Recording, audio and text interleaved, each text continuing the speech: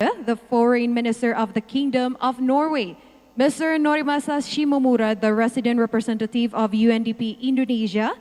Also, we would like to welcome Mrs. Dr. Nani Hendiarti, the Deputy Minister for Environmental and Forestry Management, Coordinating Ministry of Maritime Affairs and Investment. Also, Her Excellency Ambassador Mrs. Ruth Kruger Gifferen, the Royal Norwegian Embassy in Jakarta, and Mrs. Ipukfistian Dani, the Regent of Banyuwangi. Welcome, sir and ma'am. And also welcome to all the guests here, ladies and gentlemen. The seminar today, with the theme of Turning the Tide on Marine Plastic Pollution, signifies our shared commitment to also, of course, address the issue of marine plastic pollution. And today, ladies and gentlemen, our distinguished speakers, renowned experts in their fields, will share with us the valuable insights and also strategies on the treaty's objectives to significantly reduce the environmental impact and also advance the sustainable development. The seminar today, held by the collaboration between the Royal Norwegian Embassy and also the United Nations Development Program, or the UNDP. We will delve into critical themes such as raising the awareness, also the international commitments and actions, and also, of course, fostering collaboration and strategies to achieve the global plastic treaty goals and gather input for the Intergovernmental Negotiating Committee on Plastic Pollution. And before we're going to move on to the panel discussion, we will be listening to several welcoming remarks. For the first remarks, we will be listening the welcoming remarks delivered by His Excellency Mr. Espen Barth Eide, the Foreign Minister of the Kingdom of Norway. He will share with us some important thoughts through the video we will be watching together. Please welcome His Excellency Mr. Espen Barth Eide.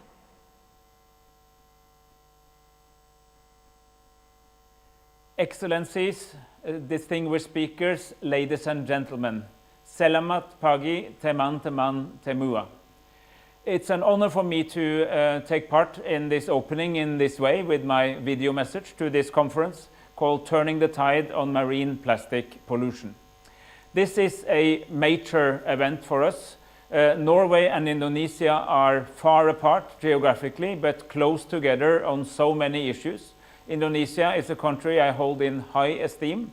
I visited the country many times, and the last time was last year together with Ibu Siti Nurbaya, your excellent Minister of Environment, and we had a fantastic tour of parts of the country, including East Kalimantan. In a previous visit as Member of Parliament, I visited Jakarta and West Kalimantan, and I was looking at concrete efforts of cleaning up plastic litter in the rivers close to your capital.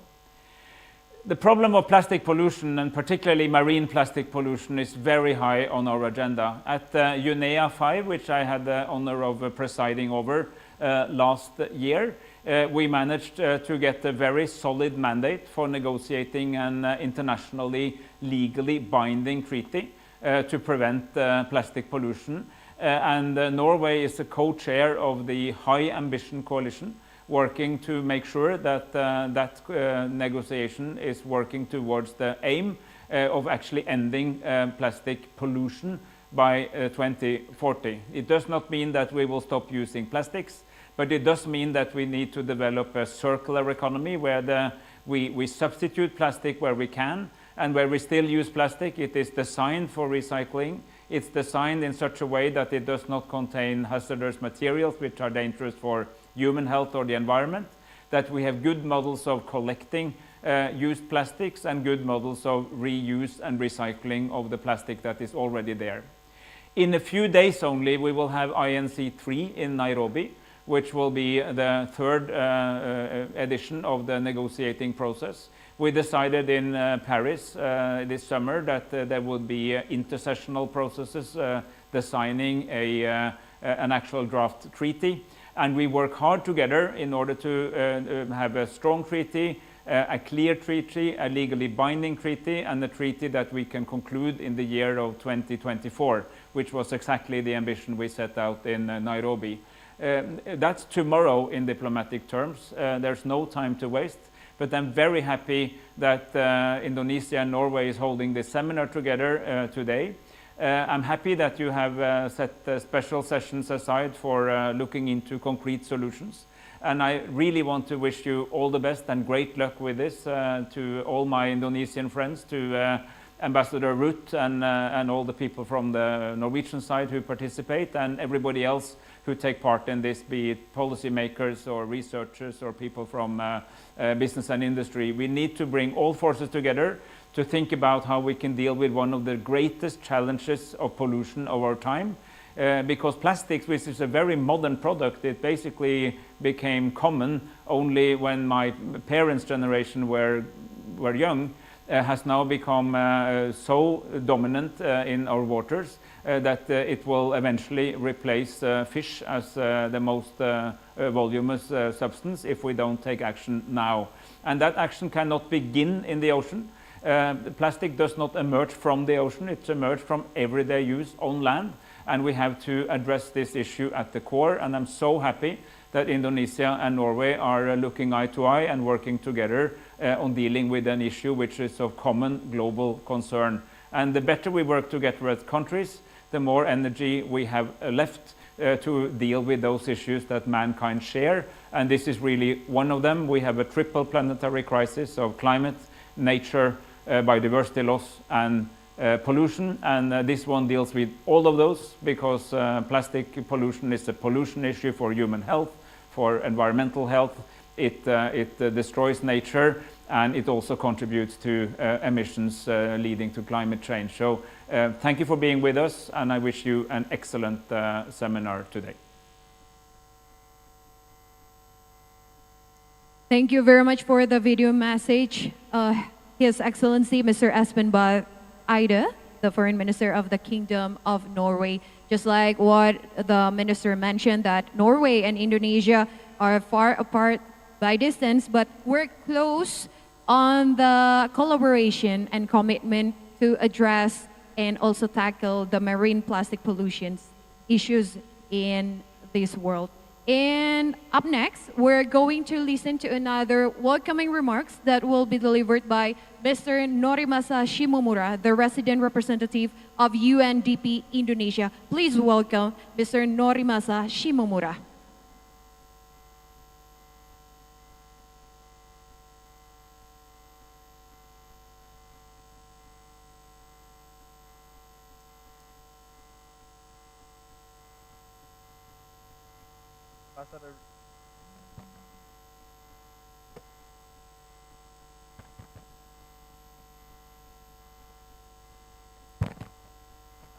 Okay. Sorry.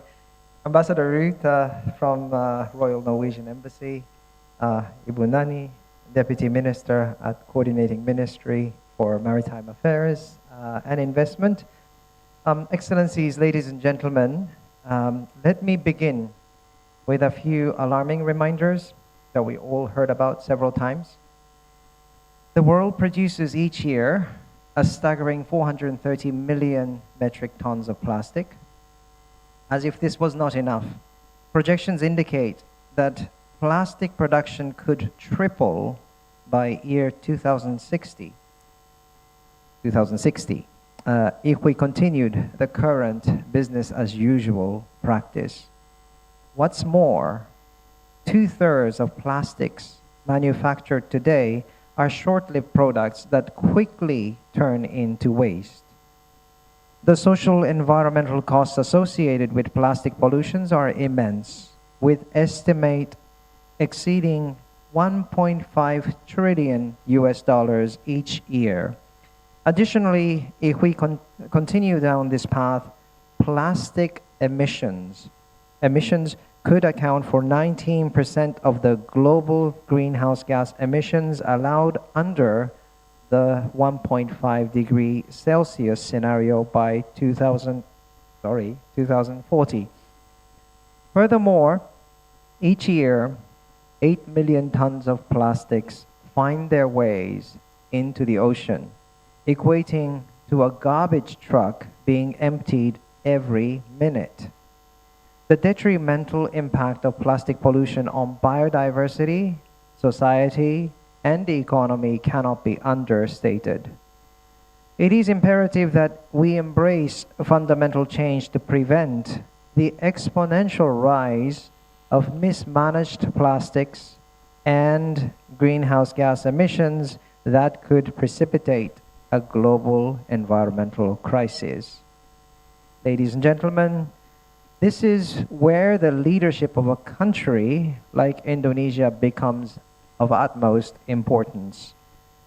Indonesia has made remarkable commitment to tracking plastic pollution. The country has set ambitious goals to combat this issue, aiming to reduce marine plastic pollution by 70% by year 2025, and already decreased the plastic waste flows into the ocean by 35% between year 2018 and 2022. It is noteworthy that Indonesia has the capacity to establish a baseline, the baseline of plastic pollution, and provide annual reports, an undertaking that is not easily accomplished in some other countries.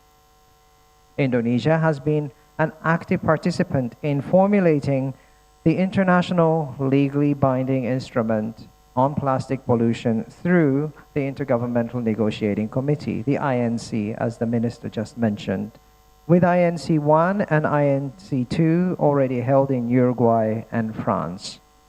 It is through this committee that we envision the establishment of a comprehensive framework to address the sources of plastic waste in a systematic manner. Ladies and gentlemen, the successful realization of the Global Plastics Treaty would be a significant milestone in our collective fight against plastic pollution. It represents a critical step towards mitigating one of the most pressing environmental challenges of our time. UNDP, for its part, at the global level, is committed to supporting the effort of the Global Plastics Treaty. UNDP has launched a global initiative that focuses on the planning for zero waste cities, and establishing a clearinghouse on waste management, devising sustainable financing instruments, encouraging corporate social and environmental responsibility, and fostering training, education, and communication. Here in Indonesia also, UNDP actively supports the country's commitment to addressing plastic pollution. In the past, we supported the initiatives funded by the Global Environmental Facility to identify and rectify unsound waste management practices and promoted sustainable plastic manufacturing. Additionally, with a generous funding from the government of Norway, and working in collaboration with other UNDP-supported initiatives such as the Archipelagic Island States Forum, the AIS Forum, UNDP has assisted the Marine Plastic Debris Reduction Secretariat within the Ministry of Environment of the Government of Indonesia to spearhead the country's ambitious goals to tackling marine plastic litters.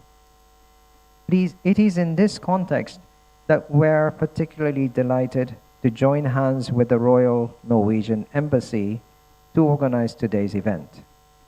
This event serves as a platform for sharing ongoing initiatives and proof of concept for our future interventions. We anticipate this gathering will offer valuable insights for the upcoming INC 3 meeting and facilitate productive exchanges between the participants from the private sector, academia, the government, and international stakeholders, highlighting the urgent need to address plastic pollution and also identify potential solutions that are implementable. So, ladies and gentlemen, let us embrace an open dialogue and work in collaboration as we unite towards a future free from plastic pollution. Let us safeguard the health of our oceans, preserve the biodiversity, and secure the well-being of our future generations. Together, I'm sure we can make a lasting difference. Thank you very much. I look forward to the discussion. Thank you very much, Mr. Norimasa Shimomura, the resident representative of UNDP Indonesia, for sharing with us and also introducing a short, brief, or background about the event today. And last but not least, we still have one more welcoming remarks that will be delivered by Mrs. Dr. Nani Hendiarti, the Deputy Minister for Environmental and Forestry Management, Coordinating Ministry of Maritime Affairs and Investment. Please welcome Dr. Nani Hendiarti. The floor is yours.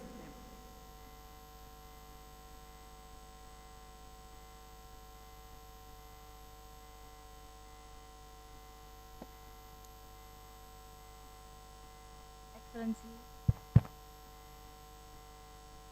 yes, Excellencies, Minister Foreign Affairs of the Norway is not here, but I'm very just like would like to say congratulations to him as Mr. Espen Bart Eider. I think we are very happy that he's now in the Ministry of Foreign Affairs.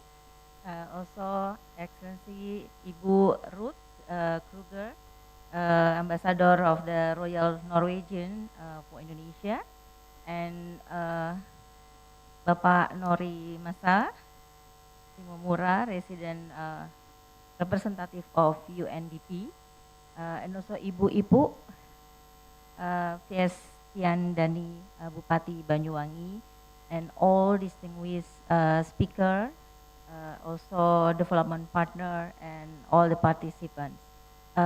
Very good morning, selamat pagi, Assalamualaikum warahmatullahi wabarakatuh.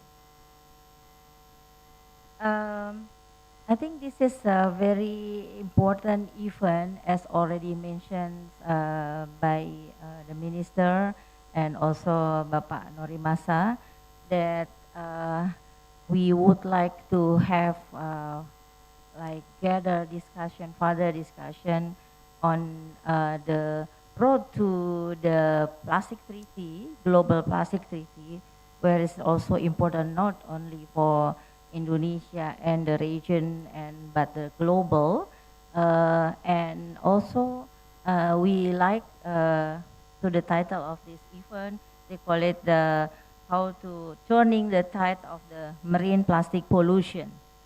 So that is organized by the Norwegian Royal Embassy and also UNDP. First, I think this is not so stable. Yeah? the mic, yeah, it's okay, it's better. So maybe need to get closer.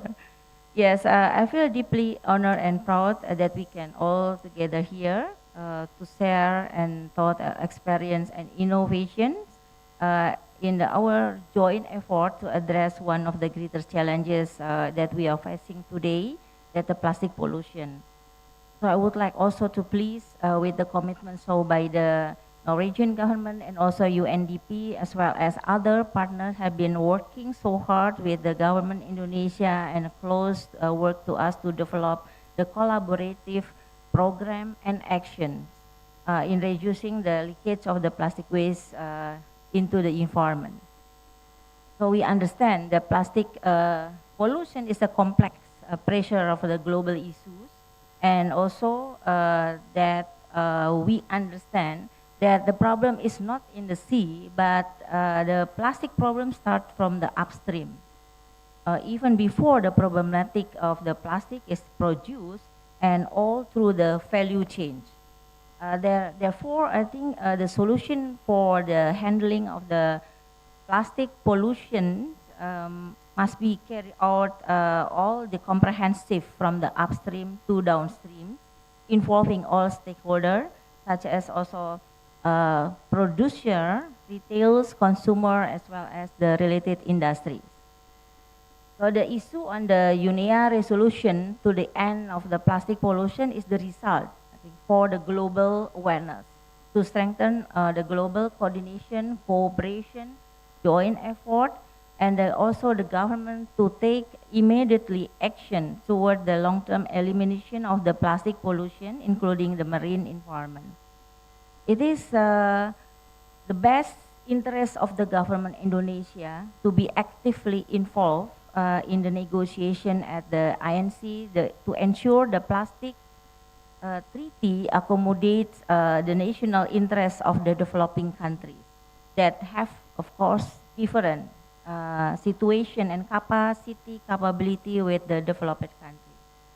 Indonesia is very appreciative of the Secretariat of the INC that so far resulted the zero draft on the global treaty. So we already have a first meeting led by the Ministry of the Environment and Forestry, involving all the ministries, and we are now in the review and then to prepare the input for the meeting coming in I think 19th of this month for the INC 3 in Nairobi. But we would like to share to you the issue that we are discussing across the ministries related with the global plastic treaty. So we have four issues that we would like to share also in the INC3 meeting. I think first, the recognize of the principle of the common but differentiated responsibility.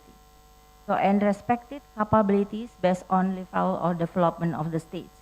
I think this is like we bring our as in a developing country. So our interests, yeah, and but also we understand we have a different situation as we mentioned before. And the second one, develop the common method and standard on the plastic data and metrics based key scientific input. I think this is very also important. We talk about the baseline. We have a baseline. We would like also to have regional baseline, and also we would like to have the global baseline. So with the, of course, the method that standard that we can also making in Indonesia. And the third one about the research, development, and innovation. I think this is also important related with the context of circular economy, such as like recycling production of the non-plastic alternative materials. And the last, I think we would like also to bring the issue on to ensure the smooth and inclusive transition toward a plastic-less society and minimize negative consequence. Of course, this is will be like what we call it related with the vulnerable communities, yeah, because I think this will be impact to all the level of the people. So this is the four that we would like to bring, and I think we believe that the best way to implement the global plastic treaty on the plastic pollution is through strengthening the national commitment and capacity. And likewise, the government of Indonesia that also has placed issue on the waste management and handling the marine plastic pollution as our national priority. So both in terrestrial and also in the waters. And in the terrestrial, I think we are also working closely together, focus on the action, how to improve the waste management facilities in the local government. So in the city, in the regencies, like here we have Ibu-Ibu that would like to share also how Banyuwangi developed the waste facility, waste management facility by involving the communities. It's not easy, but we can make it. And we include the community because we want to have like sustainable in operational. But we have different situation between the regency and city. So it depends on how they need and how the characteristic of the waste, and then also the off-taker that they have close to that area.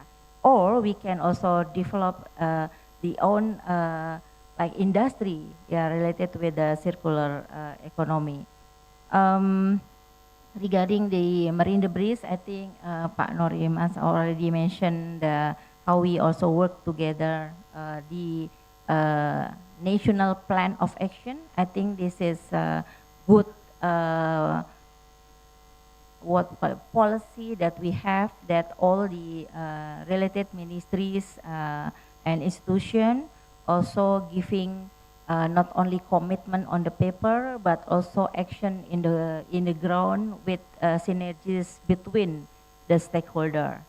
So I think we thank so much also for UNDP that with this collaboration that we have also not only secretariat, but also we have the system that we can collect all the effort and calculate how big or the effort will give an impact to reduce or in reducing of the plastic waste that leakage to the waters.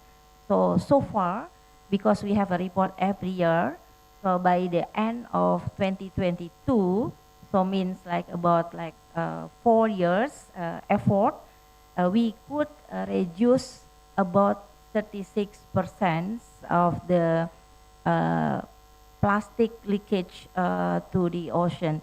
36% means 217,674 tons. So it's very big if we can imagine. So this is from collective actions.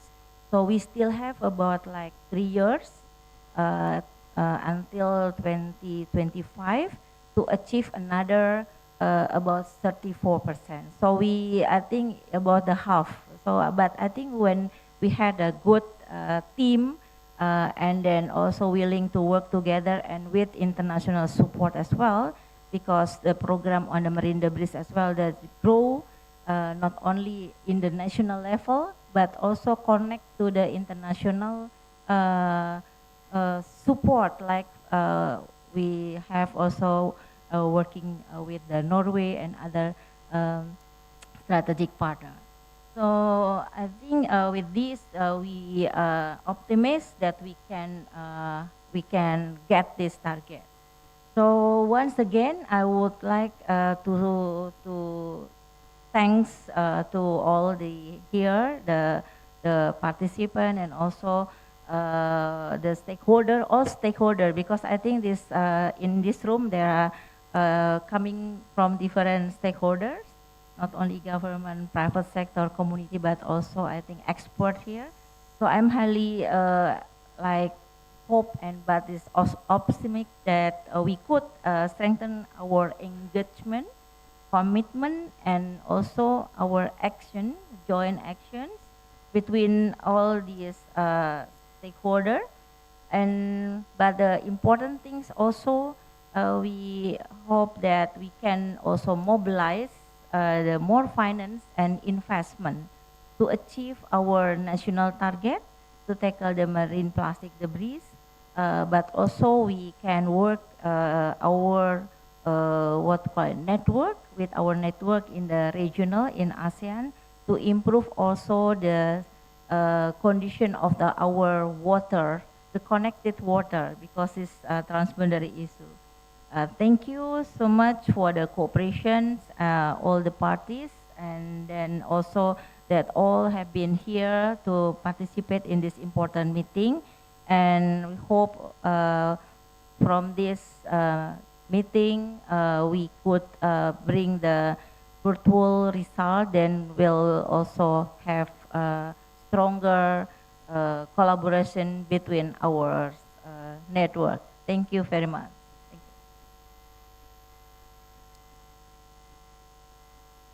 Thank you very much, Mrs. Dr. Nani Hendiarti. And we're going to move on to the first panel discussion. Are you ready for the first panel discussion, ladies and gentlemen? If you're ready, may I hear your energetic applause? Wonderful. It seems like everybody is here, ladies and gentlemen, are ready for the first panel discussion. But before that, I would like to inform all of you who would like to access the Wi-Fi. You may access the Wi-Fi of Hyatt Wi-Fi with the password of Sabang with lowercase letter SABANG. And we are moving on to the first panel discussion about the topic turning the tide toward a global agreement on plastic pollution, including the marine environment. And let me introduce to all of you, ladies and gentlemen, our moderator, Mr. Fandi Nasution, who currently serves as the technical coordinator for the thematic bond and public finance management at UNDP. And Mr. Nasution has worked extensively in infrastructure financing, affordable housing, and fiscal decentralization. At UNDP, he is actively involved in developing sustainable finance initiatives to combat marine plastic waste and support critical marine habitats. Without further ado, please welcome our moderator, Mr. Fandi Nasution.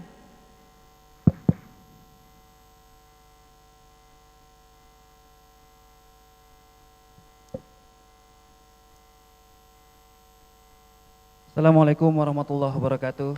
Very good morning to all of you, our esteemed speakers and esteemed participants. Very good morning for us together here, and also to share our thoughts and insights about the coming idea of the Global Plastic Treaty. And our esteemed speakers, before I invite to the stage, let me to give a brief introductions about the panel sessions. Because it's also important for our audience here to get more intact later on. So with the coming INC3 in Nairobi, Kenya, so actually it will be shortly in November 16 to 19. The legally binding instruments of the global treaty is moving into negotiations. And the legally binding instruments is actually right now in the process of a zero draft text. And the zero draft text is coming in global actions and also core obligations and control measures that will be negotiated by delegations, including Indonesia. And later in this panel session, of course, we would like to invite our speakers to share their thoughts and insights about the coming idea about the treaty itself. So without overdue, let us welcome our distinguished speakers to the stage. Very first, welcome to our Excellency Ibu Ambassador Ruth, the Ambassador of Royal Norway to Indonesia and Timor-Leste. Please welcome to the stage, Ibu. The second speakers, our Excellency Ibu Ipuk Pestiandani, the region of Banyuwangi.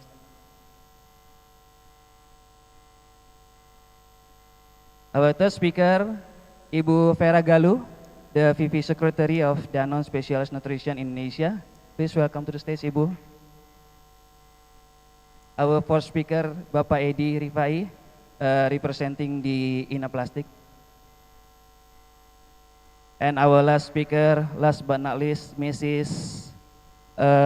Gagi Parik. I'm sorry if I mispronounce your name. Please welcome to the stage from Tomra.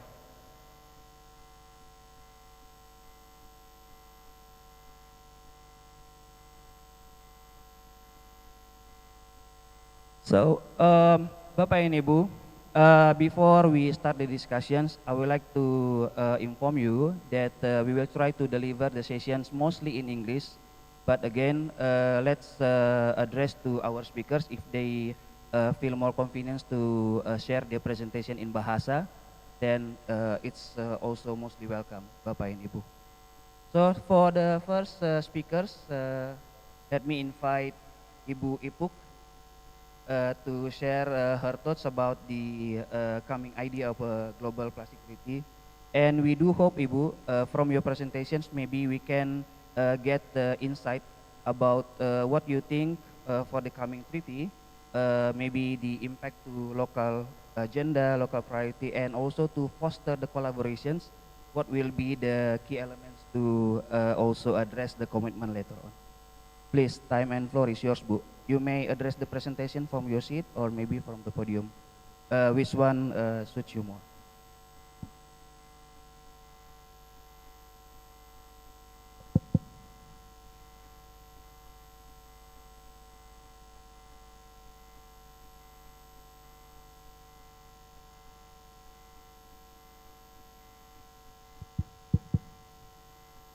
Thank you.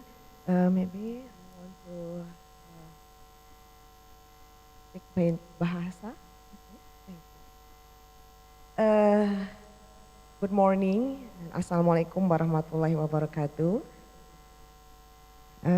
Yang nanti Ibu Ruth, Duta Besar Norwegia untuk Indonesia, Ibu Nani dari Deputi dari Kemenko Marves, lalu juga Mr. Norimasa Shimomura, Presiden Representative of UNDP Indonesia, Bu Vera Galuh, VP General Secretary dan Non-Indonesia, Bapak Edi Rifai, Sustainability Business Director Innaplas, dan Miss Christian Netland, Deputy Head of Indonesian Norwegian Embassy, dan Bapak Ibu sekalian yang saya hormati dan saya banggakan.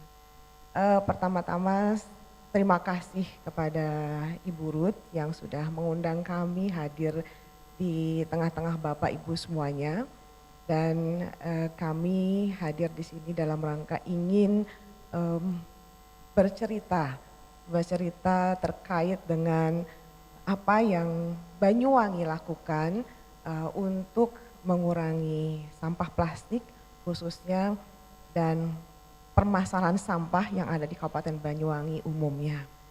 Terima kasih kesempatan yang diberikan kepada kami, dan semoga cerita dari Banyuwangi ini nanti bisa menjadi motivasi, menjadi inspirasi dari Bapak Ibu semuanya untuk seperti yang tadi Bu Nani sampaikan, berkolaborasi bersama-sama mengatasi permasalahan sampah yang ada di Indonesia khususnya dan yang ada di dunia umumnya.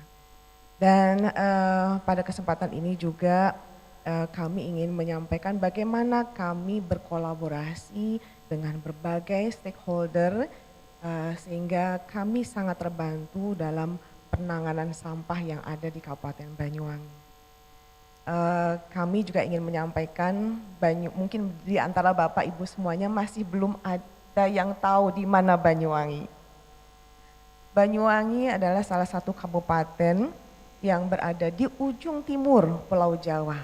Banyuwangi dekat sekali dengan Bali, dan kami adalah kabupaten terbesar, terluas di Provinsi Jawa Timur. Luas kami 5 kali DKI Jakarta.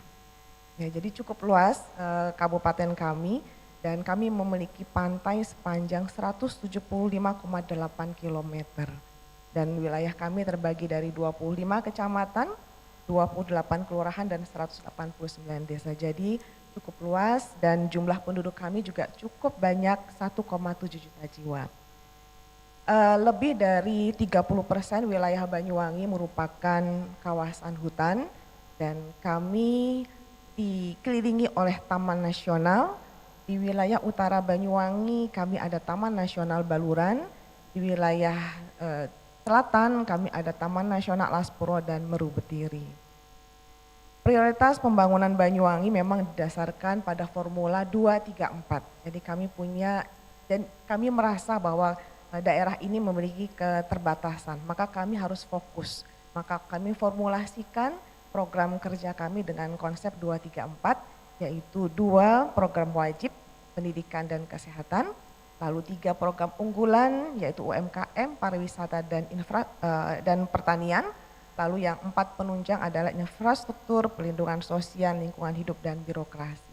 Inilah konsep program prioritas kami di Banyuwangi, sehingga kami dalam melangkah dalam membuat program kerja terarah dan sesuai dengan kebutuhan daerah kami. Terkait dengan permasalahan sampah, memang kabupaten kami memiliki banyak problem dengan jumlah penduduk yang cukup besar, maka permasalahan sampah juga akan timbul di sini. Timbulan sampah di Kabupaten Banyuwangi di tahun 2022 ini sebanyak 297.078,45 ton. Dan di tahun 2023 meningkat menjadi 305.312,85 ton. Dengan komposisi di daerah perdesaan ini sampah organik kami 70,95%. Sedangkan anorganiknya tidak begitu besar 29,05%. Sedangkan di wilayah perkotaan sampah organik kami sebesar 61,28%. Jadi lebih sedikit dibandingkan dengan di perdesaan, dan sampah anorganik kami 38,72% di wilayah perkotaan. Nah, 22% sampah kami sudah dikelola dengan baik. Jadi kami sudah mulai bagaimana mengedukasi masyarakat kami untuk membuang sampah ke TPS, dan ada juga ke TPS 3R, di mana masyarakat membawa sampah yang diangkut oleh petugas, dan nanti sampah ini diolah menjadi kompos, menjadi maggot ya untuk makanan ternak, dan juga bisa didaur ulang melalui nasabah bank sampah. Kami terus berupaya di Kabupaten Banyuwangi untuk mewujudkan pengelolaan sampah yang lebih baik lagi dan berkelanjutan, dan kami melakukan penguatan dari segi regulasi. Jadi kami sudah buat regulasinya, kami buat kebijakan terkait persampahan, kami telah menetapkan peraturan daerah, dan juga kami buat perbuknya, peraturan bupati terkait pengelolaan sampah, dan kami juga telah mengeluarkan surat edaran tentang pengelolaan sampah dan pengurangan sampah plastik yang ada di Banyuwangi. Jadi kami juga sudah bersama-sama dengan daerah lain, kami semaksimal mungkin mengurangi sampah plastik yang ada di pasar-pasar. Kami juga menetapkan pengelolaan persampahan sebagai salah satu indikator penilaian rapot desa. Jadi persampahan berbasis desa. Ini sebagai rapot bagi desa-desa yang nantinya menjadi acuan kami untuk menentukan besaran alokasi anggaran untuk masing-masing desa. Jadi kalau semakin desanya bisa mengelola sampah dengan baik, maka ada reward yang kami berikan kepada desa terkait dengan anggaran yang dialokasikan untuk desa tersebut. Dan kami juga terus mendorong alokasi dana desa yang diterima oleh desa-desa ini, kami minta untuk kami wujudkan dalam program pengelolaan sampah di tingkat desa. Ya. Lalu juga kami telah membuat Badan Layanan Umum Daerah atau BLUT persampahan, sehingga kami bisa merumuskan pembinaan dan pengawasan bagi kelompok masyarakat atau swasta yang menyediakan layanan persampahan. Nah, ini terkait dengan tenaga penanganan sampah yang ada di masyarakat, kami kuatkan dalam bentuk BLUT. Kami juga rutin melakukan kampanye perubahan perilaku kepada masyarakat kami dengan berbagai program. Kami libatkan sekolah-sekolah, ya, kami libatkan ibu-ibu PKK, ibu-ibu dasawisma. Kami juga libatkan komunitas, anak-anak muda dalam penanganan sampah yang ada di Kabupaten Banyuwangi. Intinya kolaborasi dan pelibatan semua sektor ini penting bagi kami agar program bisa berjalan dengan baik, karena banyak dukungan dari semua pihak. Kami juga sudah membangun dan mengoperasikan 19 TPS 3R yang ada di Kabupaten Banyuwangi. Dan 3 diantaranya yaitu TPS 3R yang ada di 3 desa, yaitu di Kecamatan Muncar ada 2 dan 1 di Kecamatan Songgon, yaitu di Desa Sumberberas, Desa Kedungrejo, dan juga di Desa Balak. Nah, kami membangun TPS 3R ini dengan skema public-private partnership. Ya, jadi ini yang kami lakukan, dan ke depan kami juga akan terus berupaya untuk menambah TPS yang ada di daerah kami, karena cakupan kami yang cukup luas, sehingga pelayanan persampahan bagi masyarakat pun perlu kami perluas pula. Dalam beberapa tahun ini kami juga menjalin kerjasama dengan beberapa pihak. Kami bekerja sama dengan Project Stop. Kami lakukan program dengan Project Stop di Kecamatan Muncar. Bekerja sama juga dengan PT Sistemik Lestari Indonesia. Ini kami lakukan sejak tahun 2018 dan program ini membawa banyak sekali perubahan masyarakat kami. Dulu wilayah Muncar ini sangat terkenal dengan kecamatan yang kotor karena ini adalah daerah pesisir dan daerah nelayan, sehingga dengan program yang dilakukan oleh Project Stop ini banyak merubah perilaku masyarakat kami. Dari program ini lebih dari 90.000 penduduk sudah melakukan pelayanan pengangkutan sampah. Jadi sampah dijemput di rumah masing-masing dan lebih dari 14.000 ton sampah, ini termasuk 1.900 ton sampah plastik, ini sudah bisa kita kumpulkan. Jadi masyarakat juga kita ajak untuk memilah sampah di wilayah Muncar ini. Dan mendorong juga masyarakat peduli tidak hanya mereka memilah sampah di tingkat rumah tangga sendiri, tetapi juga bagaimana mereka mengkampanyekan kepada semua masyarakat, terutama kepala desa, untuk memilah sampah di semua lini. Dan pembangunan TPS 3R yang ada di 2 desa yang ada di Kecamatan Muncar ini melalui program Project Stop yang ada di Sumber Beras dan Tembok Rejo ini juga sudah merekrut 110 warga kami menjadi pengelola atau melakukan operasional harian di TPS 3R. Jadi TPS 3R ini tidak hanya berdampak bagi lingkungan tetapi juga bagi penambahan lapangan pekerjaan di wilayah kami.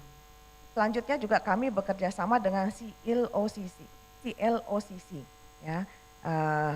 Ini juga kerjasama dengan INSWA, ini berupa bentuknya pelatihan-pelatihan kepada masyarakat kami dan kami juga dibantu untuk penyusunan rencana induk pengelolaan sampahnya sehingga dalam pengelolaan sampah kami lebih terarah lagi dan juga pendampingan bagi desa-desa kami terkait dengan aktivitas di TPS 3R. Kami juga bekerja sama dengan program Banyuwangi Hijau yang beberapa waktu lalu juga kami meresmikan pembangunan TPS 3R di Desa Balak, Ibu Ruth yang meresmikan waktu itu dengan luas 1,5 hektar dan kapasitas 84 ton dan ini perharinya 84 ton perharinya dan ini bisa mengampu 6 kecamatan yang ada di Kabupaten Banyuwangi dan lebih kurang bisa menampung 250.000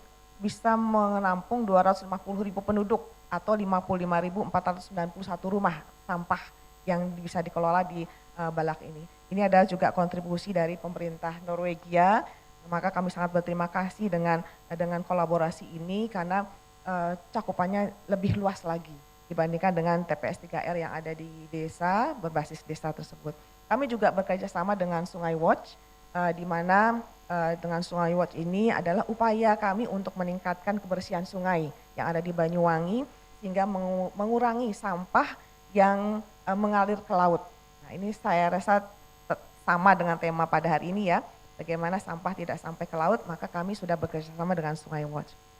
Selain kami bekerja sama dengan berbagai pihak tadi, kami juga melakukan inovasi di wilayah kami, di wilayah Kabupaten Banyuwangi. Kami mengedukasi masyarakat kami dengan berbagai festival, ya, yang seperti festival Kaliku Bersih. Nah ini kami mengedukasi masyarakat agar masyarakat peduli terhadap sungai-sungai yang ada di Kabupaten Banyuwangi.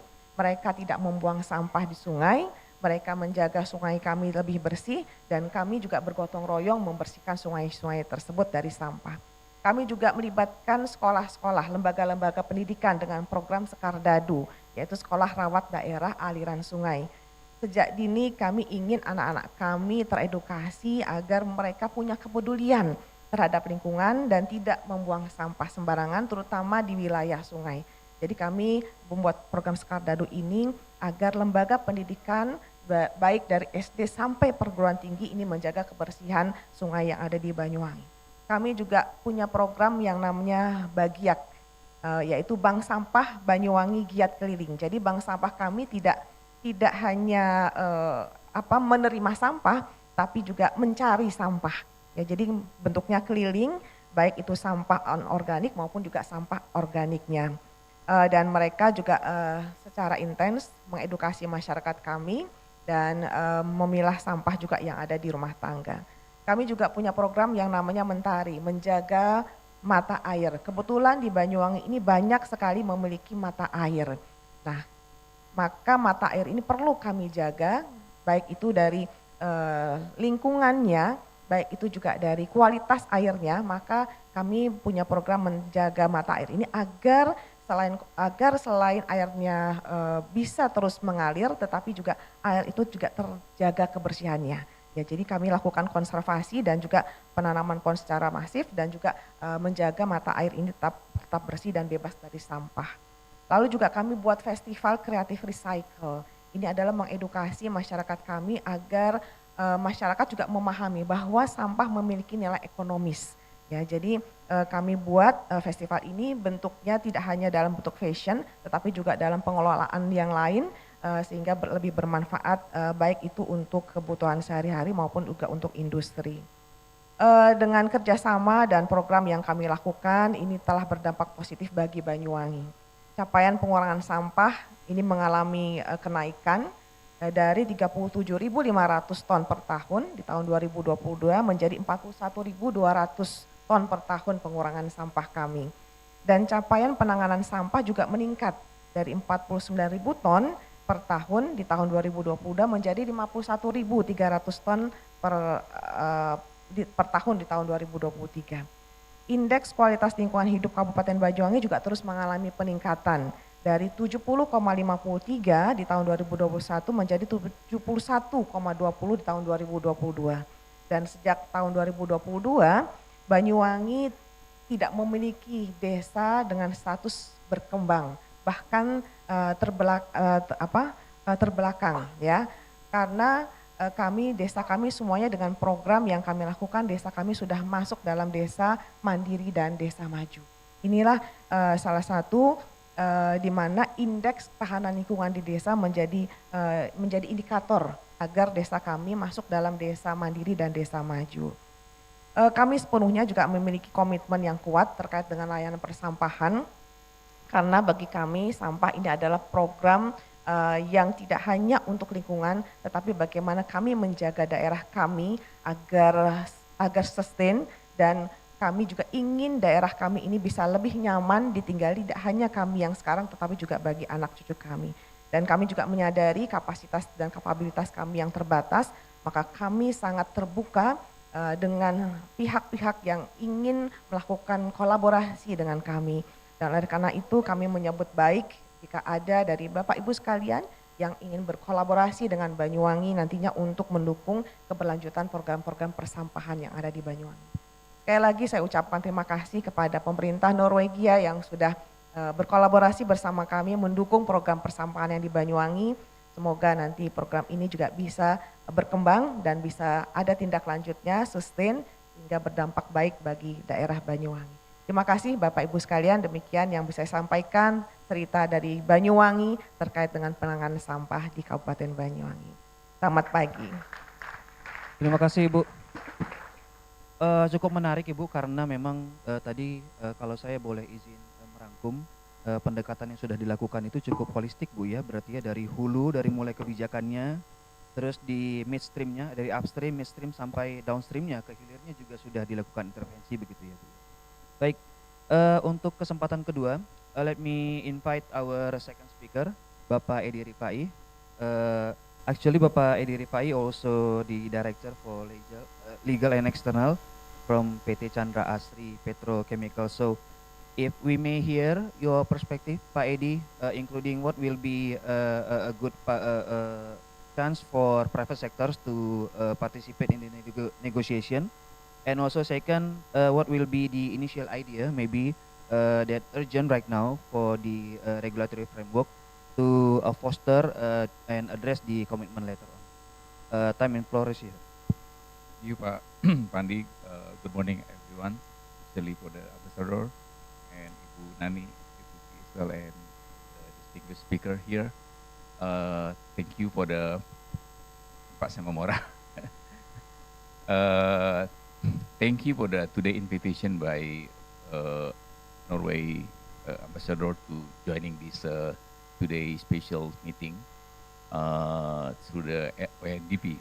So we are very glad to join here to give more holistic perspective over the product, especially for the plastics that now is the discussion and INC3 up to 1, 2, 3, 2 in the one in Nairobi, 2 in France, Paris, and I think this week in so-called in Nairobi. Kindly share to my slide, please. Bisa di-share Pak slide saya Pak.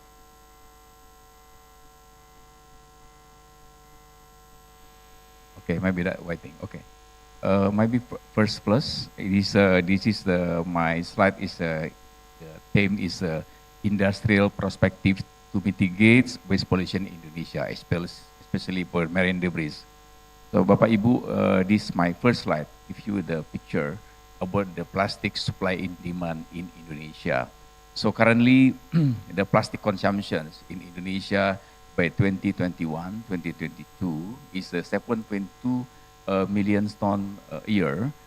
Consists of the import material is dominant is about 3.7 million, while the local supply only fulfill 30%. So meaning that is Indonesia is a big opportunity actually to substitute product import. And from these materials, we can see here there's so is the main product that we use is polyethylene, polypropylene, polyethylene, PVC, and polystyrene. And all the product can be divided by two: long-term usage and then short-term usage. So this one is and become to waste after usage. Is a waste to landfill mainly because it's no systems yet is like in abroad, like in Norway, for example. So this is the make the opportunity loss of the material is about 1.5 billion. What we are calculating if the waste is become the value-added materials. So based on the waste generations in Indonesia, actually the plastic composition just 14% compared to other, especially for the organic, 65%. And we glad that today the managing waste already 62.35%. Compared to 2 years ago, is only maybe 45 or 50%, just increasing. And Ibu Nani also mentioning today that is we able to avoid the waste leakage to the ocean is 36%. I think this is a part of the contribution from Ibu as well. Is how to manage the regions to avoid the plastics from the pollution in the lands, not leakage to the ocean. But this page, I would like to say that is since we are still have the rest of the 62% is still unmanaged, the waste. So we need to improve the waste management, improve the collection rate, the segregation, to increase the recycling rate and extend the life cycle of the plastic.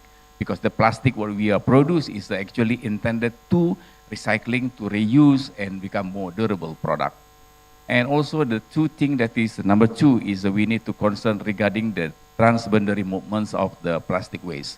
We know that is the modern country, developed country, normally they are sometimes they are sending the old their product, just call it trash, but actually inside of the container is the waste. I think this is we need to be aware that we need to prevent waste dumping to other countries. I think this is a very strong message from our development country to do not send the waste from the developed country to us.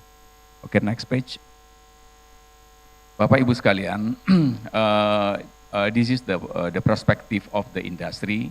That industry contribute the national GDP and job creations of opportunity. So one integrated petrochemical company for the facilities that 2.5 million ton a year, this is generate about 41 trillions of the direct output to GDP and 3 million affect to the workers, and even 2020 the impact of derivative of the economy and 8.8 trillion rupiah the contribution to national wage circulation. So this is impact to the hour to creating the job and also the opportunities. And we can see as well how the consumptions of the plastics per capita. We can see here the Indonesia is about number 6 here. Our consumptions capita only 20.8 kilogram per capita. So we have the 70 million people. If compared to other like Japan, Netherlands, or developed country, is already over 100 kilogram per capita. Even with Thailand is already 71 kilogram per capita. So we are just close to the North Korea is our consumption. But the challenge is when our personal consumption is still lower, but the unmanaged waste is still there. So I think this is our key challenge that we have to improve. So with that, there is an opportunity for us to improve the demands, to improve the supply with the more circularities of the plastic itself. So I can say also that is with the 20 kilogram per capita, actually Indonesia is not excessive the plastic consumption per capita compared to other country. Next. Bapak Ibu sekalian, ladies and gentlemen, in INC we are also talking about the chemicals, the residuals of the chemical during the polymerization. We are point here that is the most product produced by Indonesia is a polypropylene and polyethylene. So polypropylene, polyethylene, PP and PE is the number 2, the circularity is the number 2 and number 4 and number 5. We can see here this is the most safest materials, is the less of the residuals additive, including the antioxidants as a scavenger and the catalyst. I think now we are also understand that is in the market, sometimes they are talking about this B-panus alpha, aldehyde, and etc. Actually, this is just is impact of the process, but in terms of the residual, still limited and still the range of the food of consumption. So please aware that is the plastics compared to other chemical is like industrial chemical, pesticide, and etc. Is much more dangerous compared to the plastic itself. Yeah, especially for the POPs. It's like dioxin, HCB, PCB, and furans. So I think for this chemical, we need to focus more in other chemical compared to especially the plastic, polypropylene, and polyethylene. And second, that only inform Bapak Ibu here, that our product, especially the PP and PE, is already complies to the national international regulation like ISO, ROSS, and IFDA, Halal, Badan POM, and etc. I think this is to ensure when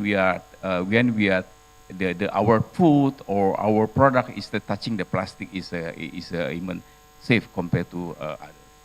Next. Okay, now we are talking about the recycling and the climate change. We can see here with based on the analysis of the academy and also the governments, that we can see here the LCA, lifecycle analysis of the plastic is much more greener compared to other alternative material, especially like paper, cane, and etc. for the impact of water, impact to the GHG, the emission, and etc. Yeah, and you can see here the efficiency of the plastic is more saving energy, water, and low emission. But of course, the impact to the environmental, if you are managed as a just littering, there's impact to the pollution. So with that, I think we need to collaborate to how we change our behavior, change our system is more environmental manner. Next. Next. Okay, we also in the INC3 talking about the circular economy. Yeah, circular economy is the way that make the plastic is more circularity. So how to achieve the circular economy is become proper. The one is required national waste collection to be 100% rate. But we can see in my first slide is we just manage 62% manage. So we have some homework. The rest you have to manage become 100% rates. And you can see here, to talk about the circular economy, we have to talk about the acquisitions, how to collecting the plastics, how collecting the waste, and also remarketing, also the reprocessing of the product and remarketing. I think this is a more supply chain we have to set up all, so make our action is more useful and more impactful the economy and environmental and also people. Based on our experience implementing circular economy, there is 4 challenges that we are found in the field. One is the technical. Technicals meaning that normally we can see the multi-layer MLP. So with this MLP, this is consists of multi-materials, not just the polyolefins PP and PE, but also contain other material like nylons, like PET, and etc. So make it this is much more difficult to develop for the circularity.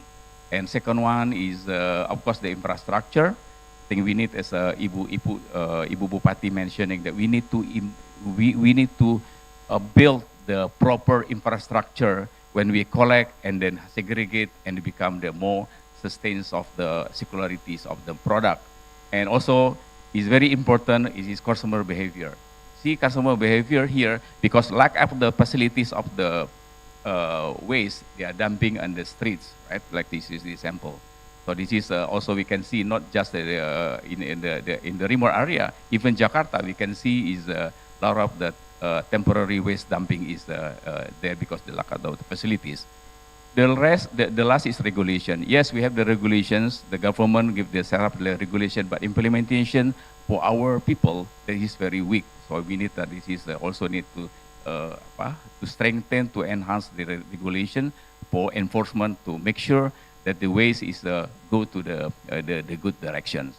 So with that, I think with the circular economy, we also encourage the stakeholders, especially the industry, to have the content of recycled content. So meaning that is, if we can collect the old product and we can recycle it, now then they become the part of the consumption of the product, which is the good for food contact as well. Next. Okay, Bapak Ibu, this is the what would like sharing what with the INA Plus member doing.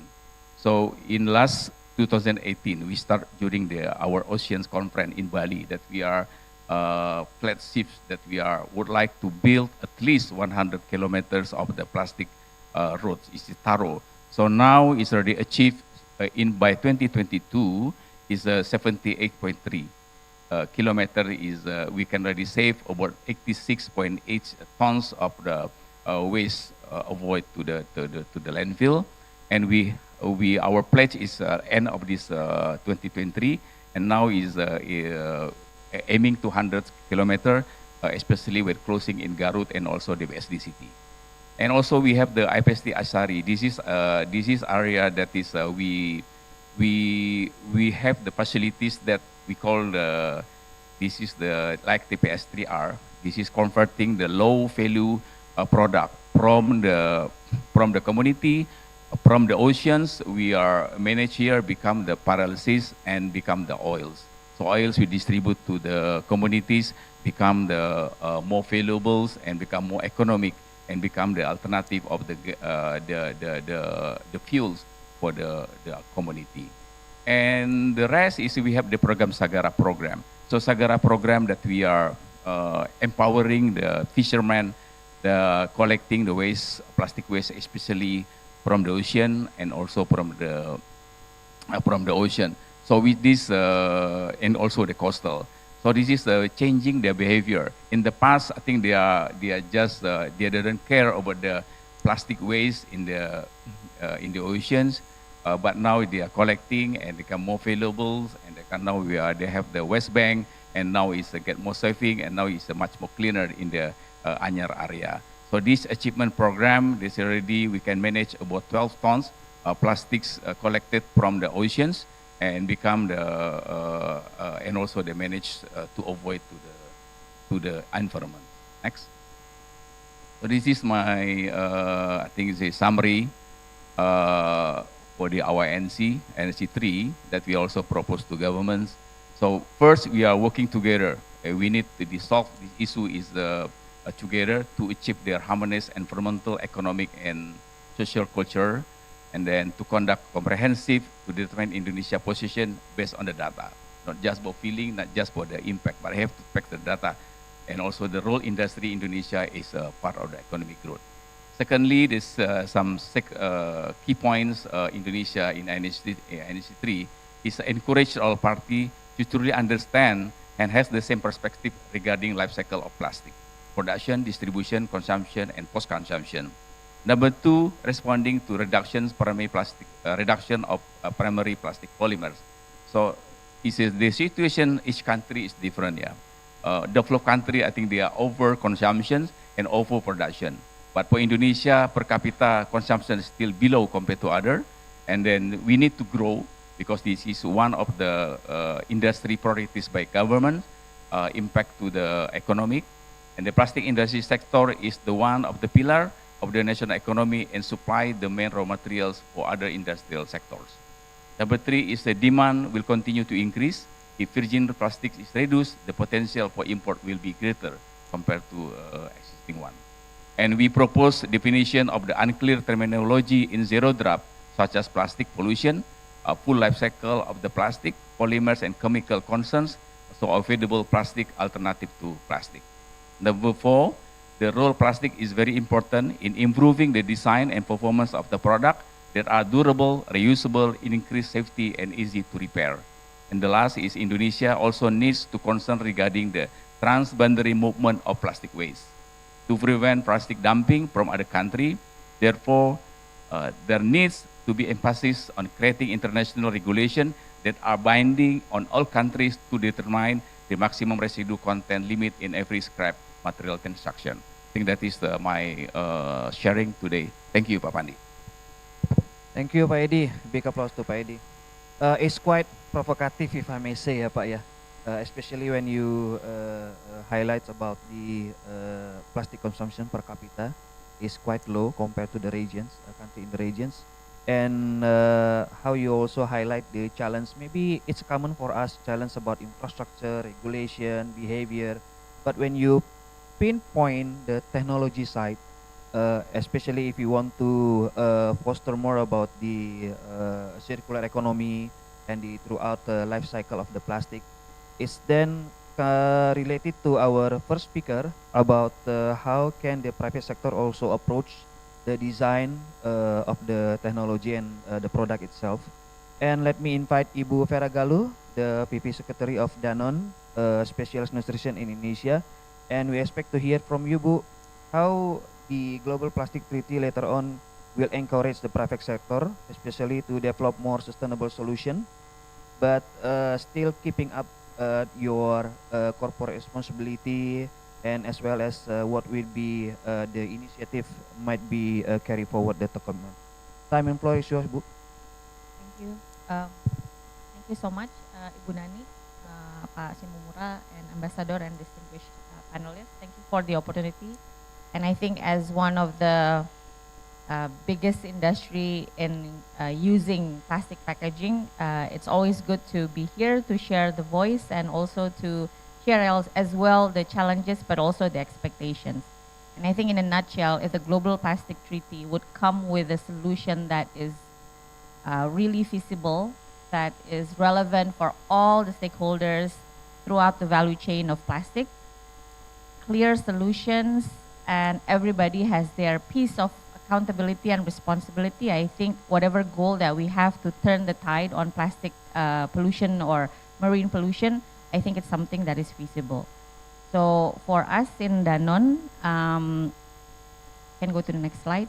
I think the topic on being more responsible on our packaging, especially post-consumption, has been something that is already there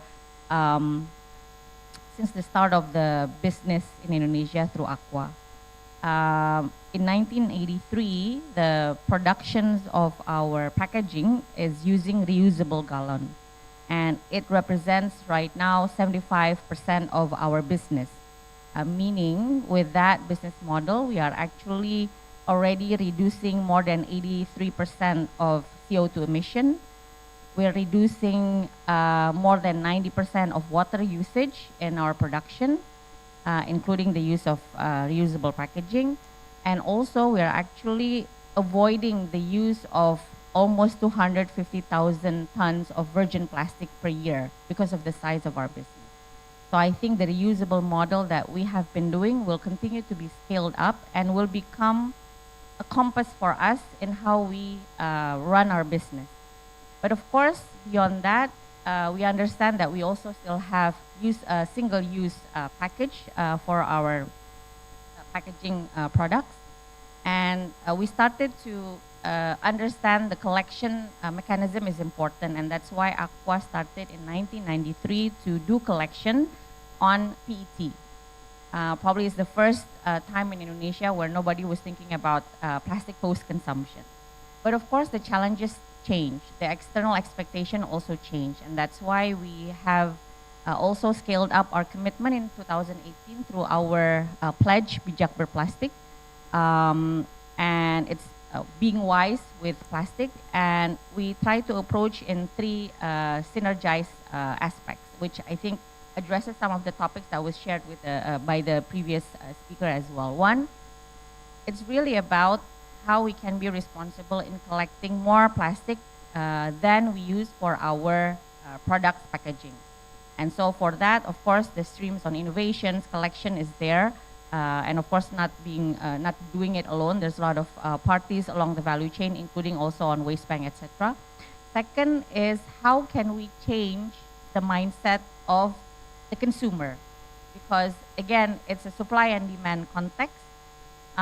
So to educate children, 5 million children, to reach out more than 100 million consumers on what is their role in fighting plastic pollution is super critical, and it's something that we probably will see the yield of the investment on the education years to come.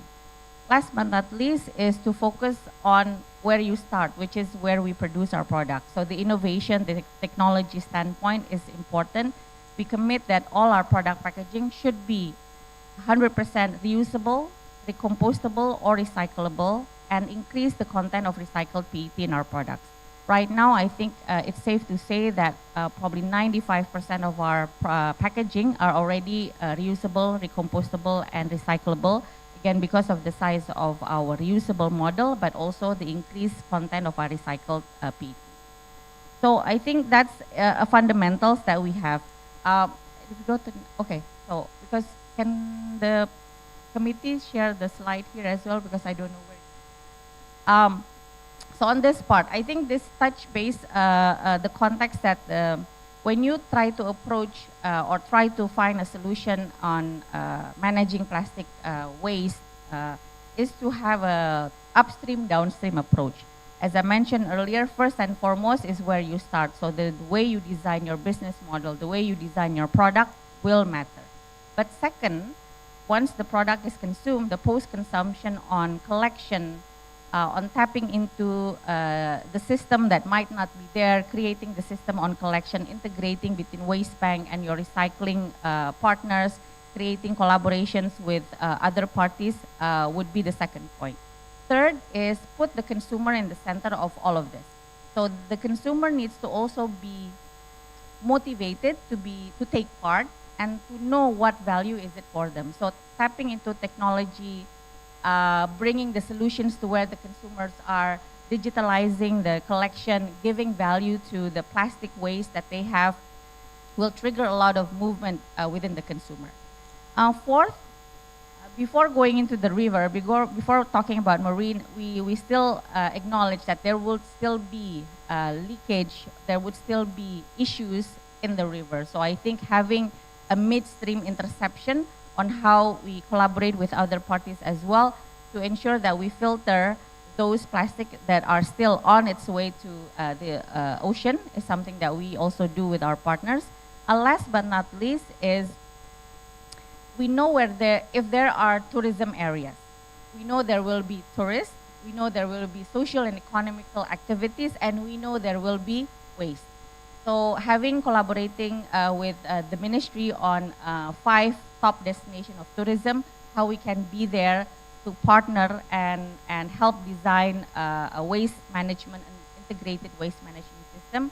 We are tapping into not only Bali, but also Labuan Bajo, Likupang, Toba, and also Borobudur, so that at least it's a responsible tourism area that of course become the face of Indonesia as well towards the international audience.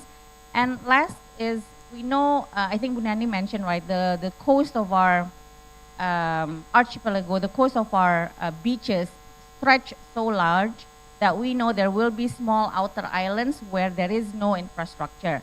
So I think having to also tap into the outer islands where we see there is a huge or there is an increase of waste collection or waste or untapped waste collection there is something as Aqua with our partners are also doing in areas like Lombok, Makassar, Manado, and Balikpapan. And we've also just visited IKN, the new capital city, last week, and trying to identify what sort of contribution that we can do in the area to make sure that really it's going to be a sustainable city. So next slide. And this is just to represent that you cannot fix, in Indonesia, you cannot fix this huge problem in just one simple concept, right? So you need to have multiple approaches, but also multiple types of collection management. And this is just to show our presence, of course, with our partners on the waste banks, the collection centers, the recycled business unit that we have, the integrated waste management center. And overall, over these years, we've been able to collect more than 20,000 tons of plastic per year. And of course, it's not enough, it's not the final solution, but it's something that we will continue to commit doing as part of our plastic pledge. Next. So I think the last message that I want to put here is that I think we should not be satisfied enough to always remind everyone that this is a common challenge that we need to take on. It's not only the sole responsibility of the government. It's not only the sole responsibility of us, industry, FMCG or food and beverage. It's not only the sole responsibility of the associations of the plastic producers. It's also not the sole responsibility of the consumer. Everybody has a role. So I think having a really structured shared responsibility on everybody across the value chain and being addressed that, let's say, feasibly with the Global Plastic Treaty, something that we look for and is something that we need to take part every day with whatever expertise that we have. Second, of course, you will not be able to achieve anything if we don't have a consistent policy and framework. And I think when we say consistent and fair, it's also to identify which part of the community or society or stakeholder has already embarked something more and beyond, and how to motivate and incentivize them more, and how to motivate and incentivize those stakeholders that probably is still in a baby step, should also have some different aspect and different approach. So I think having a consistent, clear, but also fair policy framework is super important. And last but not least is continue to build and scale up all of this existing partnership. I mean, you can name it in Indonesia. You have so many partnerships that we have across stakeholders, across businesses, across consumers. But I think also it's important how we ensure that those partnerships also synergize one to another instead of having conflicting agenda or having conflicting priorities that will actually be not beneficial for anyone. And I think for us, again, coming from a business that really is valorizing reusable model, I think it's also something that we need to start thinking as a consumer on a conscious consumption, really choose products that has a true and real commitment in supporting the environmental agenda. Reusable, again, is probably on the top chain in terms of reducing the number of virgin plastic that needs to be used for production and packaging. I think that's all. Thank you. Thank you, Ibu. Big applause to Ibu Vera. It's very interesting, Bu, and I agree with you that Indonesia is not only Jakarta. Even Ibu Crazian, Banyuwangi is 4 times size of Jakarta. And one of your statement about every plastic waste has value. It's also interesting. So let me invite our fourth speaker, Ms.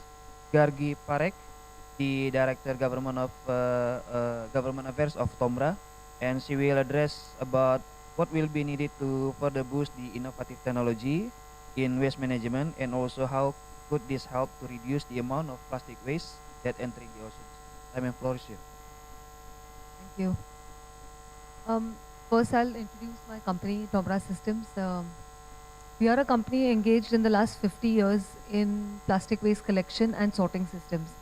Most of the speakers and the impressions on what really is effective tools for collection of plastic, of recycling, what is effective in different geographies. All of this has been debated as a Norwegian company who has been at the forefront in terms of leading the plastic pollution treaty agenda. Also, we are part of the business coalition, and maybe if we have 2 minutes later, I'll go through the 10 points that have been contributed by TOMRA into the treaty agreement that has been just put out, I think, last month. Just giving a very quick introduction, we are a 50-year-old company based in Norway, and the two gentlemen you see in this picture are the founders of the company. Most of you, when you travel to Europe, you must have seen the machine where you can you consume a beverage and the used plastic bottle or the glass bottle is put back in the machine. The inventors, the innovators of the machine are the founders of TOMRA Systems. So we have been in the plastic beverage collection, the glass beverage collection business for the last 50 years old. Next slide, please. In this year itself, we've collected about 48 billion plastic bottles, and we are present currently in more than 60 countries. As TOMRA and as the government affairs representative, what I can share is that primary role for TOMRA is not only to set up the business, but to actually enable the entire ecosystem from all stakeholders side, whether it's policy, whether it's the consumer, whether it's the brand owners, what does the informal sector or the unorganized sector in the plastic collection stream, how can we integrate them into the business as well? So we have been, like turnkey solutions in terms of how collection system has to be set up. Next slide, please. The next one. I'll just give you a small picture of how the machine looks. Most of you present from Norway have already used it. It's practically in the DNA to kind of take your used plastic bottles back. But what we talk about is deposit systems as one of the important EPR tools that a nation can use. Can we go to the next slide, please? This is how the RVM looks. If you see the top console, where there's a circular panel, that's where the waste bottle goes after the beverage is consumed. And the one, the small console down, the square one, that's where you can put the glass bottles in a crate. And there is a user communication. If you use a QR code, you can actually, the machine actually recognizes you as a user, and in your account, whatever deposit you had paid on the bottle is given back. Next slide, please. I'll just explain how DRS works. DRS is deposit return systems. Currently in the world, Europe is leading with deposit systems.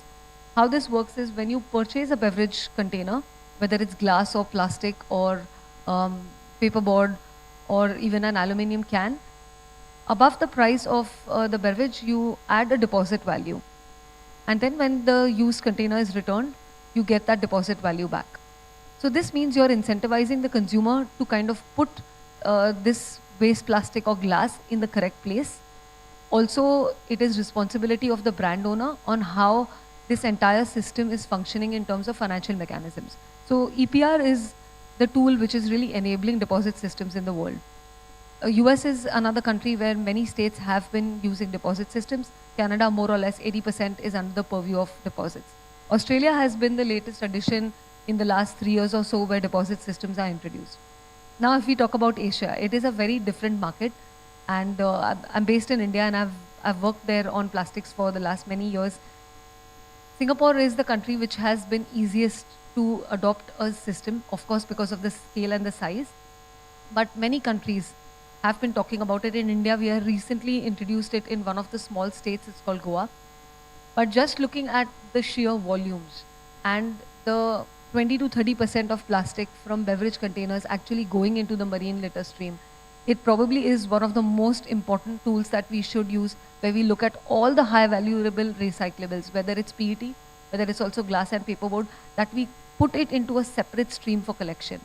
And the remainings, which are not highly valuable, that the municipality continues to collect. And then we use other sorting systems to kind of ensure that they are gone into the right streams for recycling. Next slide, please. With deposit systems, this is a study which is conducted by Eunomia. It's a European consulting firm. If you just separately collect PET bottles, for example, in your home collection system, the recyclability of that is not very high, considering it's contaminated. There will be rejects. You cannot use it back into a circular economy. Like a bottle cannot become a reusable food grade bottle again. About 60 times is the recycling cycle. But if you put it in a deposit system, and we have seen this from numbers coming from Europe, it's more than 200 times. So imagine a plastic bottle that you have consumed water in, it goes back into a separate collection stream, which is only based for this, the recyclability increases. And the beauty of the system is that it actually funds itself. So for example, if there are 100 bottles put into the system, only 90 are collected. But the 10 bottles which are remaining, they did have a deposit value. So for example, the deposit value was 5 rupiah. So it's the remaining 10 bottles into 5 rupiah. So there's 50 rupiah back in the system which is funding this mechanism. So that is the beauty of deposit systems, that all the people like you and me, if we decide to litter this bottle out in the environment, I have not collected my deposit back. That goes into the public kitty for running the system. That included with the EPR fee, which you charge all the brands for putting in plastic packaging into the market. This is the system used by Europe for many, many years, and hence many times we feel in a comparison to developed world, why does Asia not look similar? That is the reason. It is funded with a different mechanism backed by very strong policy. Next slide, please. Just an example from Lithuania. You can, if you look at the numbers on the top, more than 90% collection rates, that's because all of them are deposit markets. The last two, that's UK and France, they're non-deposit markets, but they have a proper collection mechanism based on their home collection system where PET bottles or plastics, etc., separately collected. It's still not even touching 50%. So this proves that deposit systems in general are the right mechanism if you want to achieve very high rates of collection, especially for high valuable recyclers. Next slide. Again, from Lithuania, this is just about the carbon emission reduction. So it is 152,000 tons that they have done. This was, I think, in their 5th year of introducing deposit systems. Next slide, please. I'll just take you through quickly through the 10 recommendations that Tomra has given. I'll not read all of them, but we can probably send you an email. We can access this presentation if you want to read through the details of this. Next slide. Next one, please. I'll just go quick. And also the next. And the next one. Yes, so the first 5 are waste collection for all citizens in all regions.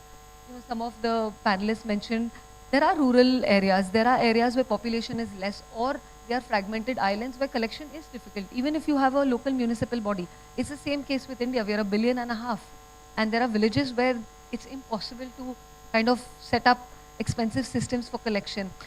But it should be a right of every locality, of every region to have a proper waste collection system. So this was one of the top inputs that was given by Tomra into the legally binding framework, that there has to be access.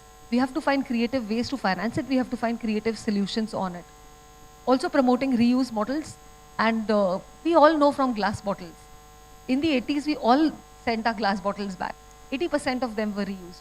So kind of putting in mechanisms in place where reuse is for food containers, for beverage containers, if we can promote that reuse. In Norway, for example, glass bottles are all reusable. Some of the 2-liter and 5-liter bottles, high volume bottles, are also reusable.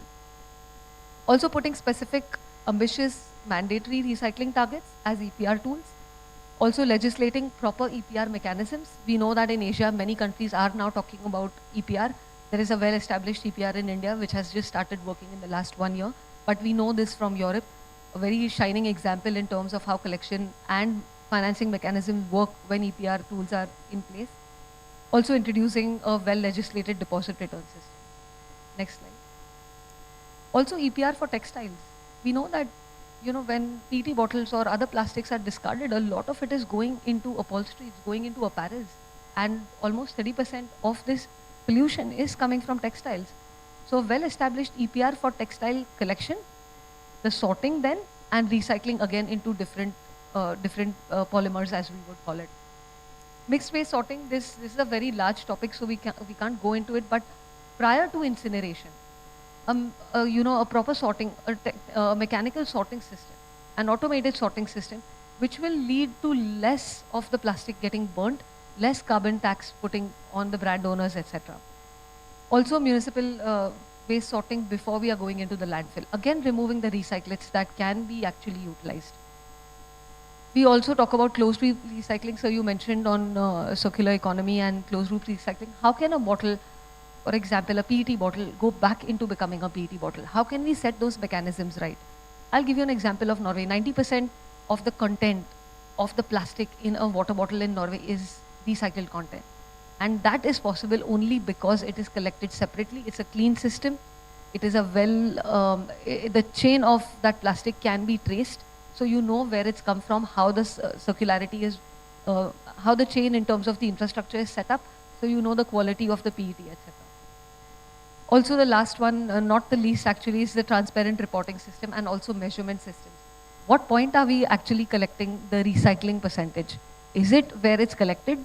Is it after the rejects when it's reaching the recycling facility? Or is it when we are shipping out the recyclable pellets, etc.?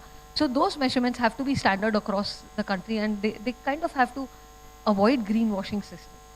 So transparency and measurement systems and standardization of that across the world has been one other very important point that Tomra has contributed. I will stop here. Thank you. Thank you. Big applause to Gargi. Ibu Ruth, this is the chance for you, Bu, as a last speaker. We would like to hear from your perspective what will be the opportunity for global plastic treaty, especially for bilateral cooperations between Norway and Indonesia, may also fostering the contributions to the country commitments later on. I mean, floor is yours. Well, first of all, I think I'm the only one now standing between a coffee break and this panel, so I will keep my remarks very, very short. First of all, just on behalf of the whole embassy team, thank everyone present here today. I can see so many familiar faces, and I'm very excited to see people representing all the important actors in this whole discussion, because it is a very complicated but also very exciting topic. And then I also want to give a very special thank to Ibu Nani, to Pak Nori, and to the panelists for sharing your views. It's been, for me at least, extremely informative, and I really hope that we can share the slides and all the information that has been provided. Now, I will not go through the same information that people have already. Again, it's been extremely informative. But I would just like to make three, how can I call it, optimistic points, because I think we all agree on how big this problem is. I think Pak Nori gave us some very important facts in the very beginning. But I have three important points of optimism. The first one is that I see so many solutions out there, and I'm so happy that we have Ibu Bupati here from Banyuwangi. I had the privilege to visit Banyuwangi twice in the last few months, and really to see how this problem can be solved in a comprehensive manner. And Ibu, you outlined the collaboration, which I think is absolutely key, between the communities, between the government, in this case, the very important commitment of the Bupati of Banyuwangi, and the private sector. And I know that we have people here who will give more input into that discussion, because we have special solution sessions after this afternoon, and we also have some of you here already. So that gives me a lot of optimism. I just came back from Manado, North Sulawesi last night, and it is very encouraging to see how, well, first of all, how beautiful Indonesia is, but how beautiful it is without the plastic. Because there, I was lucky enough to visit places that had proper, well set up systems, and I didn't see hardly any plastic waste during my trip. So I was very lucky. But I think some of us have also been to Bali and other places where unfortunately this is still a very big problem. So I see ways that this can be solved. My second point of optimism is the plastic treaty. I think we have already learned a lot about the very important inputs from the private sector, from the government to that process. And just to say, again, echo what my minister said about how important this global process is, because it is, again, like Ibu Nani mentioned earlier in her speech, this is a global problem that requires global solutions. So but not only global solutions, but also solutions at the local level. We think we are on track. So we are, as one of the co-chairs of the High Ambition Coalition, we hope to see Indonesia also joining this coalition. But we believe that we are on track and that we can find binding provisions in the treaty so that we can move one step further into finding these global solutions that we need. So I think I'll leave it at that.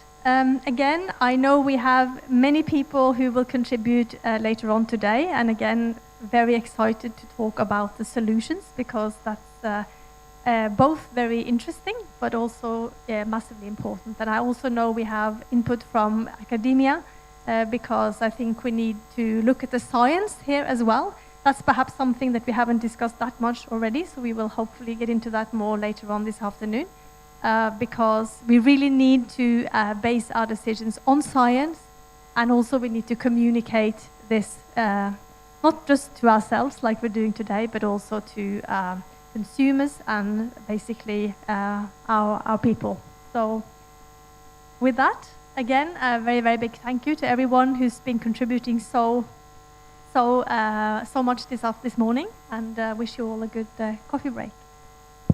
Thank you so much, Ibu. So once again, a big applause to all our speakers. Bapak dan Ibu, mohon maaf because we are quite delayed.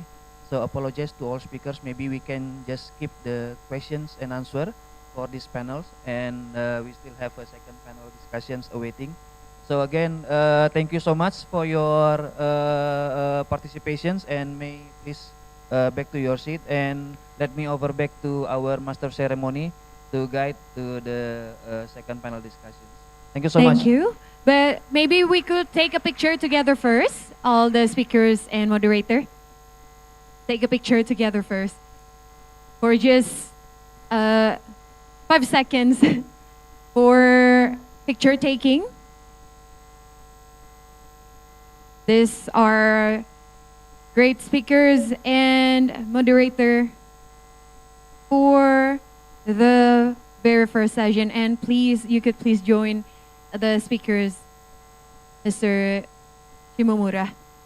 And while we're taking the picture for the first session, ladies and gentlemen, you may please take your coffee and snacks, but please come back again to your seats as we are going to move on to the second session.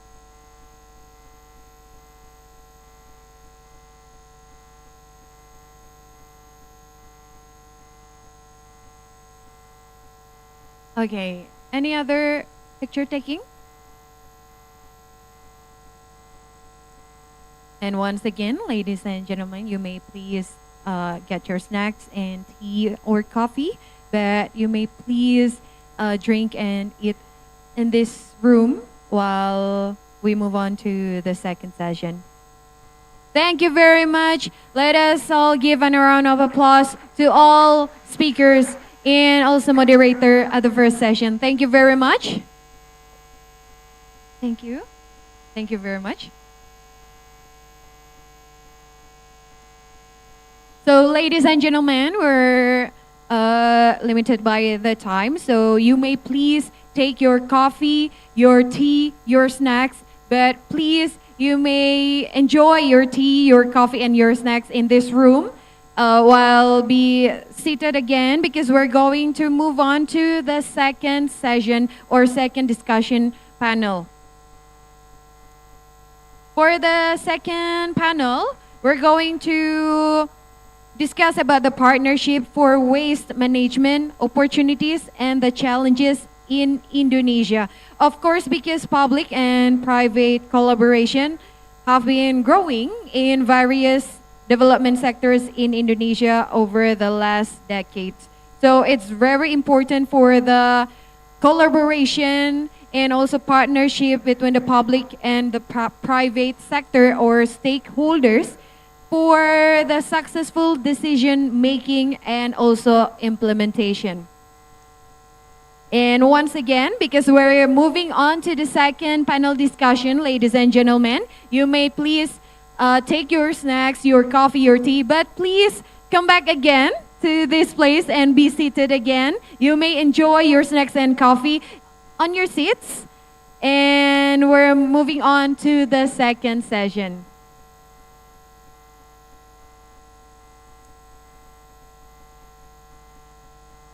Okay, once again, ladies and gentlemen, after you take your tea, coffee, and also your snacks, please come back again to your seats because we're moving on to the second session. I believe that you don't want to miss the second session because the second session we will be discussing the partnership for waste management, the opportunities and also the challenges in Indonesia. If we know the opportunities, if we know the challenges, we could help tackle the issues. It would be easier if we know the opportunity and also the challenges. So, ladies and gentlemen, after you take your tea, your coffee, and your snacks, may you please be seated again because we're moving on to the second session. So once again, after you take your coffee and your snacks, you may please be seated again because we're moving on to the second session.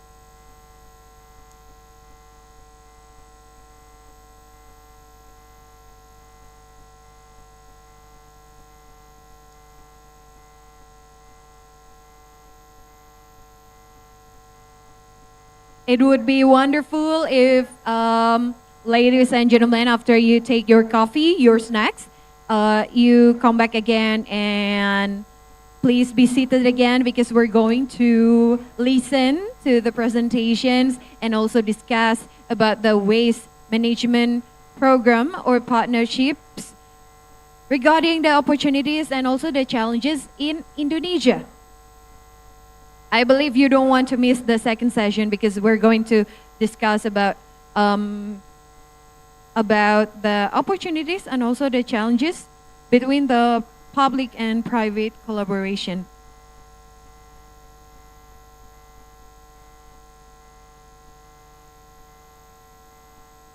In the second panel discussion, we will have with us 5 panelists that will present their presentations in their insights, and we will be discussing it through the question and answer session. So once again, ladies and gentlemen, after you take your coffee, your tea, you may enjoy it on your seats because we're going to move on to the second session.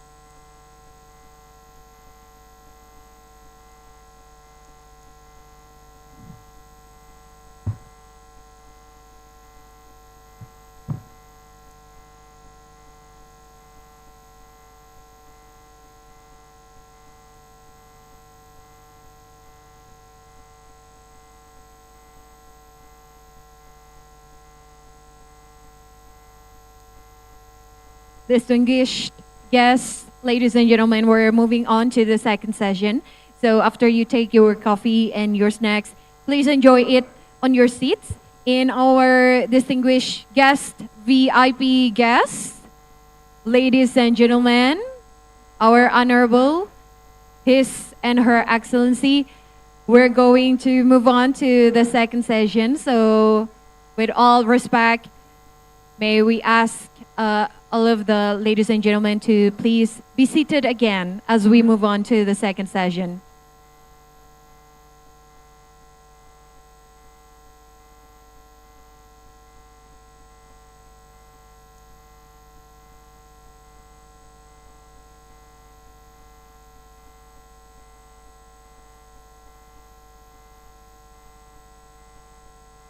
In a few seconds, we're going to start our second session. So to all of the participants, guests, VIP guests, with all respect, may I ask all the participants and guests to be seated again because we're moving on to the second session.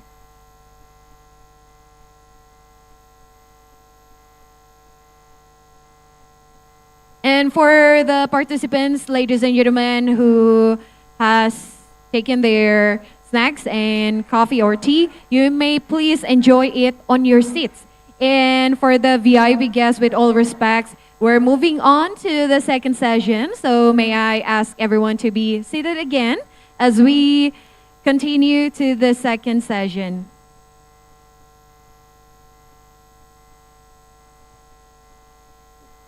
All right, ladies and gentlemen, if you're ready for the second session, may I hear once again your applause?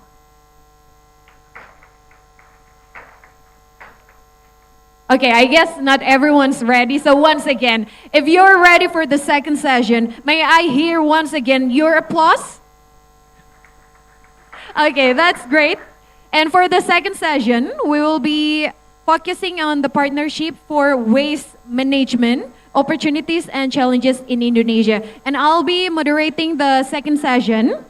In Indonesia, there's an idiom that called tak kenal maka tak sayang. So may I introduce myself, just a short brief introducing myself. I'm Monica Conado. I'll be moderating the second session.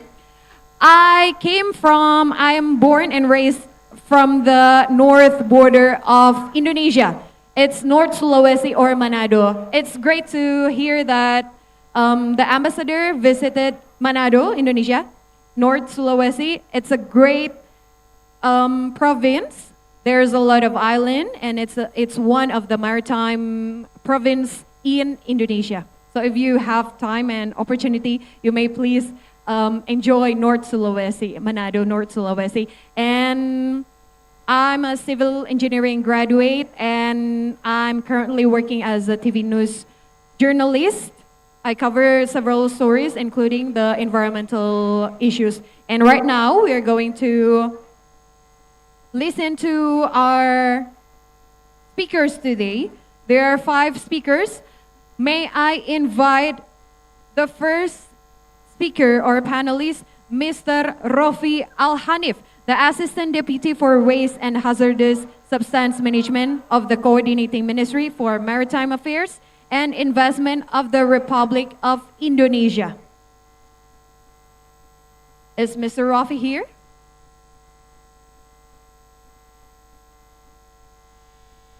Let's give a round of applause for Mr. Rofi Al-Hanif. And up next, let me invite Professor Amanda Sembiring, Professor in Faculty of Civil and Environmental Engineering, Head of Environmental Engineering Master and Doctorate Program, Bandung Institute of Technology, who join us through online. Hello, ma'am. And Mr. Lintong Manik, the Project Delivery Lead of Banyuwangi Hijau of Systemic, as well as Professor Susan Jobling, the Professor of Environmental Toxicology, Director and Principal Investigator of the Plastics in Society or PICES Partnership and Program, Brunei University of London. And last but not least, may we invite Mr. Muhammad Satya Oktamalandi, the Secretary General of Indonesia Solid Waste Association or INSWA and Project Manager for CLOCC Indonesia.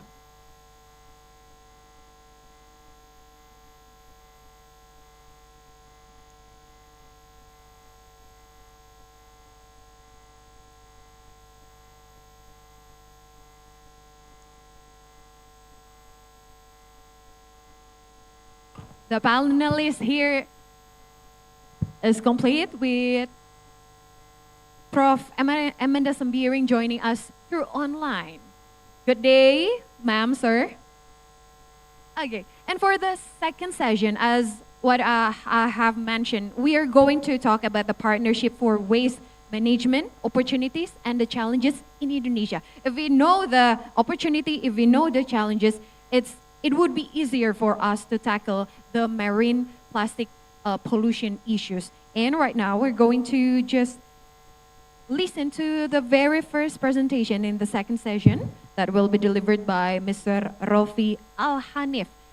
Mr. Rofi, Pak Rofi, mungkin ini from the government perspective, maybe you could just present or share with us how's the current waste management issues or the challenges in managing the waste in Indonesia right now.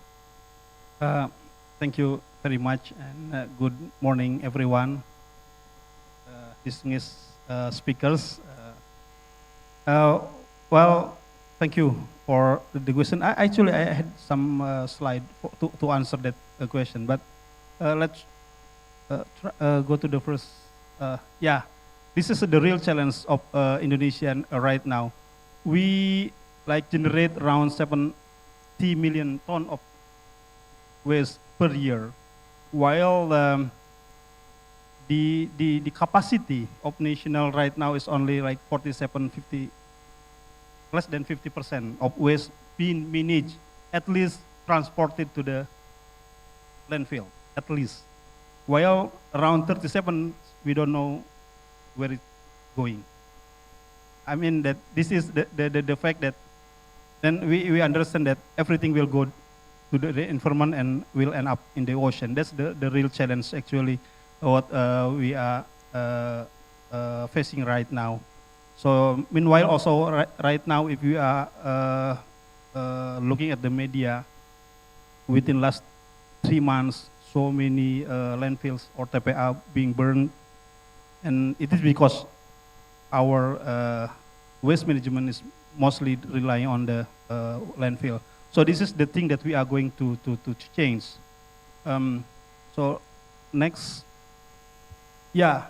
So this is also quite embarrassing actually, right, for us. The budget of the national or local government for the waste management is like 0.7% of its annual budget. So if we compare to other countries, for the low-income countries, for example, around 19%, and for the high-income countries, 4%. 4% means big compared to the national budget for the high-income countries. But for Indonesia, 0.7. So that's why this is the real challenge we are facing, the limitation or the inadequate financial support to this waste management. And actually there are some potential support actually for this, including to engage more community to pay more to the waste retribution, for example. But again, it is not easy and not as simple as we are thinking about. And next, yeah, we are now trying to change the paradigm of waste management. We are not going to be rely more on the landfill. We are really want to change it to more integrated and more collaborative and more technological sound. So that's why we are now working very hard to provide more waste management facility. Start from the TPS3R or really community-based waste management facility into a more bigger like TPST or waste management, integrated waste management with so many products and technology there. And with that, we can optimize. There are so many outputs from this kind of technology, and with that, we will limit the waste transferred to the landfill. Perhaps only 10% residual that cannot be processed and only can be sent to the landfill. Next, I hope that then less than 5 minutes. So there's another potential of the collaboration is like PPP. We try to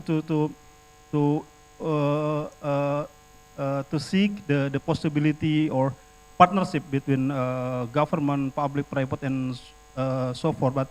And we find out that there are some potential collaboration and in terms of investment. We can see, let's say, in terms of facility, building the facility for the waste management, like government investment, concessional capital, development banks, philanthropy, and so forth. And we actually in Indonesia, we have examples of this scheme. And perhaps the challenge is how we can scaling up it and how we can replicate it into other areas. In the previous session, Ibu Bupati, Ibu Ipuk from Banyuwangi mentioned or how Kabupaten Banyuwangi work with project stops with some funding to build the waste facility and so forth. And so I think this is the challenge, and also we need to encourage more courage to local government to take or to bring this waste management issue not as for their own problems, because with the treaty that we are discussing today, this is some opportunity to give more support to local government to in terms of financial capacity and some other weaknesses that they are facing. So that's I think yeah. If I get back to your question, there's some potential collaboration with the partners. If we can go through to three other slides, there are some examples that have been in place. Go please, next slide, please. Yeah, there's some here in Bali where central government, local government, and private sectors contribute to the development of this TPST, yeah, and it is not really fully operating right now. We are still doing some adjustment, but the good thing is it shown the collaboration, good collaboration between central government that build the hangar, and then local government provide lands and waste services, and also private sector invest in the machinery, technologies, and also they have a right to run this facility for like 20 years. And so I think this is a good example of what we have been doing right now. Next slide. There are some other programs Ibu Vera Galuh just mentioned. Danone Aqua also work with the local government of Badung to build this kind of TPST, and we have also support from the Alliance to End Plastic Waste as a philanthropic and program to support Malang Regency in waste management. And also this is kind of collaboration that may we can do like do more in the future. So that's, I think what I can share to this. Thank you. Thank you, Pak Rofi. It's really amazing to see the collaboration between the government and the public and the private sectors itself. But the challenge, I need to highlight the challenge is that the budget is really low. It's only 0.7%. But moving on to Professor Amanda Sembiring, who's joining us online. The professor in Faculty of Civil and Environmental Engineering, head of the Environmental Engineering Master and Doctorate Program, Bandung Institute of Technology. Professor Amanda, could you hear my voice? Yes, clear enough, Mbak Monica. Yes, that's great, Professor Amanda. Thank you for joining us through online. And maybe you could share with us, actually, what is the importance of the presence of the public and private partnerships to address the management of the marine plastic pollution to be better like that? Okay, thank you, Mbak Monica. First of all, I will say good afternoon to everyone. Thanks to having me here. But I hear two sounds. Is it in my device or in?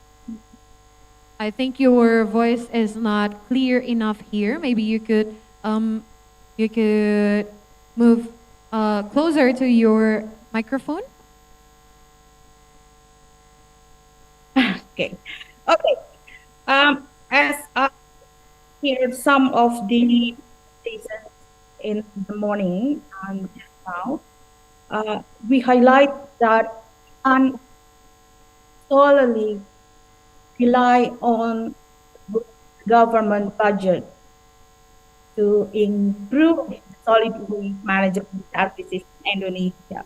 For example, in the slide, the government of Indonesia budget allocation in 2023 for environmental protection is only 13.1 billion rupiah. So it means only 0.58% of the total allocation.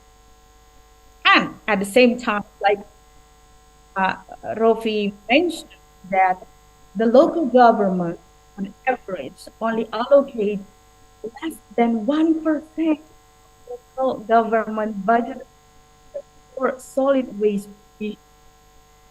Imagine that actually we need to prepare for operational maintenance around 70,000 rupiah to 500,000 rupiah per ton waste treated remaining.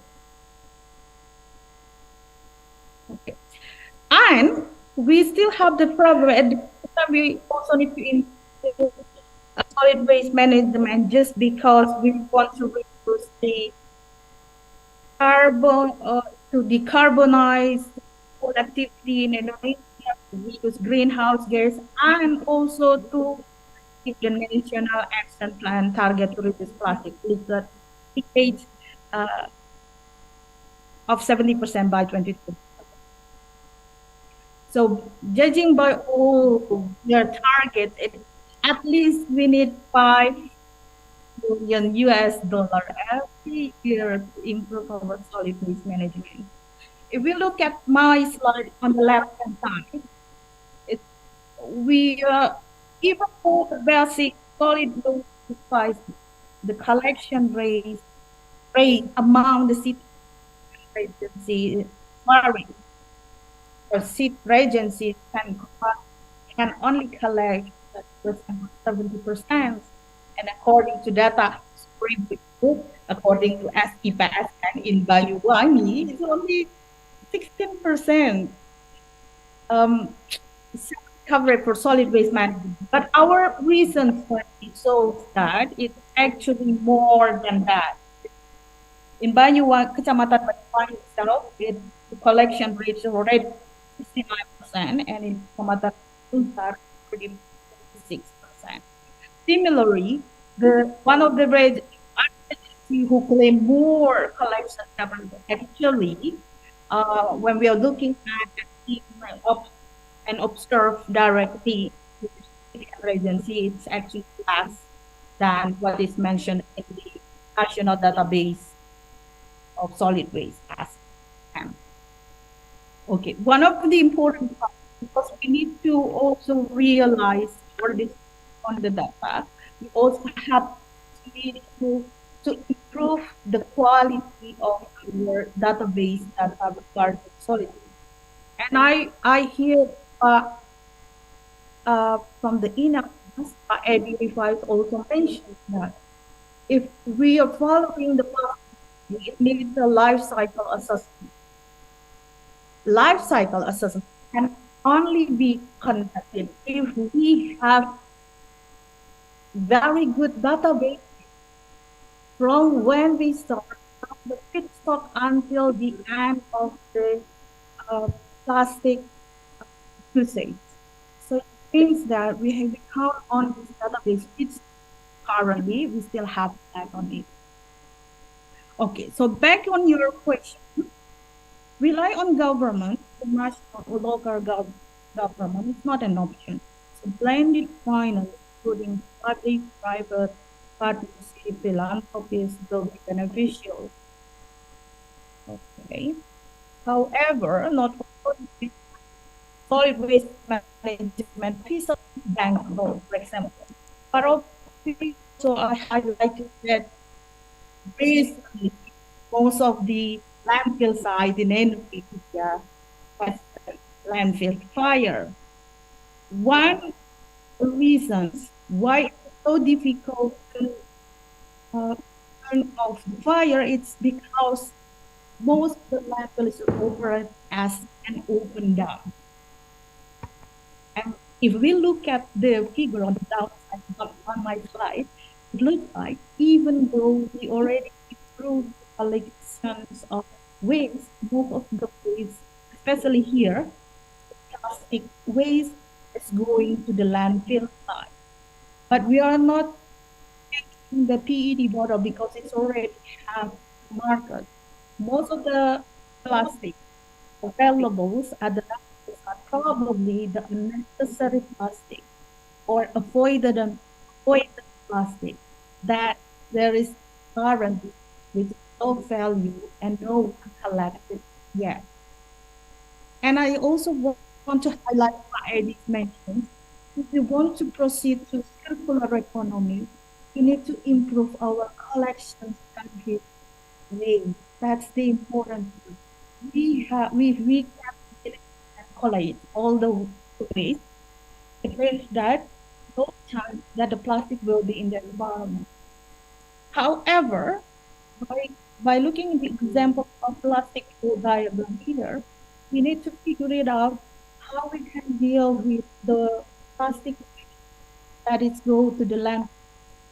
For sure, we know that there is a lot of resources that we can utilize to produce any other product or utilize it to produce a similar product. Okay. And the other one I want to highlight it. Not all this solid waste system is bankable. One or the challenge, for example, why all the landfill site we define as sanitary landfill or it's end up as open up because the local government have the operational and maintenance costs to operate it as a sanitary landfill. But it's not bankable if, for example, the local government want to calculate, take the landfill facilities and rely on external funding to just for the operational maintenance. Still have challenges how to increase the priority of the local government, allocate more budget for the operational development, and at the same time, try to leverage the operational maintenance so that can be also an investment and revenue for us. I think that's all. I don't think my voice is so clear here because I saw this double sound. Thank you, Mbak Monica. Thank you very much, Prof. Amanda. Even though we couldn't really hear your voice clearly, but I think we highlighted about the collection coverage and also the budget needed for the waste management program in Indonesia should be increased, just like what Pak Profi mentioned. And we're moving on to Bapak or Mr. Lintong Manik, the project delivery lead Banyuwangi Hijau of Systemic. Maybe I'll just introduce a little bit about the Systemic. Systemic is an initiative of Banyuwangi government to realize clean regency through comprehensive waste management system. And this is the systemic. And maybe to know more about that, we just directly ask Mr. Lintong. Pak Lintong. Pak Lintong, maybe you could share with us your experience, and maybe also through that experience, you could recommend to us about the marine plastic pollution issues, maybe the recommendation to tackle it. Yeah, thank you. Thank you for giving us opportunity to share what we are hijau, but thank you for the great introductions about systemic. Banyuwangi Hijau, actually, what we are doing with Banyuwangi Hijau is an expansion of the previous project stop. So with project stop, we are doing in 3 different cities. We are doing in Pasuruan, Muncar, and also in Jembrana, Bali. And for the approaches and also with the institutions and the things that what we are doing with the approaches in terms of the behavior change campaign, etc., it's quite different in one another. So let's say like with Muncar, the village-based approach, and then move to Pasuruan, scale up into the sub-district approach, and then Jembrana also is quite similar, but with Banyuwangi Hijau. Actually, Banyuwangi Hijau is a collaborative action led by Banyuwangi Regency. I think Bu Ipuk, Bu Bupati already mentions about Banyuwangi Hijau briefly in this first session. So we believe that partnership is really important. As again, we're talking about like waste sector. It's not only the responsibility of one person, not only responsibility of the government, but not only responsibility of the private sector, but all of us is responsibility to make to solve the problem on the waste sector. So Banyuwangi Hijau program actually has been launched from last year, and right now we built quite big MRF with the capacity of 84 tons per day, which will cover more than 44 villages, and then from 6 different sub-districts. So currently we already launched a rollout into different villages, but we expect by the end of this year we will going to expand into 14 villages, and then by mid of next year we aim to provide like waste services in 44 villages. So this Banyuwangi Hijau, as I mentioned, this is based on the lesson learned from the previous project stop. So we learn a lot in terms of governance, in terms of policy, in terms of approaches, in terms of the how to secure the budget, how to work with the government, etc., etc. So what we are doing with the Banyuwangi Hijau, we understand based on our experience, collaborative is really important. Collaboration is really important. Partnership is really important. We cannot do it by ourselves. The government cannot do it by themselves, but we need to collaborate each other. That's why with Banyuwangi Hijau also, not only working with the government, but also collaborate with the existing program at Banyuwangi, just want to make sure we are working together to solve the problem of the waste sector. Next slide. Yeah, there are 4 different important components based on our lesson learned. One is about the governance. Governance is really important. I mentioned about the village-based approach, sub-district approach, and also right now with the PPK Blood approach, we understand that with the village approach, there are still lots of risks in terms of sustainability of the program. As we know, if we're talking about the village-based enterprise, for example, they are really limited in the funding source. So at sub-district level also, it's quite similar thing. So with the PPK Blood, we expect we can work more professional, but also in the other hand, we can also access more funding to cover the operational cost of the waste system. And in terms of policy, the key important thing, we do like advocacy with the government, especially on the amount of the tariff. as we know, the amount of the tariff as a basic basic problem of the waste, actually just because the law of the tariff, the law of the WSP. Previously in Banyuwangi, in Muncar, the tariff per month is only charged only 10,000 rupiah, and then to Pasuruan increase until 25,000 rupiah. But right now in Banyuwangi Hijau, there was like minimum tariff by 16,000 rupiah. But of course the waste operator of the pellets base also allow them to charge the tariff above than 16,000 rupiah.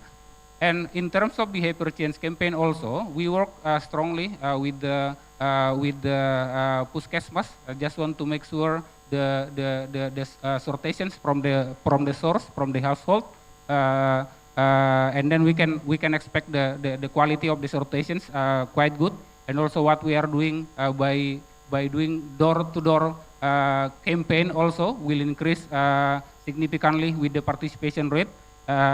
And also by the participation rate, we expect the waste operator of Banyuwangi Hijau get revenue, especially from the WSP.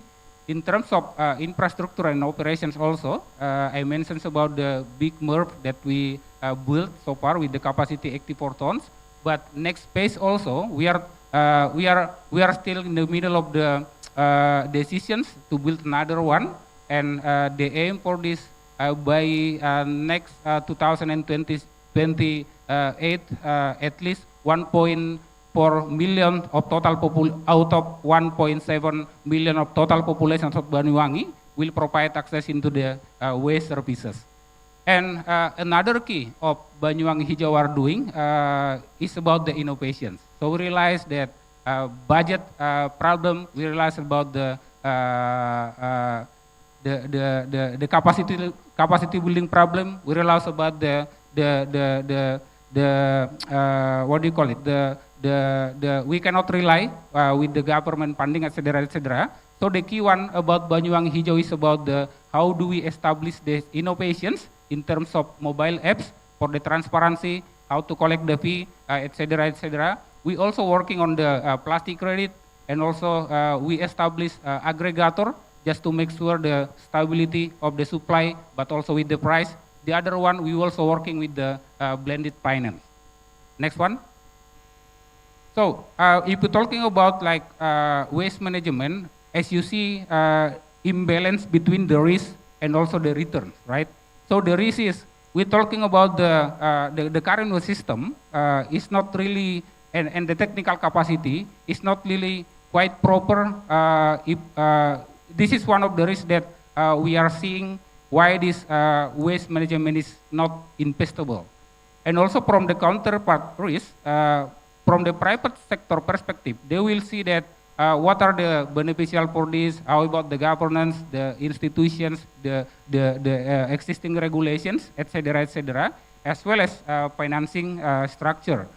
And for the perceived risk, as we know, most of the waste operator currently only rely on the WSP, but also with the material sales. WSP, I mentioned the basic problem is too low, but on the revenue also, the contributions revenue from the material sales is only about 15 until 20% of the total cost, operational cost of the waste operator itself. And also this waste management is non-scalable investment size. So we need to think also about the strategies to make sure the balancing between risk and also return. Next one. So how do we are doing to balance between the returns and also to shipping the minimizing the risk? On innovations, I mentioned about the mobile apps. Just want to help the government in terms of transparency, and also we know the tracking of the waste source, etc., etc. And I'm talking about the aggregator. One of the things with this aggregator, just want to make sure we secure the long-term price and also with the stability of the supply. And with the carbon credit, plastic credit, and blended finance also, we expect by this innovation also we have the operational cost of the waste operation. With the waste operations, we provide lots of capacity building. So the government and the front line to do all of this in terms of rollout, socialization, strategy, problem solving methods, etc., etc. And government, the Regency of Banyuwangi lead all of this together, and also the importance how to educate the people to segregate the waste from the source. And okay. Tinggal satu lagi. Okay. In terms of governance, I mentioned the importance of regulations, the importance of the institutions, etc., etc. In terms of education is also quite important to optimize the door-to-door triggering, but also to optimize the public campaign, whether it is offline and also online. I think that's all that I would like to share from Banyuwangi Hijau. Thank you. Thank you very much, Pak Lintong. It's really wonderful to see the project of Banyuwangi Hijau. And maybe this is the realization from what Pak Rofi mentioned, that we need the collaboration between the government and also the private sectors. In this case, it's the Banyuwangi Hijau. Thank you very much, Pak Lintong. And moving on, we're going to listen to the presentations and also sharings from Professor Susan Jobling, the Professor of Environmental Toxicology, Director and Principal Investigator of the Plastics in Society or PICES Partnership and Program of Brunel University, London. The PICES itself aims to solve the plastic pollution problems. And Professor Susan, I think I saw you just capturing the data here. How was it? The data, it must be helpful for your research later on, or maybe you could share with us first about the PICES partnership. The floor is yours, ma'am. Thank you. Firstly, thank you, Your Excellency, for the opportunity to be with you all today, to come from England. I'm standing up because I've been sitting down for 16 hours or something like that yesterday, so I prefer to be stood up. So what I want to first say is that there's an urgent need to actually find lasting solutions to plastic pollution. We know that. But that's actually driving an associated growing, and it's really growing, requirement for research, innovation, and action to address the multiple environmental, economic, political, and social drivers of the problem. So focusing on the research, because the need for research and for trained researchers in interdisciplinary methodologies is very, very large.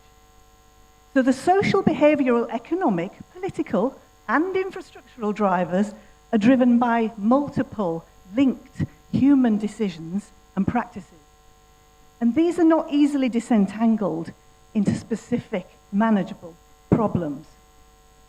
So to increase the likelihood of success, we actually need to understand not only each of those individual factors, but also the kinds of relationships that link them together. And they're also multifaceted. And that's why we need interdisciplinary research, bringing to the public-private relationships. That's why we need it to bring those political, environmental, economic, technical, and social disciplines together. That's not easy. I'm an academic. I've been an academic for 30 years or more, maybe. And we work in silos, generally.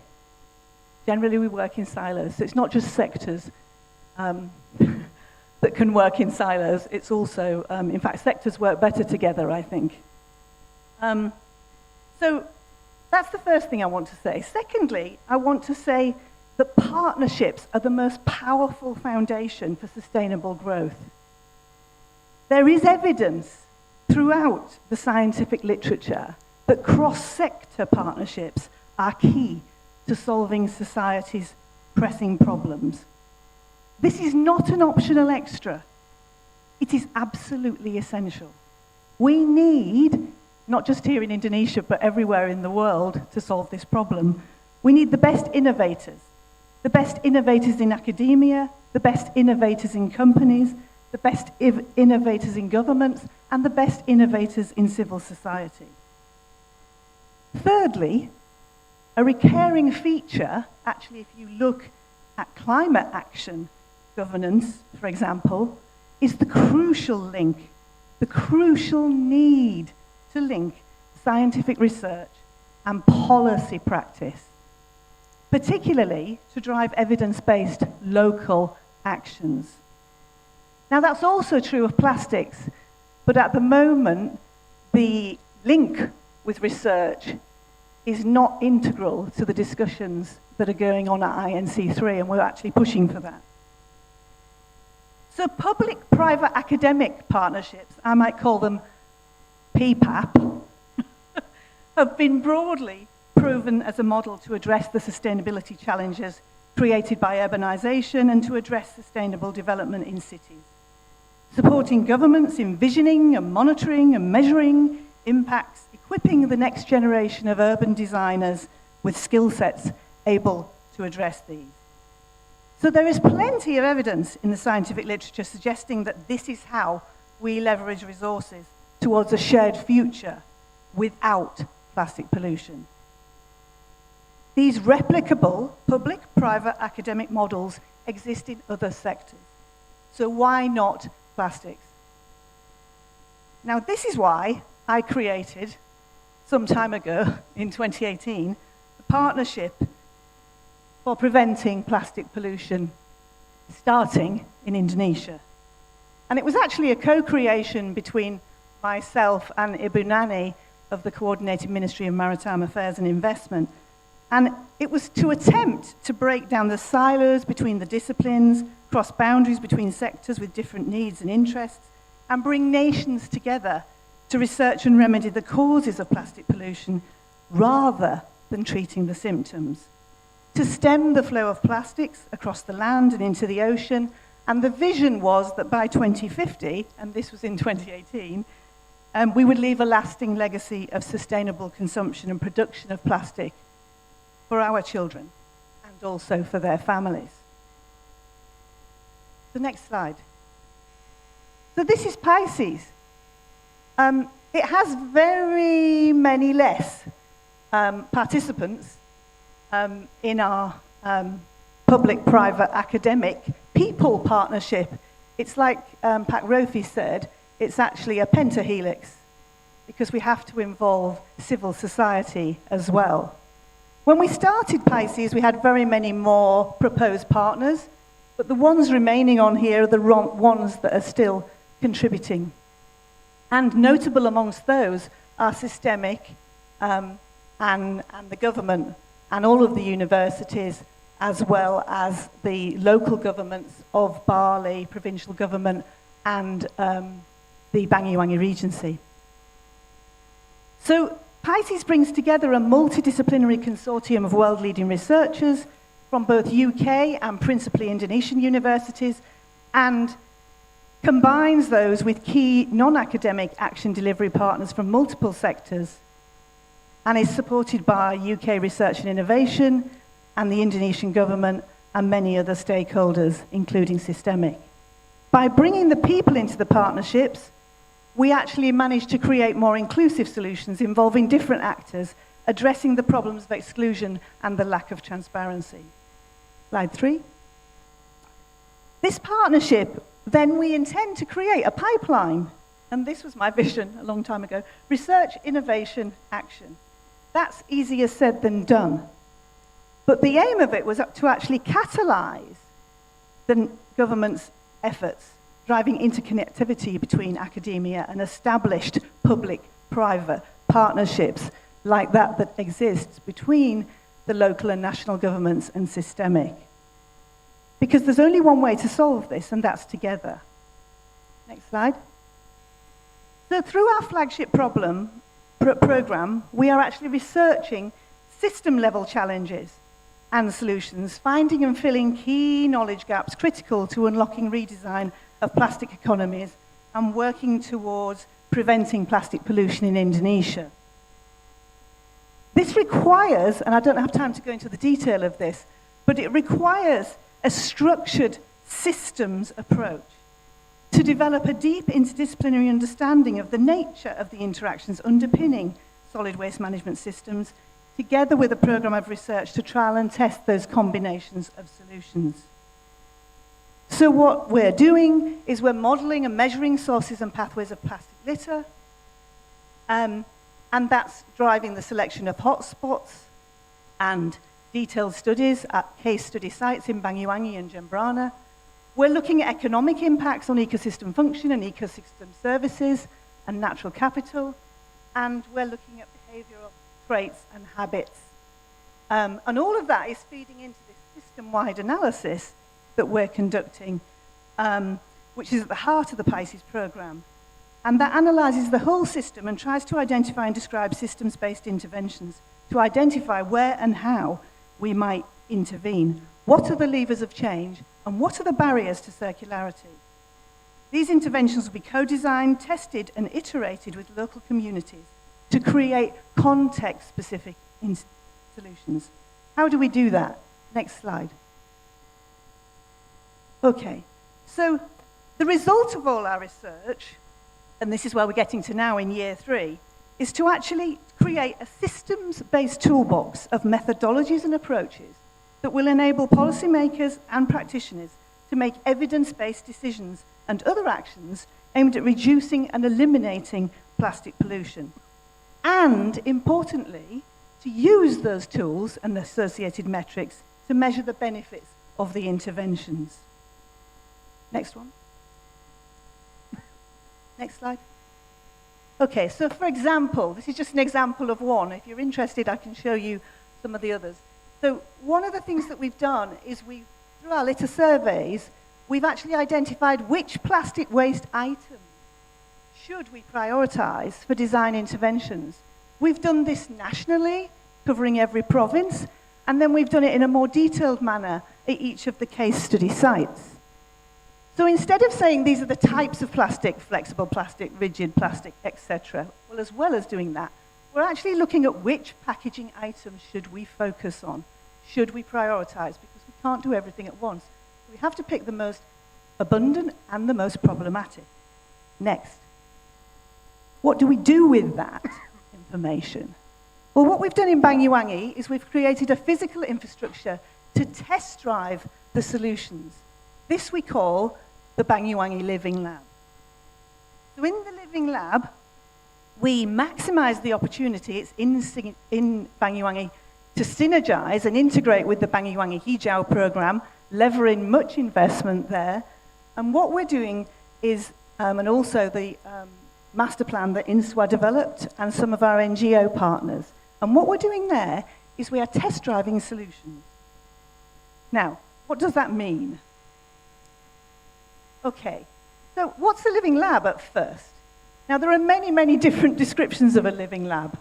It's actually a research and innovation infrastructure, a community space to co-design and test innovations with users to reduce and eliminate single-use plastic products and drive a sustainable plastic economy. What I like to say is what we're doing here, because we're bringing design into our science-based systems framework, is doing different things and doing things differently. We have to do that. We have to stop doing the same thing with single discipline approaches and expecting different results, because we're not going to get different results. So it's a user-centered approach where we co-design with stakeholders innovations and interventions. Next slide. Okay. Important, very important for PICES and for designing sustainable solutions is that we're pioneering a systemic cross-value chain approach. This means that we're developing integrated sets of innovations which cover the entire plastic value chain, the entire plastic packaging value chain. This includes material innovation, packaging innovation, business model and reusable packaging solutions, as well as waste management and collection solutions. Importantly, it's context-specific. We're going to combine that with context-specific behavior change strategies.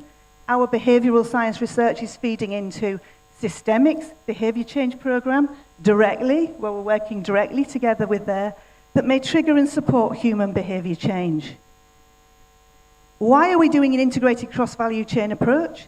because it allows decision making at different scales, local and global, and different system levels, societal, economic, political. Next slide. We have different stages to what we're doing. The first thing we do is we ideate. So we bring our stakeholders and our scientists and our government researchers and the private sector together to actually co-create, to ideate and then co-create product, services, processes, or experiences. And at the first Living Lab approach, we covered the different levels of the value chain on different days. We bring together individuals with different backgrounds, expertise, and perspectives to work towards a common goal. This method was useful for us to understand the needs of the Indonesian people in Banyuwangi, leading to better design solutions that address user needs effectively. The outcome is actually social value. It's co-creating social value and eventually communities of practice if we keep on repeating this over and over. Next slide. We focused on two items, two different types of packaging based on their prevalence and their importance. Sachets, not any old sachet, sachets for dry food. They dominate what we find in the Banyuwangi environment and actually nationally, and food delivery and takeaway packaging. And then what you see here is lots of people having fun on the left-hand side, competitions, trying to ideate, create ideas that fit the Banyuwangi context for solutions that are material, product service system, waste management system solutions. Next.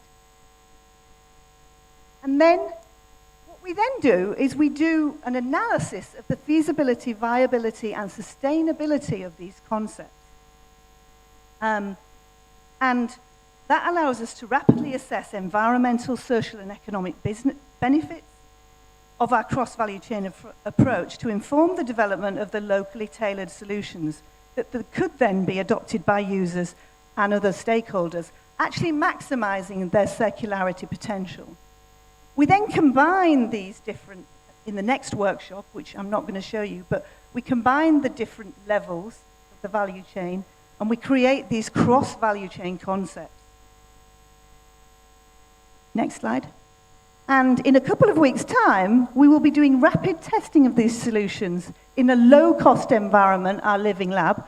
We've simulated the user journey on one or two of these cross-value chain solutions with wall projections, and we will be bringing in members of the community to assess the desirability and feasibility, likability of these solutions. Finally, next step, next slide. Finally, what we want to do is actually scale up our Living Lab initiative. What that involves is growing, two processes, one is growing, one is replication. The growing involves us taking those concepts and actually trialing them out in the real environment with local communities. And we're about to start a pilot study with a refill reuse with one of our partners on VU, where we'll be bringing that to Banyuwangi and creating a cross-value chain with the waste management and collection services that Systemic are introducing. And that will be a real-life pilot. And then we want to grow and replicate our current operation in the form of what we call the Pisces Relay, to relay the benefits of the research that we've done into innovation and implementation. To scale that up, to grow and scale it, to create a national capability, to rapidly design and test evidence-based solutions in low-cost environments to assist Indonesia in moving towards a net zero plastic pollution future. Our shared vision for this networked Living Lab infrastructure with the coordinating Ministry of Maritime Affairs is to build locally appropriate circular economies, locally appropriate being the important word, integrating the waste management infrastructure across Indonesia. Each Living Lab would become a permanent research platform for cross-sector collaboration and experimentation with an appropriate business model to support it beyond the pilot program. And slide is just a picture of us all in the living lab, I think. Just the final picture. Thank you very much. Thank you very much, Prof. Susan. You mentioned that the research, innovation, and actions, and also the importance to link the scientists, research, and also the policy making. And you just mentioned you just arrived in Indonesia. Welcome to Indonesia. Enjoy Indonesia. And thank you for helping Indonesia to be plastic free and the marine plastic free. Thank you very much. And moving on, we're going to move to the last speaker by Mr. Muhammad Satya Oktamalandi, or also called as Bapak Andik. Pak Andik, the Secretary General of Indonesia Solid Waste Association, or INSWA, and also the Project Manager for CLOCC Indonesia. The INSWA and the Program Manager of CLOCC, project aimed at reducing plastic waste in Indonesia. And I think I saw INSWA in the presentation of Professor Susan. So maybe without further ado, let us just listen to the elaboration and presentation of Pak Andik. Okay, thank you Monica. Assalamualaikum warahmatullahi wabarakatuh. Selamat siang Bapak Ibu. I prefer to stand, yeah. Okay. Yeah, first let me introduce about the CLOCC itself. Since the CLOCC is called from a Clean Ocean through Clean Communities program, and since Banyuwangi Hijau, Pisces, and CLOCC working together in Banyuwangi, therefore we can go for faster, so we can have faster lunch. Okay, next slide, please. So this is the CLOCC. The project is owned by Aval Norge. Aval Norge is a national member of International Solid Waste Association, which is same like INSWA, but in the Norwegian. And with the ISWA, they are developing the project CLOCC and fully funded by Norwegian development agencies. The objective is to prevent the marine litter and plastic in the countries, partners countries, which the important point about the project is first about the improving solid waste management collection and control management of waste, which is aligned with the SDGs 11.6.1, and also increase recycling of suitable material, which related to SDGs point 12.5. Okay, next slide. So this is our working package. First is it's already mentioned with Ibu Region this morning, so I will not go into further explanation. But one thing that I also to mention is about our third program or work package, which support the improved waste value chain, which in Banyuwangi we are realize that when we are combating the plastic, then it's not the plastic the problem, but the waste management we need to tackle. Therefore, we are aiming from the only going to the plastic, we are going to the waste management development program. So next slide. So this is a concept that we are using. We use waste hierarchy. Next slide. You also using the ISWM as the abbreviation of the Integrated Sustainable Waste Management. This is the concept that perhaps it will take longer time to present, but I assure that we will publish books explaining about this concept in this year. So I will let you know when the book is published. This is the concept of that we are using when we are developing the program. Next slide. And this is the timeline of how we are developing our master plan. So it took not only 12 months. Actually, we are going from the first training on the August, then we just finished on the September, August 2020, and we just finishing the master plan on the September 2023. So most of it, 1.5 years, we are stopped due to the COVID situation.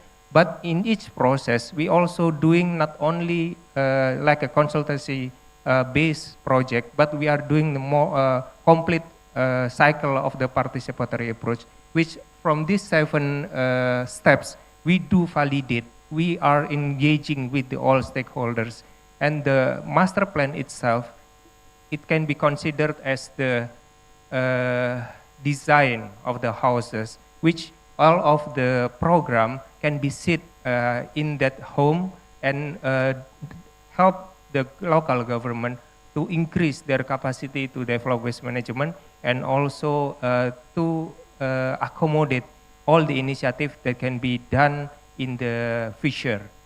Next. So this is the activity, as we can see, first training on September. Then we do a lot when developing the master plan is discussing with each agencies in Banyuwangi. We are involving 12 agencies which cover all the aspects that going in creating the sustainable waste management system from the resources until the off-takers of the system itself. So we also not only, data is very important. We are using waste city tools as the data to knowing the mass waste flow diagram, and also we do surveys, not only to the users, but we also surveys to the operators, we do surveys for the informal sectors, we do surveys to the agricultural group, which will become the off-taker. Next slide. So this is the generation, as mentioned by Ibu Rijan this morning. As you can see in 2020, generation is around 152 tons per day, and it consists around 70% from the urban area and 83% from the rural area. As you can see that from the last presentation, that the 22% are managed by government, mostly from the urban area. In the rural area, it's different situation. Only 5% is managed. Next. So this is how the waste flow is flowing in Banyuwangi, which 22% is still have around 78% is going leak to the environment, and the role of informal sectors is quite significant. They do almost 6% of the waste management activities in Banyuwangi. So they are the real expert in the field when talking about the waste management. Next slide. And from here, this is how the villagers doing waste activities dealing in their host. You see that 48% are burned, and village with the system is very limited.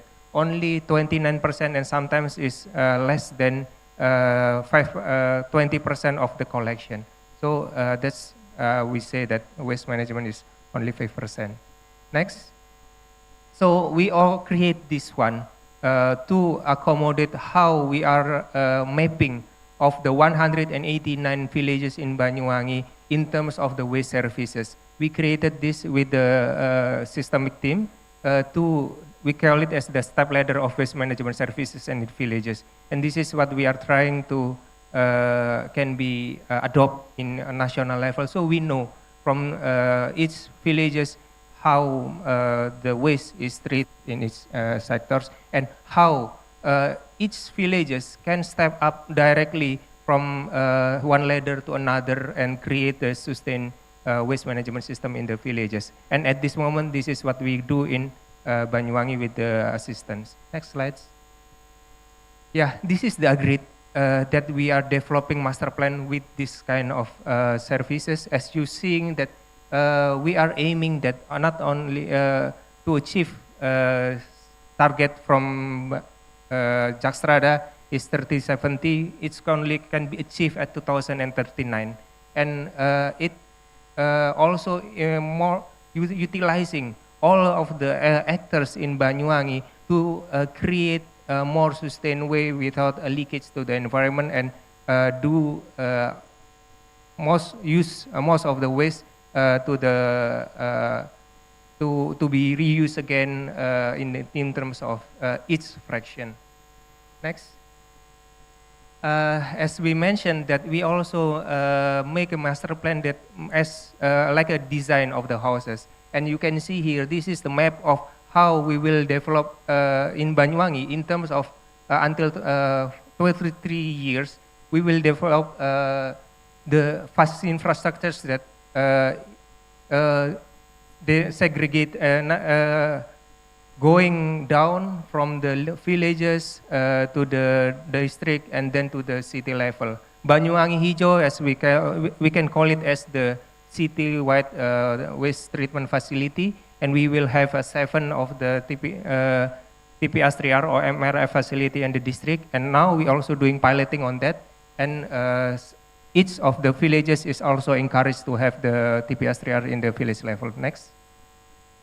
So how we are using a phasing in the waste master plan, this is the example of the first phase of the waste master plan itself. We call it the strengthening of the system and also do piloting.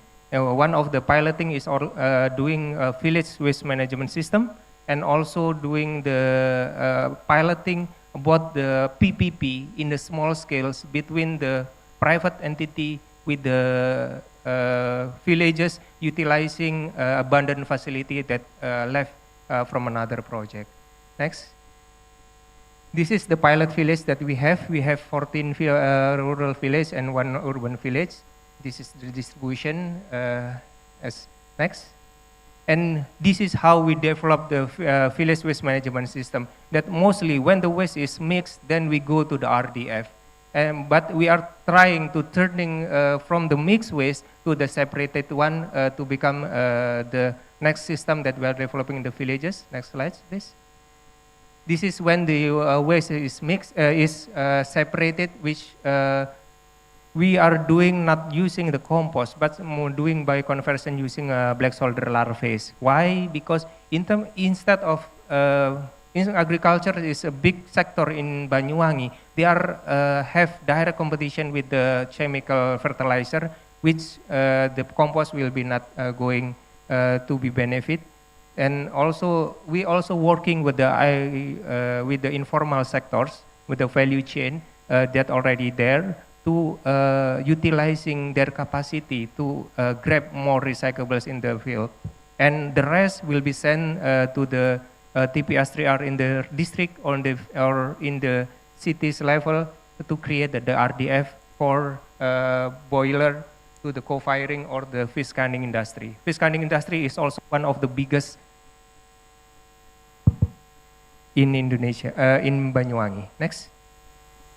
So this is how we are setting up what I called about the small PPP, the partnership between the villages and or group villages with the private entity. And we are trying to testing this model, therefore it can be replicated because it will be very necessary. It will be necessary to what we call with Mas Lintong about blended financing, but also how to make the small PPP, which will be more affordable, will be more easy to collect, to implement in the village level. And at this moment, in the village assistancy, we are trying to test our model and knowing the numbers, how exactly for the tipping collection fee or waste fee need to be collected, how many households need to be served, and what kind of technology and product need to be used to cover all the expenses that needed. Next. So the result until now, we have the master plan in Banyuwangi. From our villages, 14 villages and 1 urban village is already serve around 27,000 households, and it can be from those 15 villages, it can be served until 60,000 households. And TPS3R is potential for waste treatment facility. And for the bioconversion, until now, from 8 villages, we already create the BSF treatment, produce fresh maggot, dry maggot, organic fertilizer, odor-based pesticide, and already 900 kilogram organic waste is already diverted from the open burning or the landfill. And recyclable is around 312 kgs per day recycled from the 15 villages.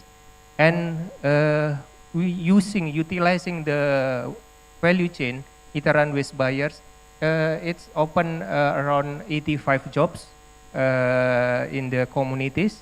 And also we can gather committed funds from the villages. From zero is up to nearly around 1 million from those certain villages, or on average around 67 million. And government of Banyuwangi is also very supportive to put another funds from ADD to support this activity. Next slide, please. We've learned that the local government cultures is very important. But we are lucky to have in Banyuwangi to be compared to other places that the government is very supportive. They are working as a super team instead of Superman, and they are willing to test most of the innovation and doing together what need to be done in the waste management system. And also with the local culture, economic driven basis, and social culture, it will create how we will bring the genuine participatory process. And for prevent plastic leakage or prevent waste leakage to the environment, one thing to be certain is about the right places for the waste. And in Banyuwangi, and I believe in all Indonesia context, how to treat residues in one thing a government need to take responsibility on it. Because if we are going, residue management goes to the operator or the villages, then the system cannot weight the burden of have sustainable waste management system. And as I mentioned, we are now testing about the numbers of subscribers, waste fee, availability of the off-taker, political will, and choices of the technology for the organic treatment is one thing that to ensure the sustainability of the system. And then law enforcement. This is one thing that will hold together. And law or norms or regulation is something that need to become, with the participatory process, this is something that we learn, it is must be agreed to all stakeholders or all people that involved and will be bound by this regulation. And by doing participatory, this is one thing to learn is that the regulation can be held tighter rather than just going top down from the field. And the concept that we are going at this moment with the ISWM concept, social practices model, operator model, and also recycling and value chain and service chain concept is something that explaining very much in detail about what's happened in Indonesia, waste management context in Indonesia. And by this is not a new concept in international literature, but in Indonesia we never know how to exact for each concept and how to utilize them to explaining what happened in the waste management context in Indonesia, and how we make our own solution on the treating our waste with our own wisdom. Next slide. I think this is Sorry the last. to interrupt your So this is what we learned until now. 2 national studies is impacted by the program about the gap on the governance and also the waste management platform in the Bapenas. And also one technical regulation, which is Permen PU, is also revision is also accommodated from the program. Now we are going to another city or the facility to be assisted in the program, and we will involve the province for the new approach. And by doing that, we will going to develop another books. First one we will launch in this year, from January, is on the concept and the next year or in the end of 2024, with the learn from new cities, we will going for the operational guidelines of the master planning process. And then until now, we also doing the village assistance program to test all the numbers that proving how the sustained waste management will work in the village level and the regions level. I think that will be all. Thank you. Thank you very much, Pa Andik. It's really great developing the master plan for Banyuwangi. And right now, we have heard all the presentations from all the panelists. We are time limited, but we're going to open for the question and answer session, but only limited to one question. If you have any question, you may please raise your hand first. One question? Or is it everyone's hungry? One question? Anybody? If we don't have any question, we would like you to participate in the Mentimeter survey. We have our Mentimeter survey here. So we would like you to please scan the barcode here, and you could answer the question in the menti.com. It's only one question to see what's your answer on the question. We will see the answers on the screen later on. How many of you choose any of the choices of the answers? You may just use your smartphones, and scan the barcode on the screen, and you could answer the question.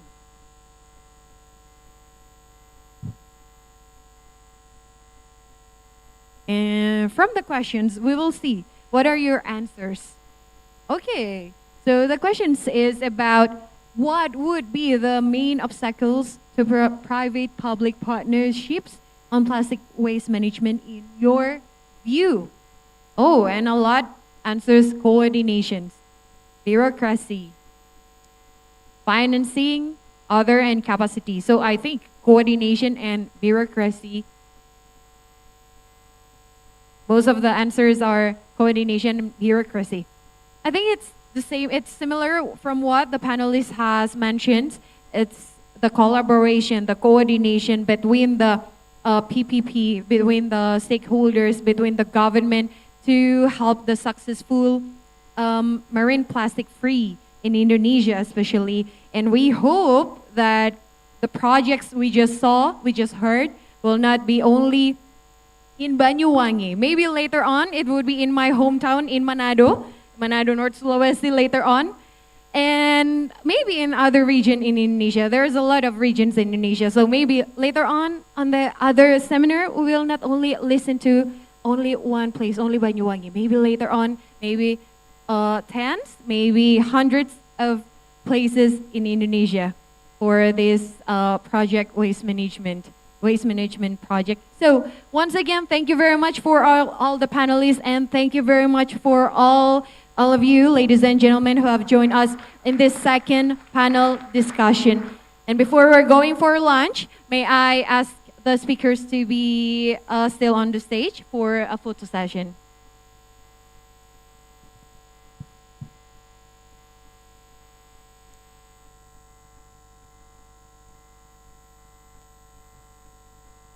We'll have the photo session first, and we will have the lunch break, ladies and gentlemen. I know all of you are hungry right now, but after the lunch, we will be back again for the next session.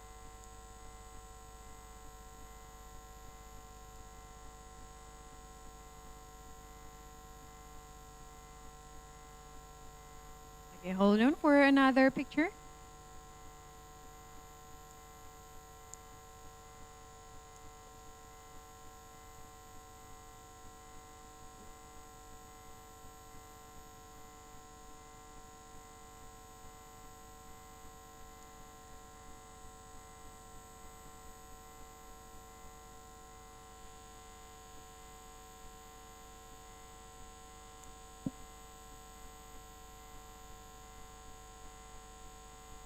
Thank you very much. Let's give a round of applause to all the speakers. Thank you very much, ma'am, sir. And ladies and gentlemen, without further ado, we will have a lunch break first. And the lunch break will be maybe short enough. How many minutes from the about maybe we will just because the lunch is only on the other room, maybe we could agree on 30 minutes of lunch break, and later on about 1 p.m. we will be back again on this room, and we will be listening to some solutions presentations and also one last panel discussion. You may have your lunch. Please enjoy your lunch, and thank you.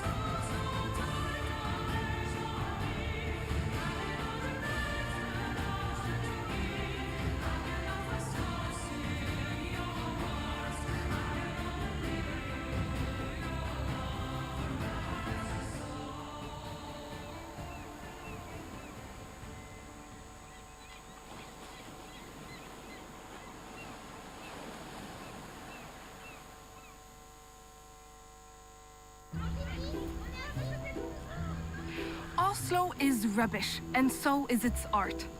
Nothing more than recycled junk. This lighthouse was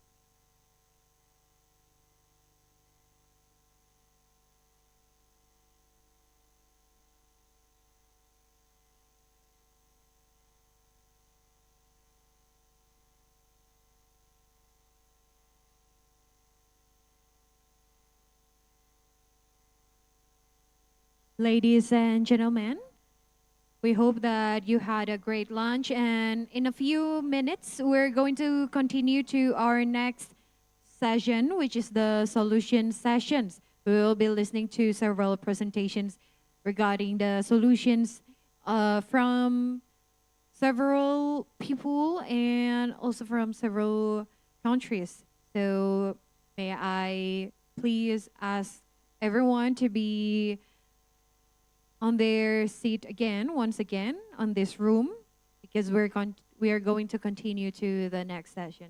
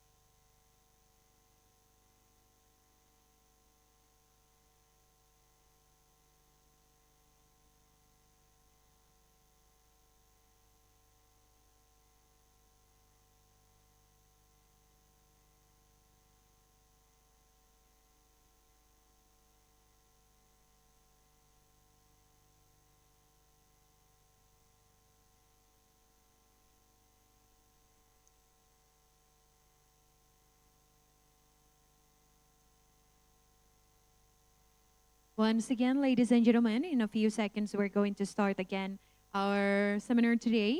We'll be listening to several solutions from several people regarding the topic we're discussing today. So may I ask everyone to please be on seated as we're going to start the next session. Thank you.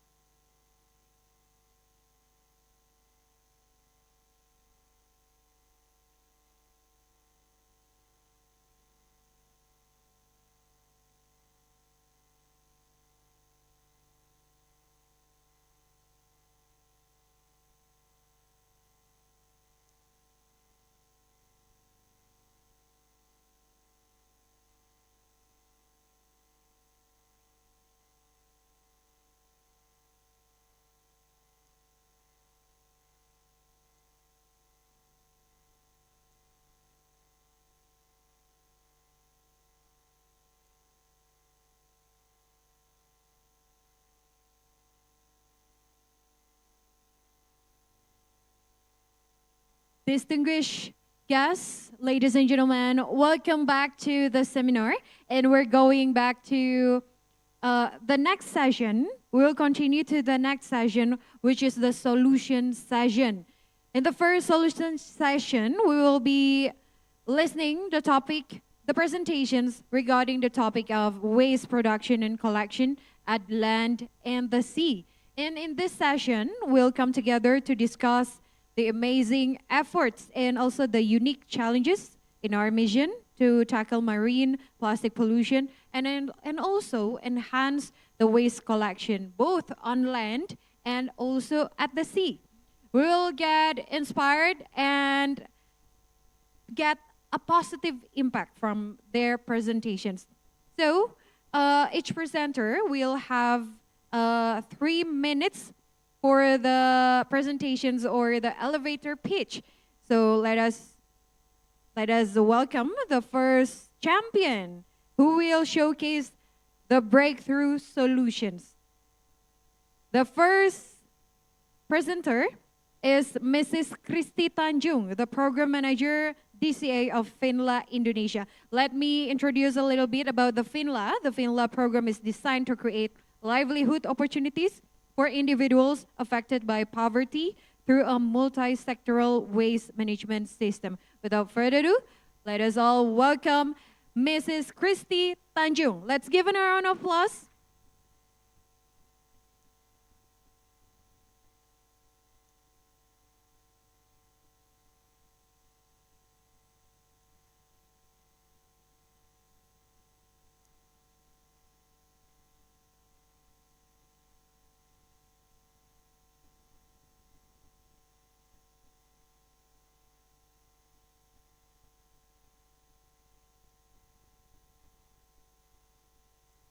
Okay. Hi, ladies and gentlemen. My name is Christy. I am from Diversity in Action, and today I represent the Finla program. Finla is implemented in the densely populated semi-urban area on the northern and the eastern part of Jakarta, near the river banks. And if we do not prevent waste from entering the rivers, it will eventually go to the ocean and become marine pollution. The targeted area that we pick as the Finla area also has middle to low socioeconomic status.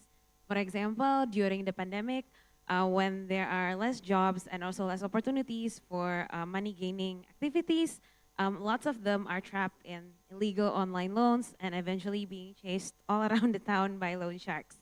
So Finla aims to increase additional income through proper waste management. During our surveys, we found that a very high percentage of the community members actually already have the knowledge and the attitude about waste management, but somehow the practice rate is still really, really low. So it's not the matter of them not knowing, but the matter is the problem, they don't know how to do it.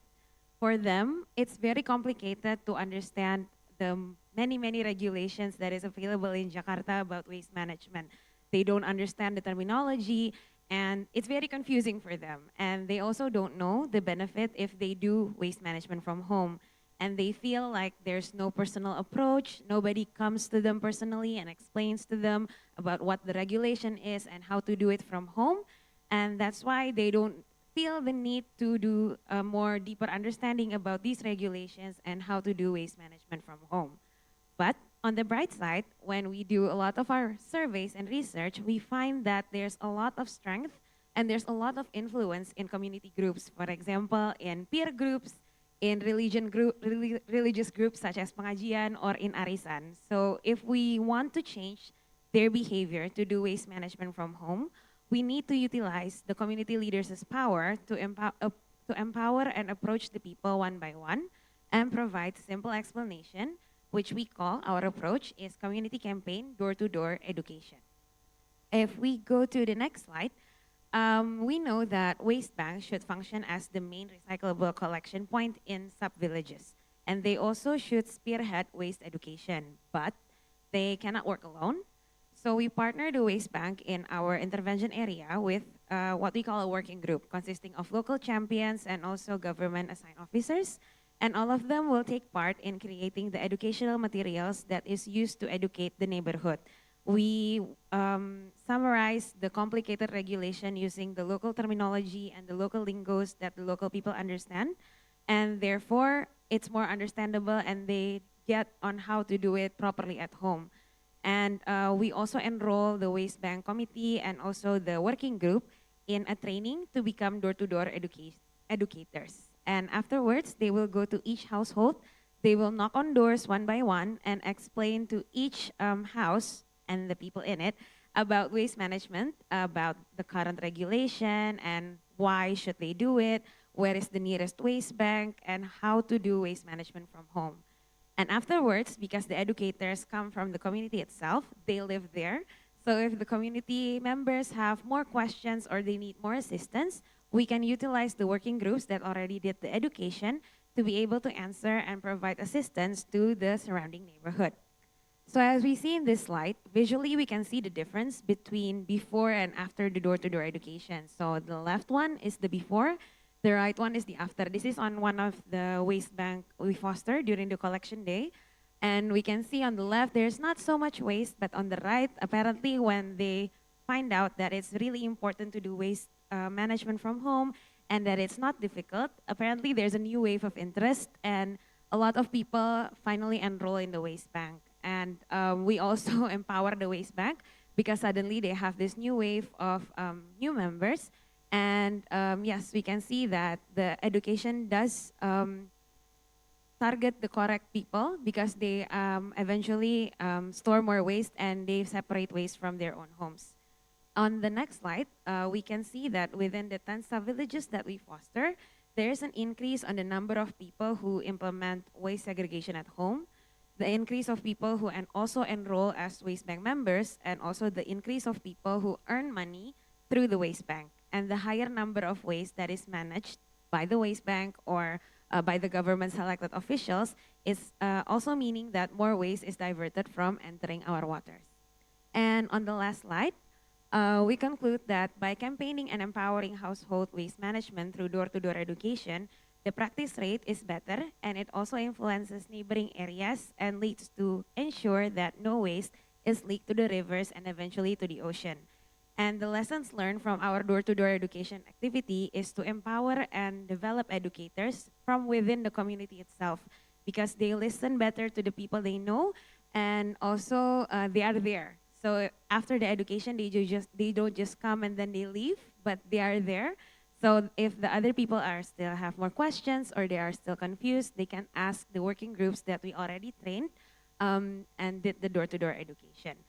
As sustainable waste management, especially reduction and collection, should always start from the community, by the community, and for the community. Thank you very much.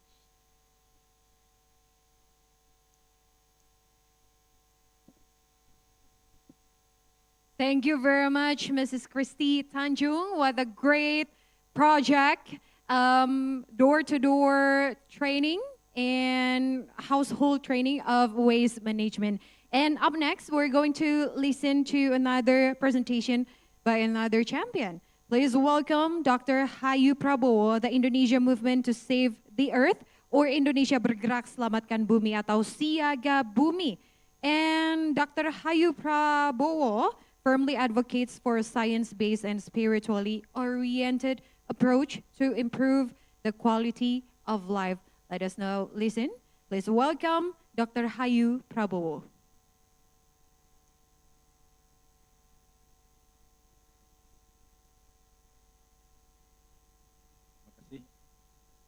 Selamat sore, good afternoon. So I'm Hayu Prabowo. I'm the chairman of this Indonesia Bergerak Selamatkan Bumi or Siaga Bumi. Or Siaga Bumi is in English is Earth Alert. So we have to alert to save the Earth. So climate change and all environmental degradation, including plastic waste, is rooted in a complex web of economic, social, and cultural factors, as well as belief systems, social attitudes, and perceptions. It is therefore important considering how ethics impact our ability to address it. Making global human activity more sustainable requires a return to values, beliefs, and ethics that drive human beings and their relationship with the natural environment. For many people, these values and ethics will be inspired largely by their faith, despite the great diversity of religions and belief. Virtually all share a common ethics based on harmony with nature and obligation to preserve it from destruction. All religions have teaching in relation of human with God, relation with human, and relation with human and nature. Next slide, please. So, the problem of the waste is not the management actually, but the problem with waste is the how to reduce the waste. So it should start with as people. So this, in turn, that we need to change the behavior of the people. So that's actually the role of this faith-based organization, how we should reduce the waste that disrupt the earth.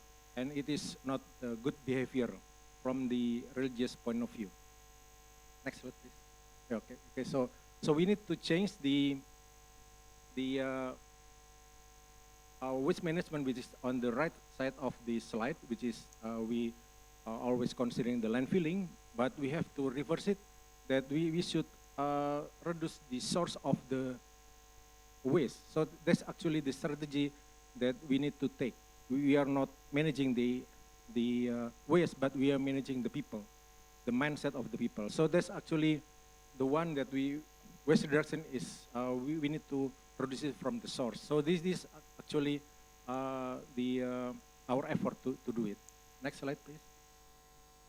So we have the what we call the Gerakan Sedekah Sampah Indonesia. So it's Islamic way, because we have the Indonesia is 80% Islamic Muslim countries, and I am the Ulama Council of Indonesia, and we have issued a fatwa. Fatwa is the Islamic law regarding the waste.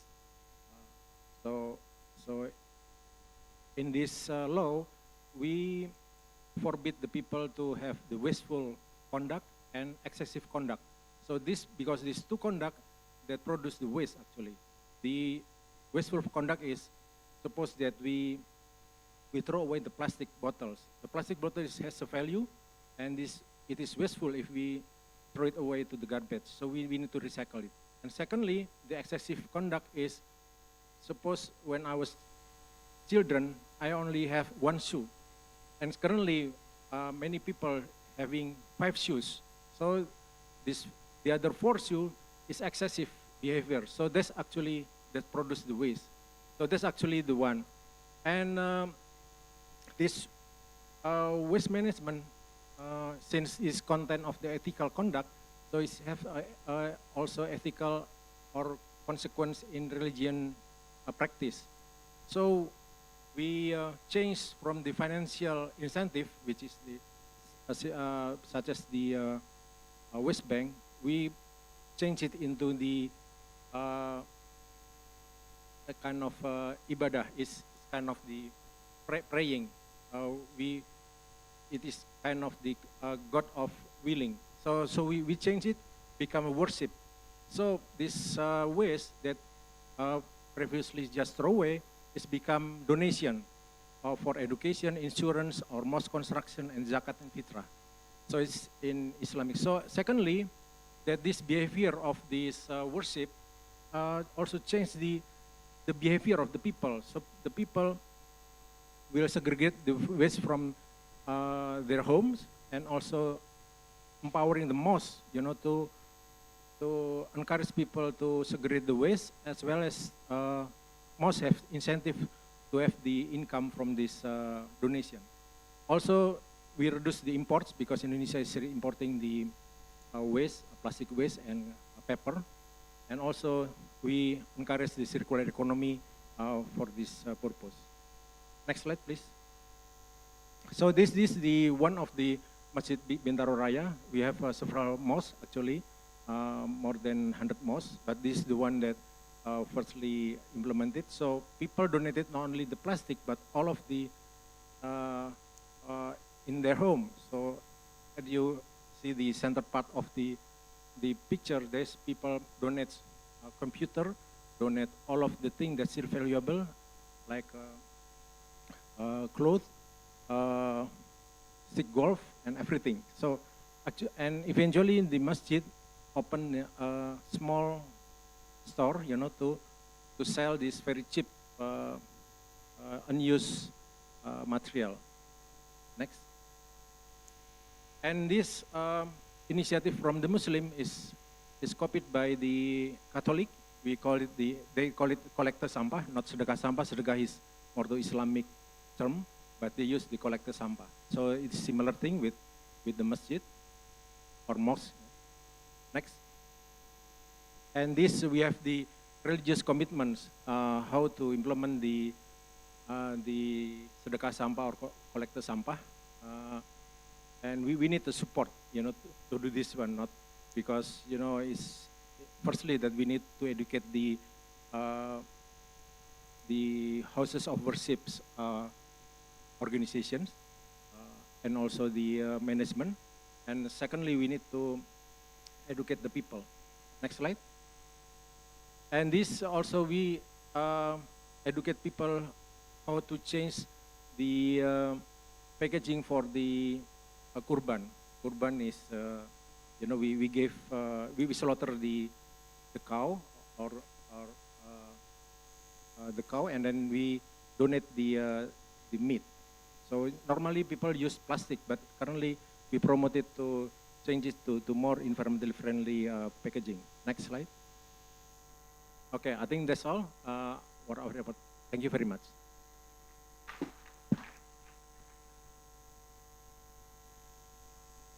Thank you very much, Dr. Hayu Prabowo, who has elaborated about the strategy of collaborating the spiritual activity with the waste management. Waste management is one of a kind of worship, because of course we would like to help sustain the earth, which is the creation of our God.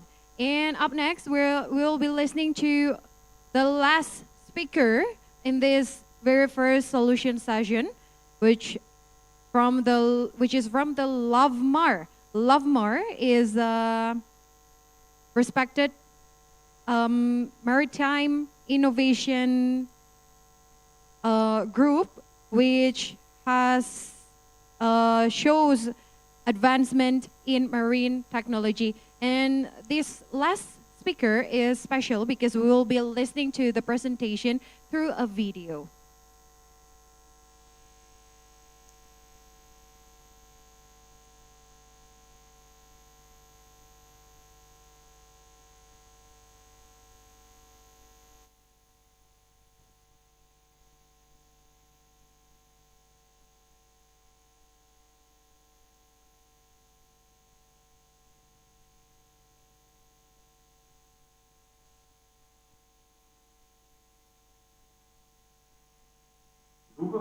A family-owned company in the southern Timor.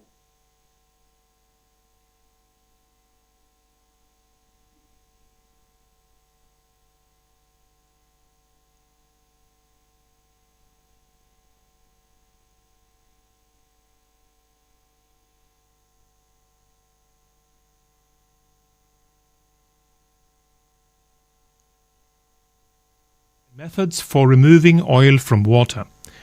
Once they were the largest producer and exporter of this kind of equipment from Norway, selling it around the world. Different equipment has been developed by LoveMar to remove floating plastic debris from oceans and rivers. A sweeper is a special trawler that will remove floating debris from the surface and half a meter down in the water. The sweepers have different sizes. There is a small type which can be operated from one boat or in a river. And there are larger sweepers suitable for cleanup in open sea. An advanced sweeper with a suction pump has also been developed to be used in especially polluted areas. The system has the capacity to remove tons of debris in one operation. The floating conveyor belt is another example of equipment developed for marine cleanups. The conveyor belt makes it easier to do efficient cleanup along the coast. LoveMar has been visiting Jakarta several times to plan for a demonstration of the cleanup system. The company is still trying to organize this. So far, testing has been done in open sea on the coast of Norway. The system has proved to be very efficient, removing more than 98% of the plastic debris floating in the water. Subsea cleanup projects have been implemented in Lofoten. LoveMar was hired to remove lost fishing gear from the seabed in a local fjord. The company has also organized several beach cleanup operations in the northern Norway. The equipment has thus been tested many times in actual operations. LoveMar has an interest in doing a cleanup demonstration in Jakarta, Indonesia. We are cooperating with Waste for Change in the Jakarta-Bekasi area and has also good help from the Norwegian Embassy. However, we will also need governmental support from the Indonesian government to be able to do a cleanup demonstration. Please give an round of applause for Lovemar. Wow, it's really amazing. Sweeping the ocean from the marine, from the debris. And that's conclude our first solution session, but we still have another solution session. But may I ask everyone here, are you still with me? Can you please let me hear your energetic applause once again? Oh, it's actually a critical time of the day when everyone has had their lunch. Sometimes, usually people get sleepy, but I think everyone here is so excited for the second solution session. But before that, let's refresh our mind by watching this short video about the marine plastic.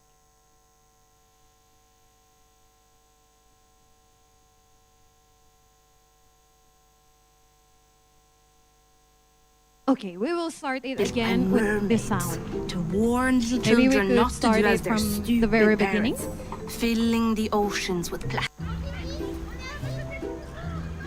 Oslo is rubbish, and so is its art. Nothing more than recycled junk. This lighthouse was built by mermaids to warn little children not to do as their stupid parents, filling the oceans with plastic. That's rubbish. And for good reason too, little one. Discover Oslo's trashy art scene.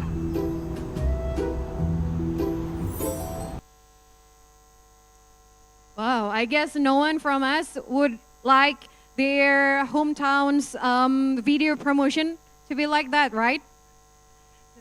Promoting the place to have so much trash, and I believe that we're a people that are not just like what she mentioned, that stupid enough to fill the ocean with the trash. But I believe we are all here are supporting the waste management and the marine plastic free from Indonesia and from Norway and from other other countries in this world. Please give an round of applause. And we're moving on to the second solution session. The second solution session will be about the objective of sharing opportunities and also lessons in advancing plastic waste management through circular solutions, such as recycling and repurposing. So let me invite the first speaker for the solution session, for the second solution session. Let us all give a round of applause for Mr. Aron Uhre, the CEO and co-founder of Inframar AS.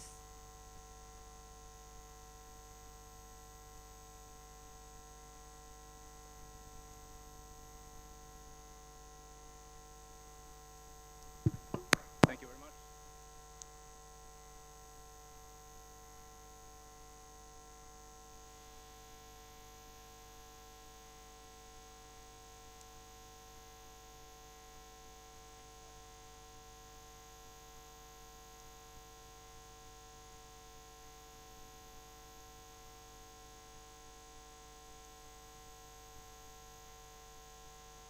Next slide. Hello. Thank you for, yeah, there we go. So, as we've heard earlier today, plastic is actually, almost all plastic in the world comes from oil. And since its inception, the oil industry has been, and is mainly linear, and this is creating what we all know is a massive plastic pollution problem. Next slide, please. So, in order to make this linear industry, even with mechanical recycling, we need to be able to turn the plastic waste back into its original material, which is oil. show you how. Next slide, please. So Inframar stands for Infrastructure for Marine Plastic Waste, and we focus mainly or almost only on the low-value plastic waste, which is the soft plastics, the single and but mainly also multi-layer plastics.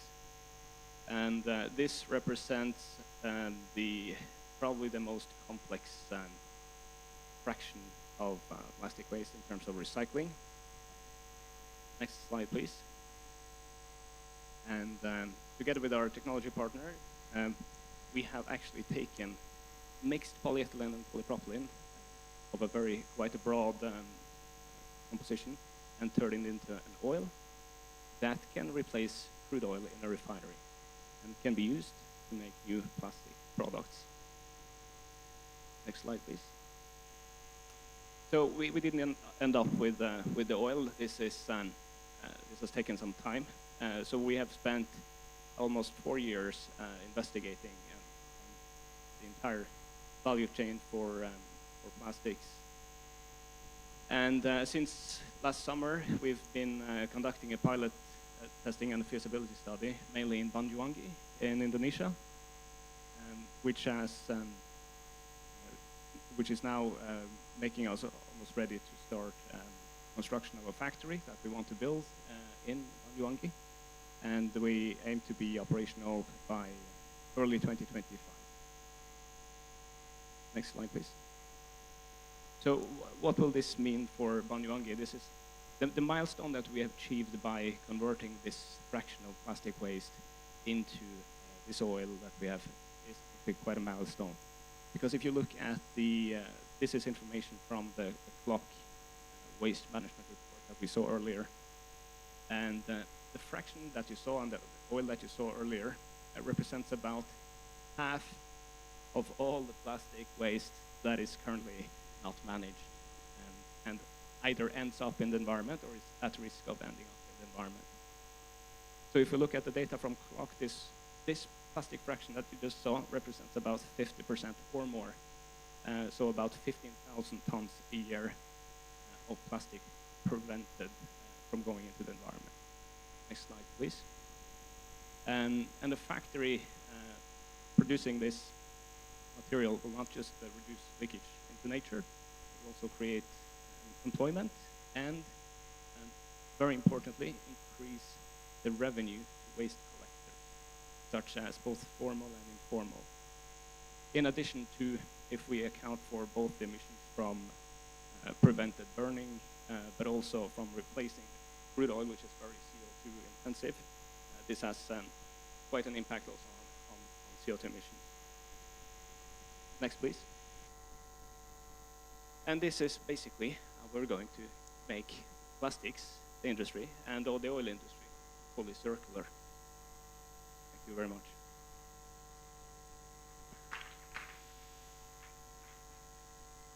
Thank you very much, Mr. Aaron Uhre, for your elaboration about how the Inframar changed the plastic waste into oil, and in order to have the circular economy and also circular on the waste management. And up next, we're going to listen to another presentation by Mr. Hadian Faris Azhar, the General Executive of Asosiasi Daur Ulang Plastik Indonesia, or ADUPI. ADUPI is the Indonesian Plastic Recycling Association, is a non-profit organization founded in 1989. Let's give a round of applause for Mr. Hadian Faris Azhar.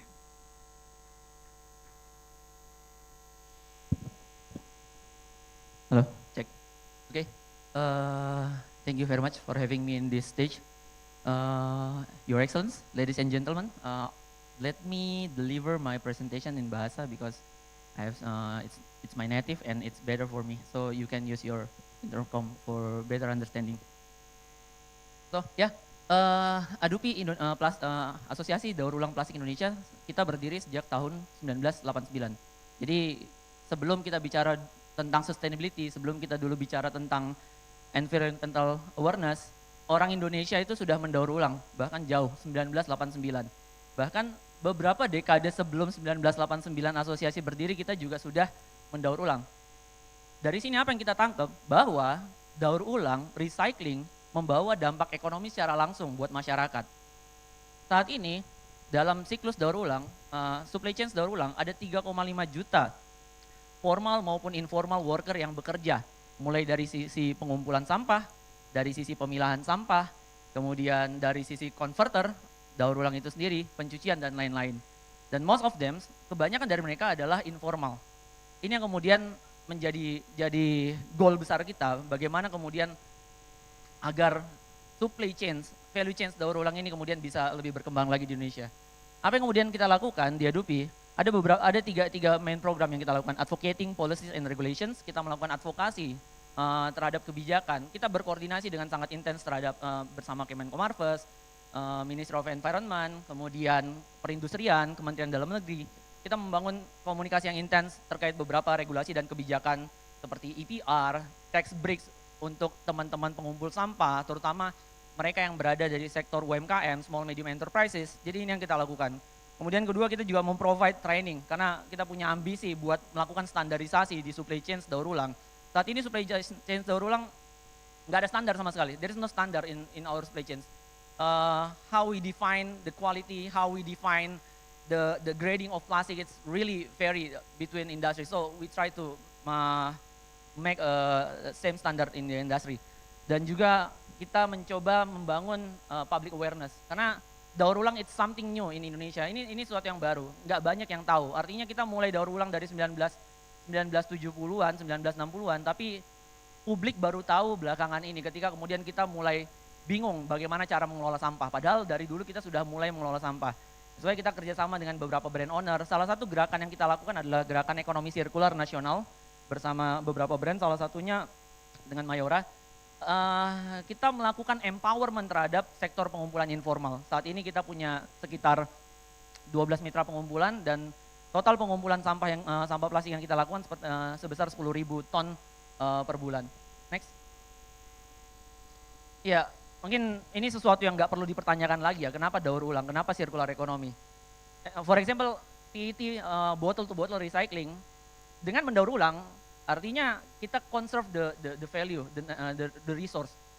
Ini kemudian salah satu upaya kita juga dulu, kita mendaur ulang hanya untuk profit, orientasi profit. Tapi sekarang kemudian ada added value terhadap aktivitas daur ulang. Salah satunya adalah environmental itu sendiri. Kita bisa mendaur ulang sampai 11 kali botol PET. Dan ini terbukti di beberapa negara Eropa, Asia Timur sudah melakukan daur ulang PET sampai beberapa kali. Bahkan kemarin baru saja saya menemukan botol di Eropa, kalau nggak salah di Belanda, reusable and recyclable bottle full of PET, dari tutup from the caps, labels and everything it's made from PET.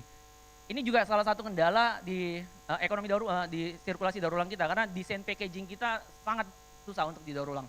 Ini salah satu challenge yang kemudian kita juga. Nah, ini juga dampak terhadap daur ulang, extractionnya berkurang, kemudian setiap kita mendaur ulang 1 ton plastik, kita mengurangi karbon emisi sebanyak 3 ton.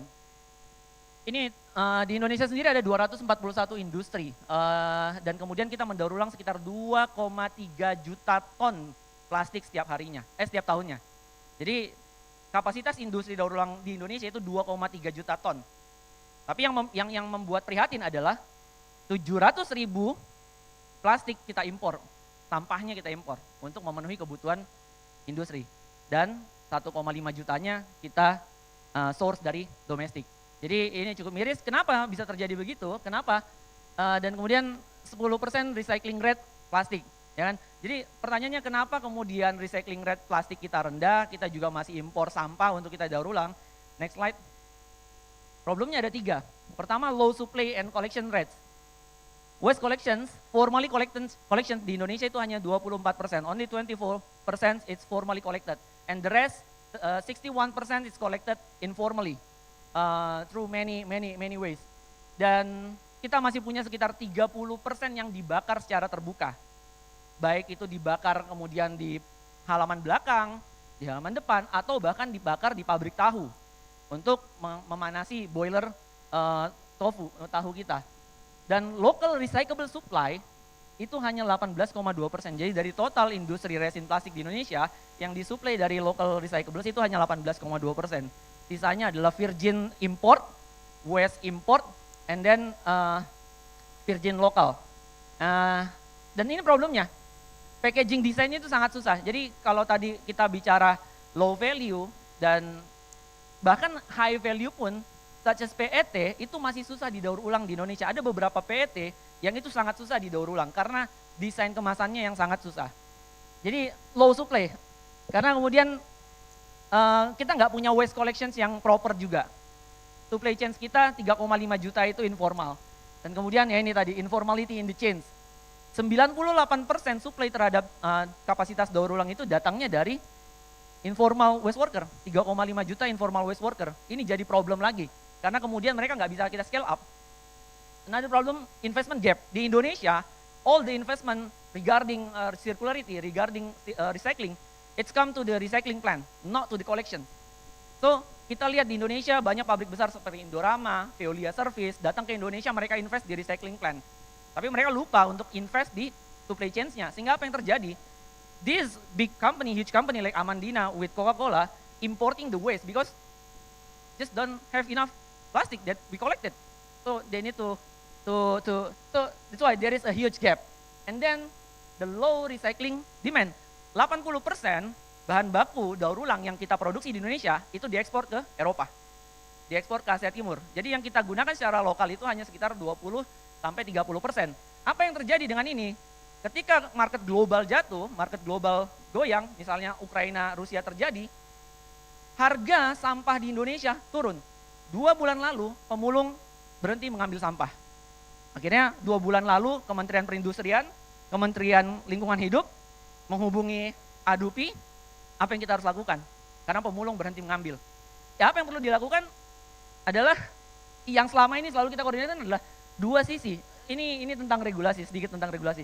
EPR in the supply and recycling content in the demand.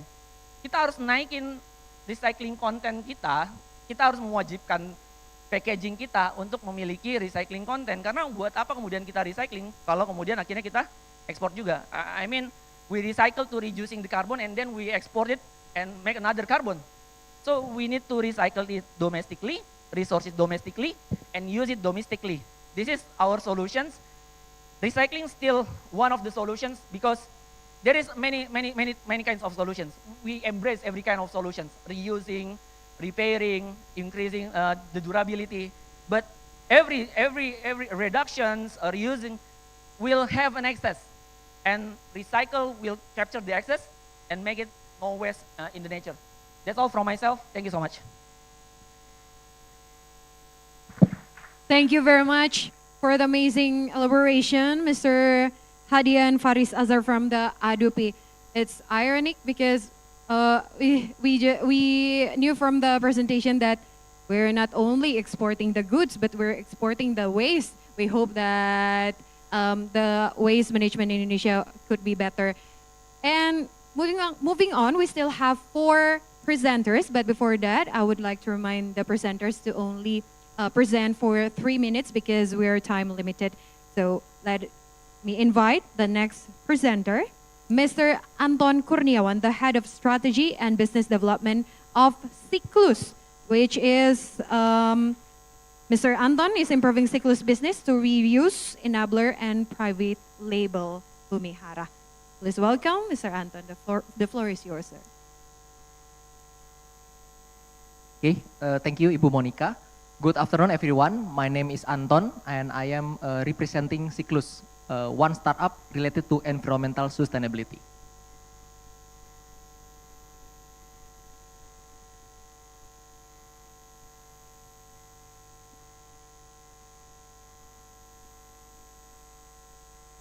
From plastic pollutions to carbon emissions.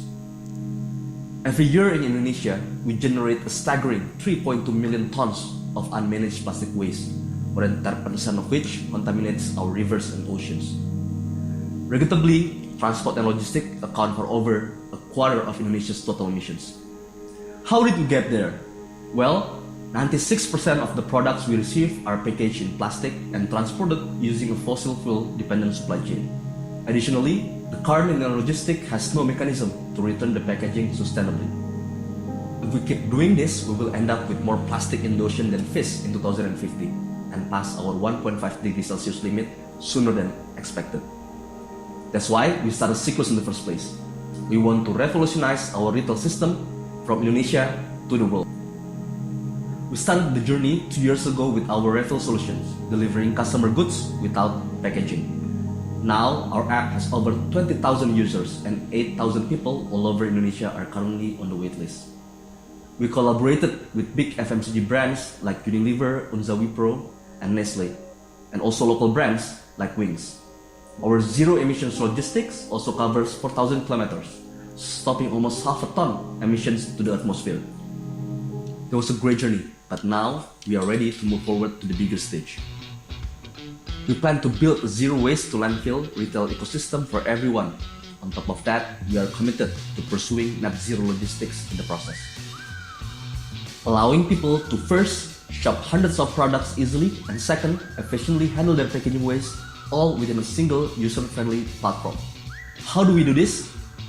Customer can order through our app or WhatsApp, get the product delivered with our electric bike, use the product until it's empty and return it in the next purchase. Cyclus then will either use or recycle the packaging with our certified cleaning facility, so no packaging is wasted. In 1 year, we will build infrastructure from cleaning facilities and introduce new features in our app. We will also build a plastic credit system so stakeholders like producers can join our circular economy movement. Our model will contribute to the climate in 3 simple ways. First, reduce plastic packaging waste and prevent it from polluting our ocean. Second, reduce carbon emissions with our net zero logistic. And lastly, reduce the need for virgin materials in the consumer industry. Join us for cleaner oceans and a better climate in Indonesia. Thank you. Yeah, this one is Laksamana Sakti. So he is the founder of Cyclus, and now I am representing him in this session. Yeah, so we can start the presentation a little bit about Cyclus.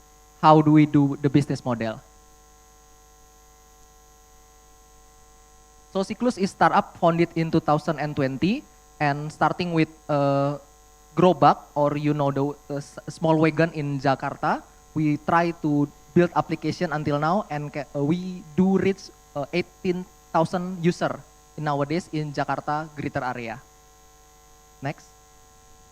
Yeah, this is very big of me. Yeah, a bit about us. Yeah,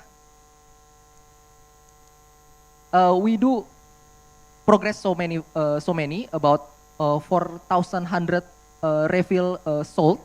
And also we save plastic to the ocean, and we get also profit in the last 2 years about 1 million Singapore dollar, and also, as I mentioned before, about 18,000 users.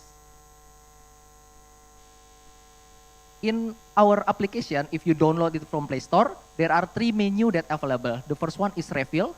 You can just order whatever you want, and our motorists come to your house. The second one is tukar wadah or swap business model.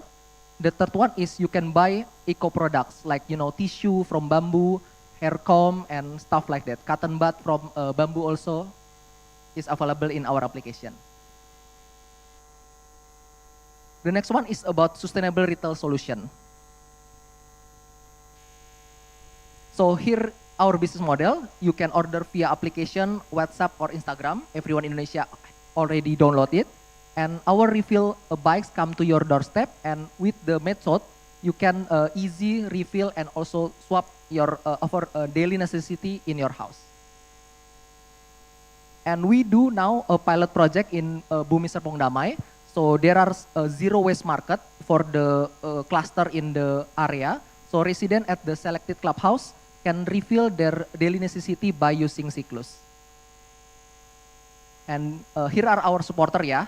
I hope that UNDP and Norwegian Embassy can fulfill the right side also.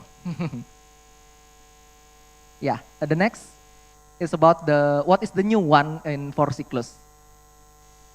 Yeah, this one is tukar wadah or exchange packaging in English, yeah.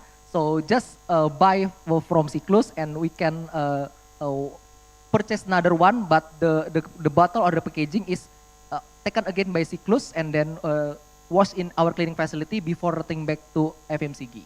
So no plastic in your house. Also, we supported UMKM or small medium enterprise in Indonesia.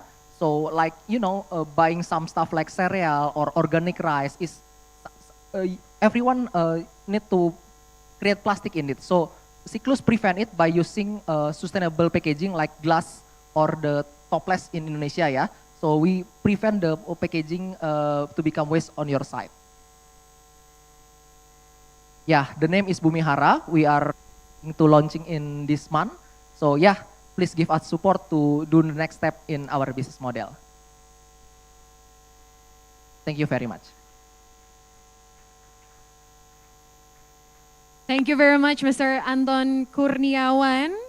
So it's helping the waste management through our daily necessities, and we will look forward for the Bumihara that will be launched soon.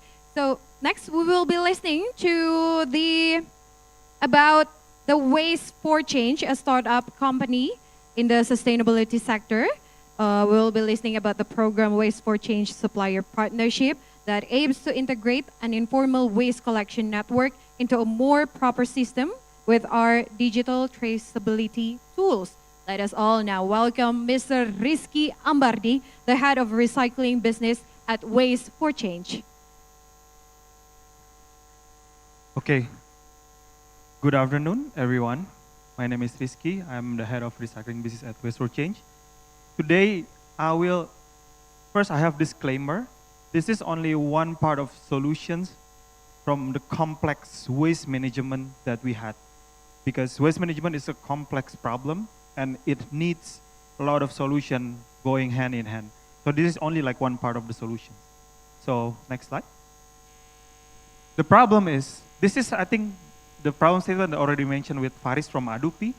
On one side, we have a lot of waste, plastic waste in Indonesia.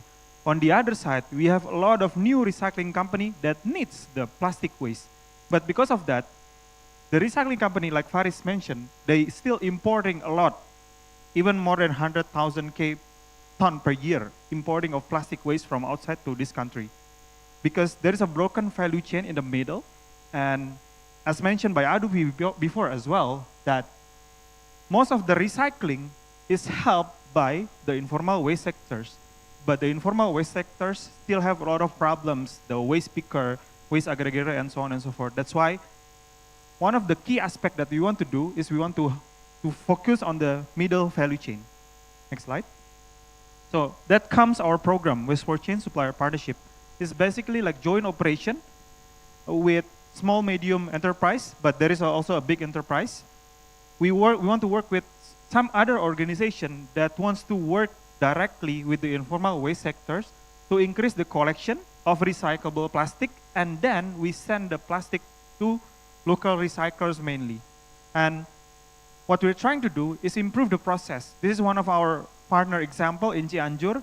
Before, they are doing it very manually. They just like baling it with their legs and so on and so forth. And then we improve their facility in terms of building. We provide them machinery and everything. And slowly, it can increase their production capacity. In a way, it increases their income as well. Because informal waste sectors, currently, if we're talking about recycling value chain, it contributes a lot to the recyclability of the plastic that we produce right now. Even when I talk with some of our MRF or TPST, some of the waste that they produce in the TPST or the waste bank, they still sell it to the informal waste sectors. They are not selling it directly to the recyclers. Only a very big TPST like Project Stock, for example, because the quantity is a lot, they can sell directly to the recyclers because the quantity is a lot. But most of them still relying on the informal value chain, informal waste sectors. And the informal waste sectors is the one that is very difficult to intervene by the government and also by the investment. Next slide. That's why what we're trying to do is that we want to integrate the informal value chain to be more proper, to be more formal. Basically like what e-fishery did in the farmers of the fish, or like Gojek or Grab did with the, Gojek driver used to be like informal as well, right? Now they are in the proper systems. So our system is, we want to integrate the suppliers, the facilities, and the recyclers, also with the blended financing from the enabler, whether it's EPR from FMCG or any other donors that we can get. And in order to do that, we need also data and traceability. That's why, next slide. Next slide, please. That's why what we're trying to do, we also try to build our own digital system to input when the waste coming in, when the waste coming out, how much the waste there is in the factory, and we record every data in our system. Why is that? Because with that data, we can report it to our supporter. And last 2 years, we got support from grant from the UK government, from Transform Global with Unilever UK. And also our initiative in diverse system is become top 5 in B20 Sustainability Award last year from Swiss Champ. So this data traceability, connecting with the informal waste sectors, we think that this is one of the key aspects so we can increase the recycling rate by enabling the existing waste player that is already there. We don't need to build our own, we just need to integrate what is there and make it into a formal or more proper systems. Next slide. This is some of our examples. We have 4 locations in West Java, and next slide. Next slide. And some other location in East Java. Next slide, please. That's all from me. Thank you very much for the opportunity. Thank you very much, Mr. Rizky Ambardi from the Waste for Change. And up next, we're going to listen about the Gimle Bio Pro, which is based in Banyuwangi, is all about the fascinating bioconversion of organic waste into sustainable animal feed through black soldier fly larvae farming. It's really amazing because it's innovative work, including the biofertilizer production. Without further ado, because the person here is already on the stage, please welcome Mr. Per Fredrik Acker, the founder of Gimle Bio Pro.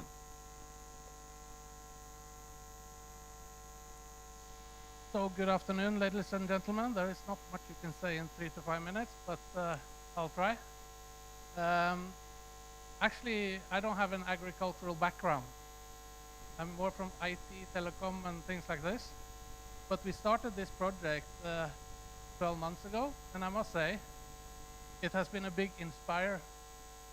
big motivation actually, to see what this is all about. We may not contribute too much to plastic problems, but we do contribute as a business part of waste management, which I think is very much needed in the cycle going forward. Next slide. So we basically focus on converting organic waste into animal feed via black soldier flies. This is nothing new. I mean, historically, the world have always done that, basically. But to get it right and to get it sustainable economically as well, that is not so easy. So, yeah, let's go to the next one. Next slide, please. So what is the problem here? We have talked a lot about the plastic problems today. Actually, landfill with organic waste is actually a bigger problem, by the way. You know, in Indonesia, we have 68 million tons of waste every year, but 60% of that is organic. And only kind of 20% is utilized or processed. And that contributes to a huge problem with the water pollution, with, you know, with landfill, with fires, with a huge problem with pollution. And then on top of that, we have a growing population globally, where we soon have like 10 billion, and we have a kind of a need of 60% extra proteins over the next 30 years. And where is that protein going to come from? Well, that's where we are trying to do a contribution here. Next slide, please. So organic waste in Banyuwangi is about 43 432 ton per day organic waste, and it's a very small percentage of that which is actually processed. Everything else goes to landfills and other rivers and stuff like this. So next slide. So we have set up our facilities now in Banyuwangi, where we are located a little bit out of the city with our factory, but we also have like a collection point in the city for where we process our waste. Our facility will in the end be producing up to 2,000 kilo fresh maggots every day. And that is based on only 1,000 square meter on the roof. So I think we have found a good way to do this in an economical way. So, and it's not so much about technical solutions, it's about the whole process itself. Next slide, please. So what we like to call it is like from table to table. So actually our main source of organic waste today is actually from the hotels in Banyuwangi, where we process this and we turn it into feed for maggots through the black soldier fly.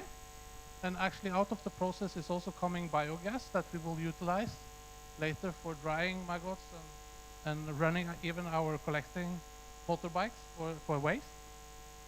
And then out of that we get a lot of different products from fertilizer and proteins from larvae. But proteins from larvae can actually be enhanced in like 50 different products for different segments. Everything from shrimp farming to pet food to, yeah, there is a lot more potential that we see today that we didn't see 12 months ago. And it's going to be much more to go. I think that who is the competition here? It's not the other guys thinking the same and producing black soldier larvae. The competition is actually the traditional feed industry towards, you know, shrimp market, chicken feed, whatever, because they will, when this works well in a few years, have a big competitor in this, which is much more sustainable, much more healthy, and locally made. So we produce then also our own lobsters, and we feed into the ikan lele market in Banyuwangi a lot right now, which is funny. We didn't expect that. But yeah, next slide, please. So it's all about kind of creating animal feed products out of that, and then we also have our agricultural plant, fertilizer production, and hydroponic. And why hydroponic? Because we use that to actually clean the water we use in the process.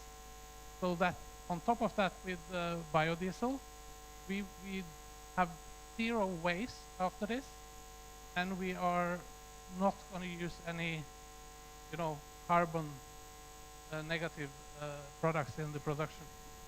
Thank you. Thank you very much, Mr. Per Frederick Ecker from the Gimle BioPro. And lastly, we will be listening to the representative from NIVA Plastic Norway, or NIVA.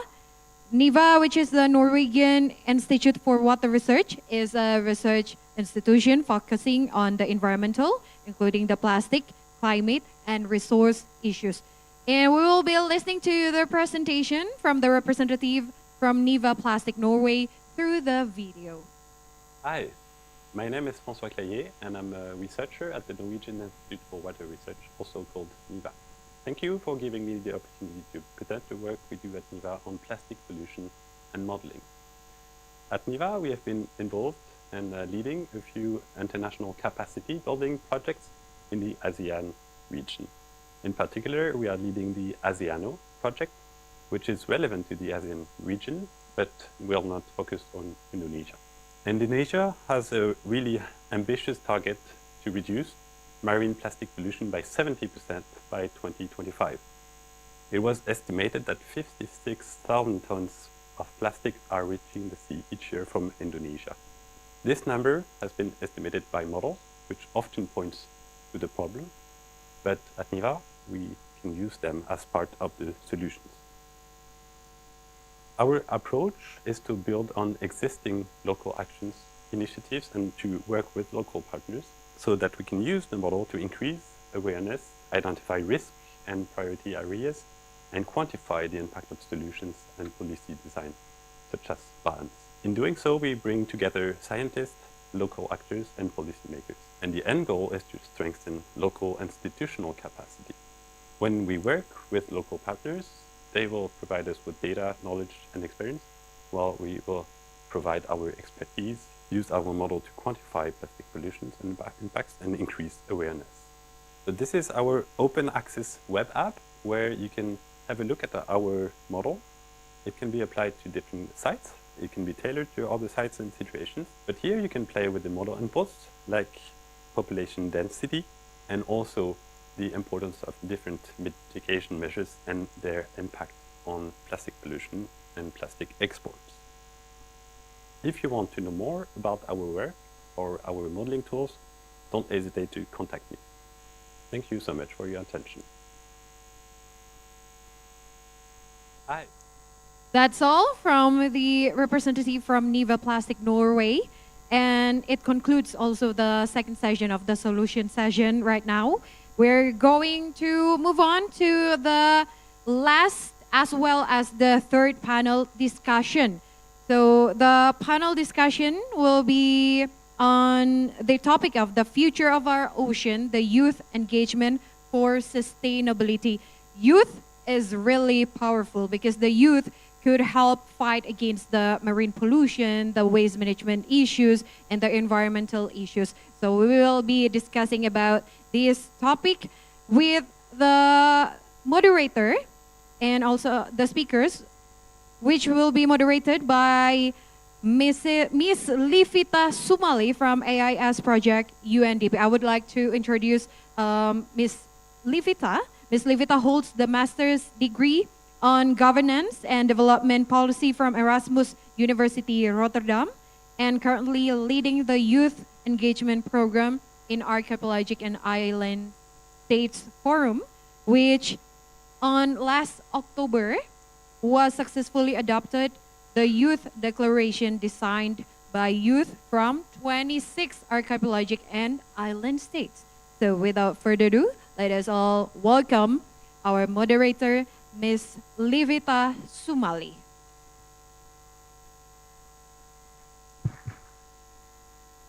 Thank you, Monica, for the floor. So, ladies and gentlemen, thank you so much for staying with us until these very last sessions. It is really appreciated. So, since this morning, we have been hearing a lot about stakeholder high-level engagement, be it coming from the government, be it coming from the UN agency, be it even coming from the local society.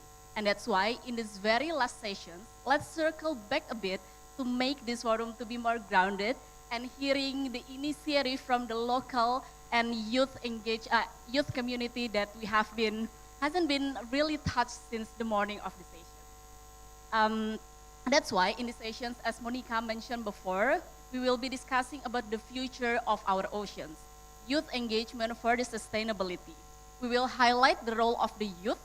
We've been very, very significant in our world nowadays, especially when there is a social media, when awareness raising is really around the world at the moment. This social media engagement has been connected directly with the behavioral change that will lead to the eradication of the marine plastic pollution that we've been talking about since the morning. That's why for the sessions, the chair is ready now. I would like to invite the panel of the sessions. We have 5 esteemed panels for the sessions. The first one is Mbak Florida, the co-founder and chief growth officer from Think Policy. Let's give a round of applause, Mbak.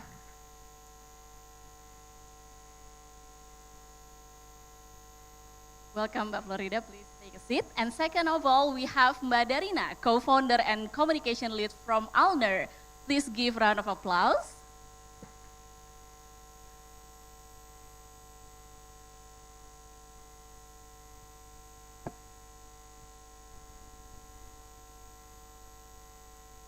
Okay, and the next speaker, we will have Mas Fritz, the Senior VP and Marketing Partnership from Recosystem. Please give a round of applause and welcome us.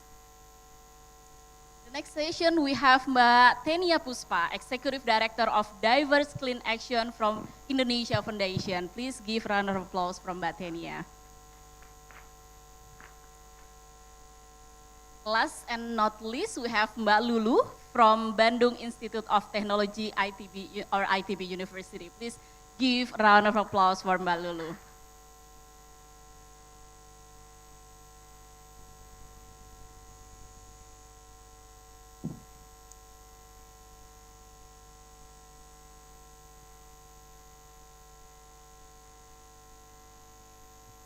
Okay, ladies and gentlemen, before we come to the last sessions and discuss and listen further from the panelists, esteemed panelists that we have here, I would like to invite you to be more engaged with the sessions. We will have Mentimeters here.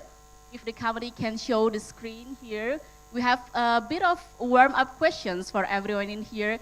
Just wanna know more further about your awareness about marine plastic issues in Indonesia, in our environment. So if you can just open your camera and scan the Mentimeters here, we have a questions that is shown in your devices.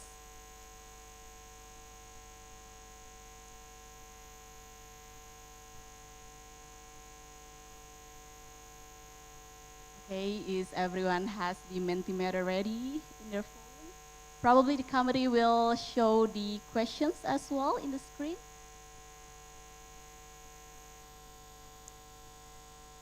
Okay.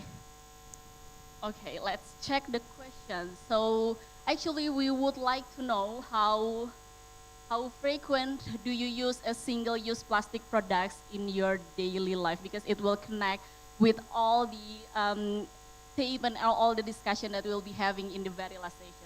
Okay, if we can see, we have 19. Majority of the participants still use the single-use plastic in daily life, which is a bit concerning, ladies and gentlemen.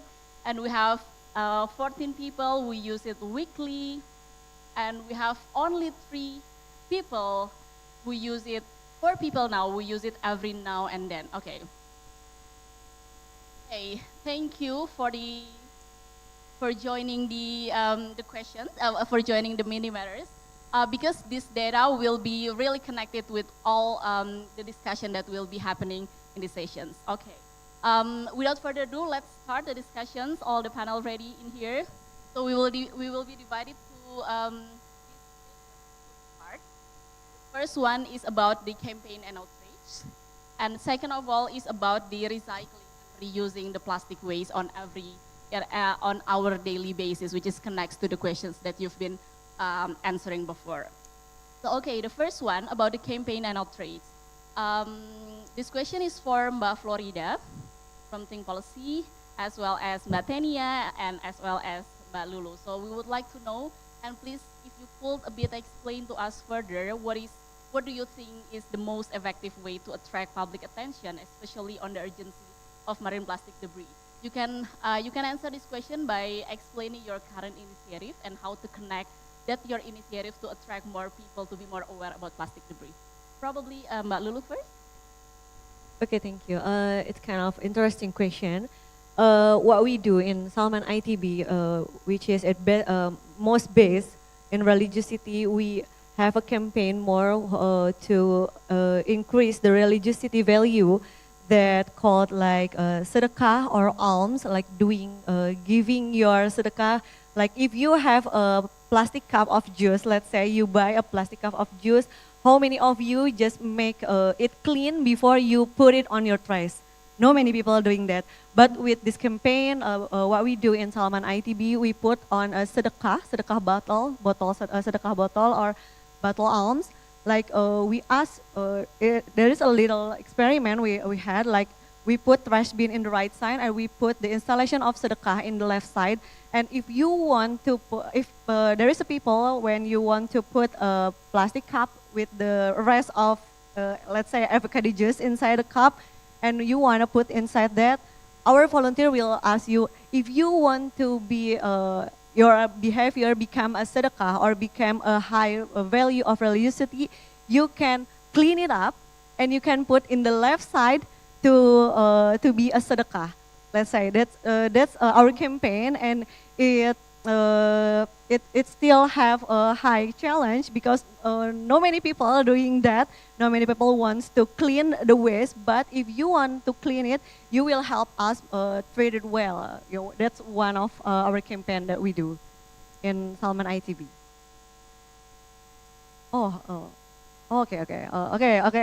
I want to continue to my presentation, maybe. Yeah, this all our volunteer in Savio Rangers, Salman Environmental Rangers. We call it Rangers because we have 5 Rangers, and maybe next slide.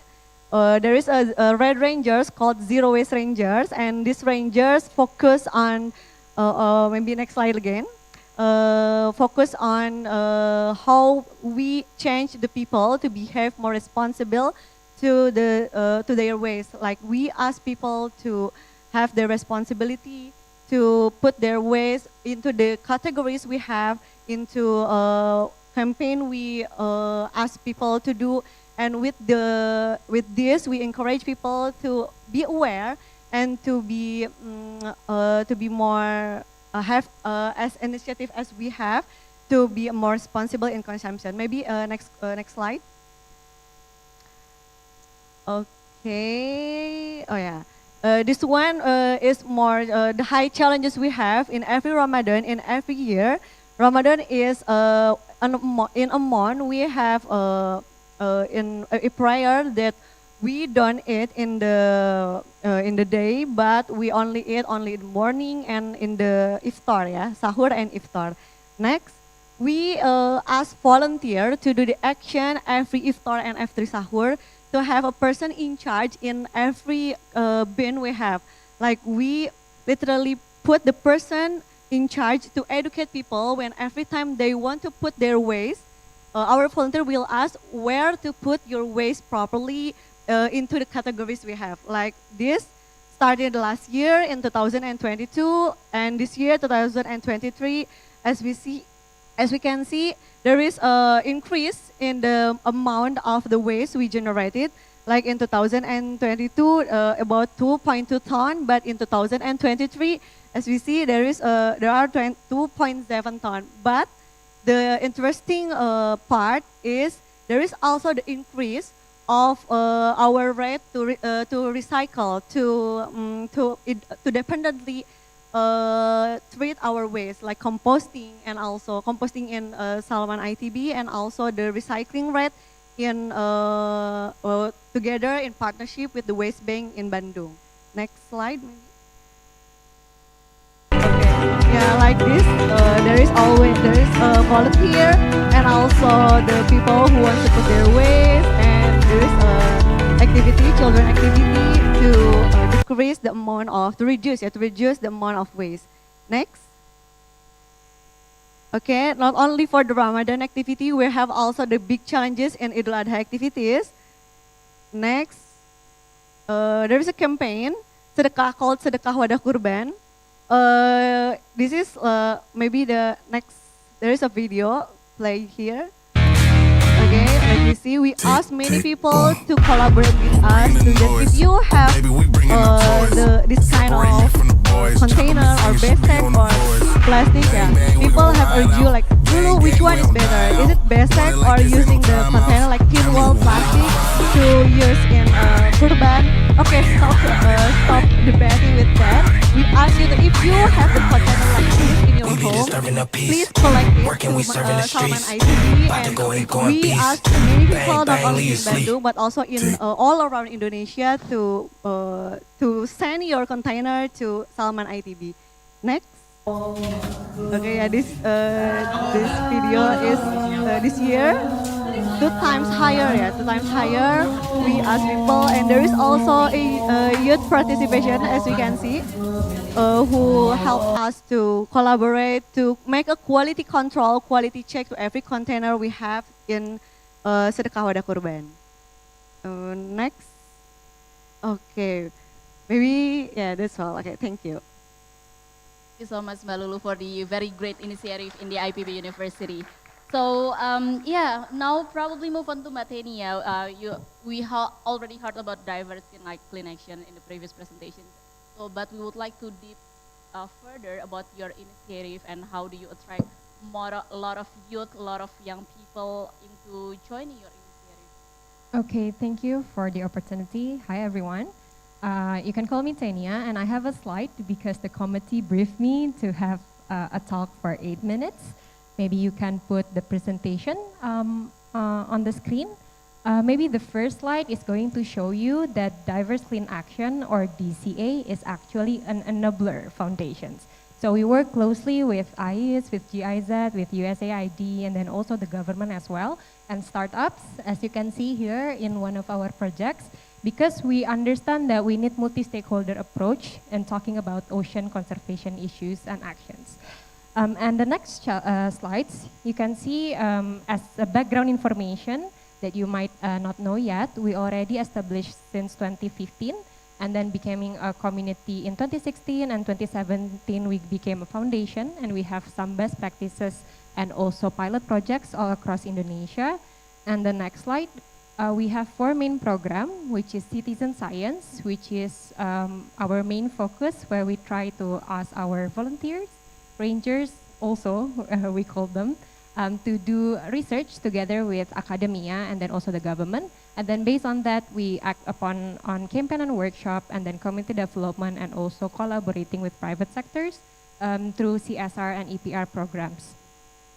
In the next slide, what I want to highlight actually, youth that have hobby of scuba diving or ocean enthusiasts like myself in DCA, we want to highlight the campaign that is really need to be unique if we want to address marine pollution problem in the area that is quite specific, like islands.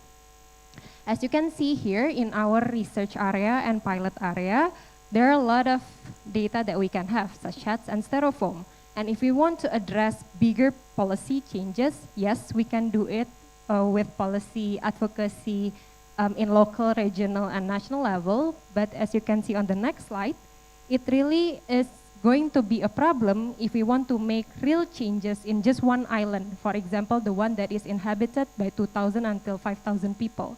Why is that becoming a problem? Because if we want to make bulk size or refillable size of products accessible for them, or it's not too expensive.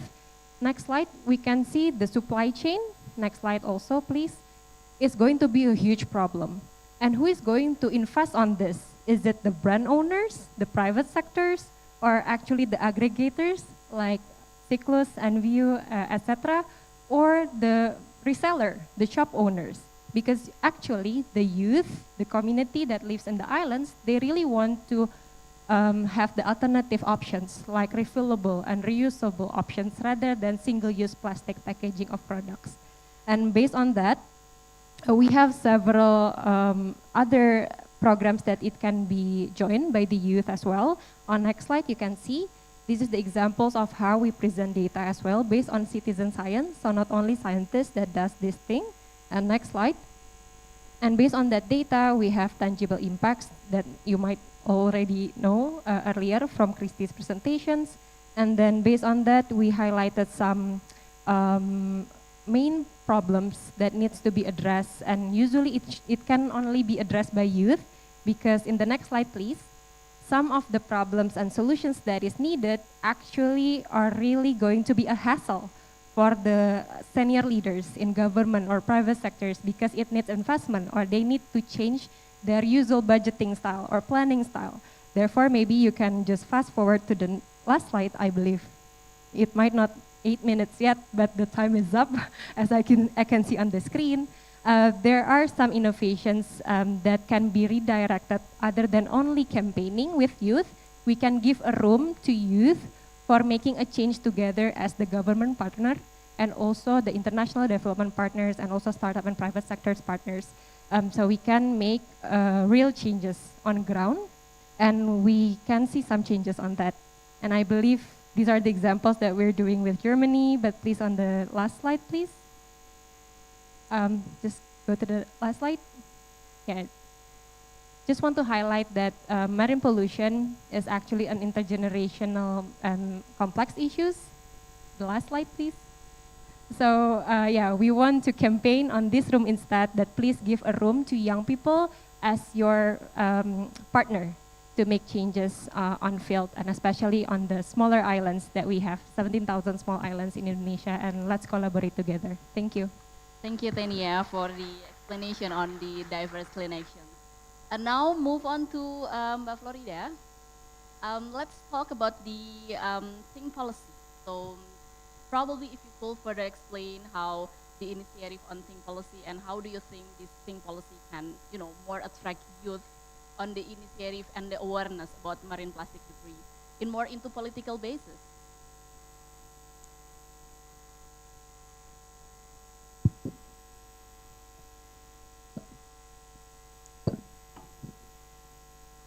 Okay. Okay, thank you. Okay, hi everyone. I'm Florida Andriana, co-founder and chief of growth officer Think Policy. Maybe it's a bit different. The angle, my story will be a bit different. We don't necessarily really focus on waste. I will share a bit on how what we do and how hopefully we can also help support the reform on the waste management ecosystem. There's a saying in Indonesia, tak kenal maka tak sayang, which translates into if you don't know them, you won't love them. So probably I'll spend couple minutes to explain who we are. So Think Policy, can you press next? Yeah, there you go. So what is Think Policy? We're a one-stop platform to improve the ecosystem of policy making in Indonesia. So we started in 2019 as a community of policy professionals. So not necessarily as in young teenagers, but actually people who are in the mid-level, their career in the public policy sectors. Some are from civil servants. I was from private sector. I was consultant, strategy and public policy consultant. People from NGOs, people from development banks. And then we gather as community at the beginning, and we identify some of key issues that happen in Indonesia policy-making ecosystem. And starting from that, we become now an organization. Next. And we don't want to just recreate any, solutions without really understanding where we want to go. So when we identify our problem statement, which later becomes the vision that we want to achieve, we codify what kind of Indonesia that we want. There are 3 pillars that become our vision. First, we want Indonesia that is planetary compatible, which definitely a good waste management ecosystem will fall under it. Second, Indonesia that is digitally enabled. And last is Indonesia that is socially equitable. And we believe that those 3 pillars are interconnected. For example, I think we've heard the whole day how there's a lot of digital intervention that will help on the waste management ecosystem. And that's what we aim in Think Policies, enabling those solutions to actually work together in system. That's about Think Policy. And based from that vision, we identify the solutions that we want to push in the ecosystem. Next page, please.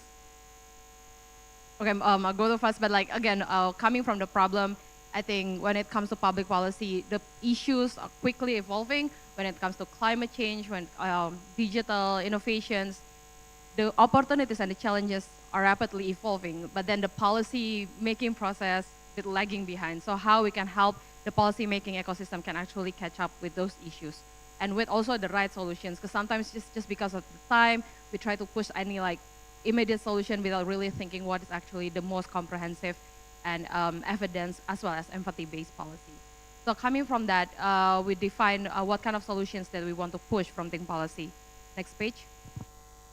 So there are 3 interventions we want to do. First is people, how we can help the people that are involved in the policy-making process, be it the senior officials, or maybe also the mid-level professionals who actually drafting and develop the solutions, but also public at large.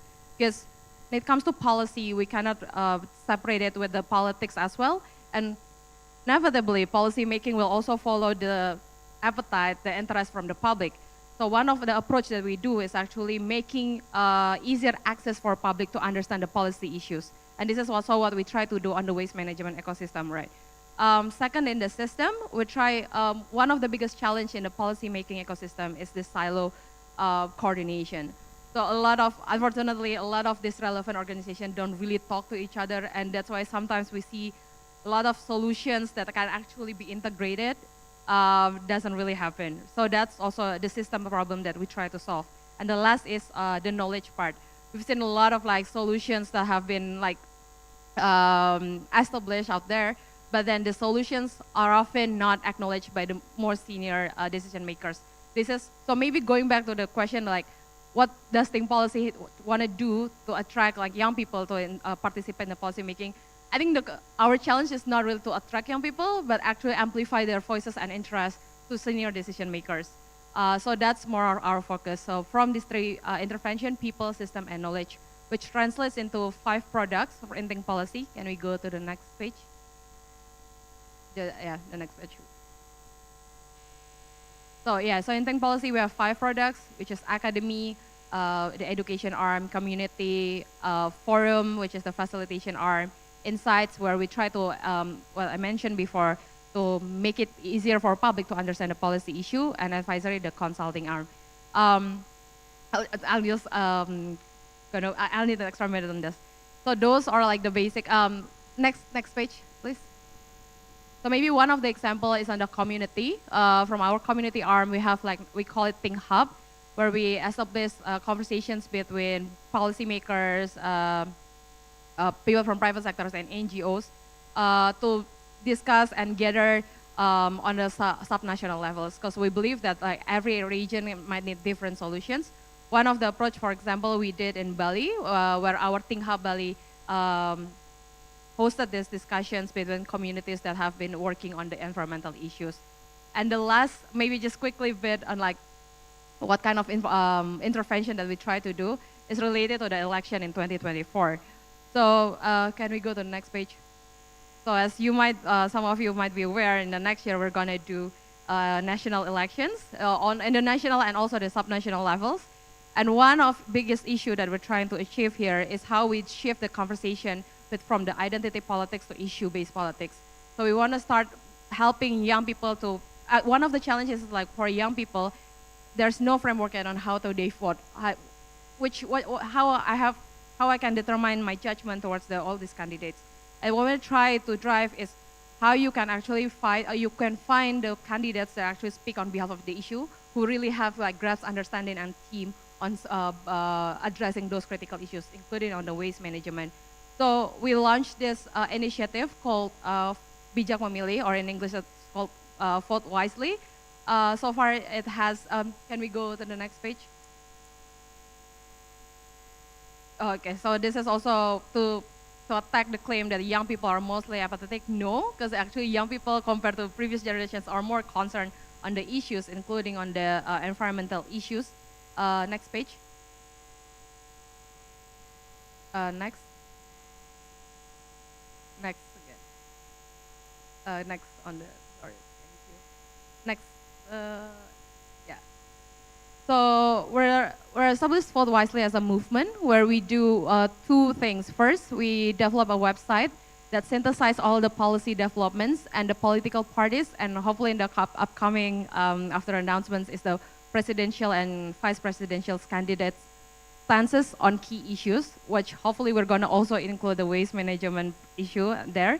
Also, aside from website, we also do like a lot of community engagement, discussions on the subnational levels, also for Indonesians who live overseas. With the attraction, we're very grateful. Bijak Memilih so far has been recognized by key government officials, government agencies that are involved in the policy, in the election and the policy making. And also, we recently we win the MIT Solve, which is a global competition for social issue, which acknowledge as this is one of the solutions that helps young people participation in the policy making process. So I guess, yeah, that's all the quick introduction about Think Policy.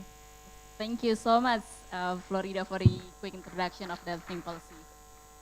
Okay, after discussing about creating awareness to the young people, in your case, and in your case is more into how the young people can be heard into political levels, let's move a bit on the after awareness. We know that you guys already have successfully done a very good job on creating awareness, and the awareness is there. So the question is, what's next, right? So after having the awareness, let's talk about the practicality, which is the recycling and reuse. So we have here Darina from Alner, and we have Fritz from Ecosystem. Actually, I have exactly the same question for you guys. If you guys can talk about and discuss about your initiative at the moment, and how do you think that Alner and Ecosystem can foster the long-term commitment for the youth to be more eco-friendly, especially to be more considerate in using single plastic usage on daily basis.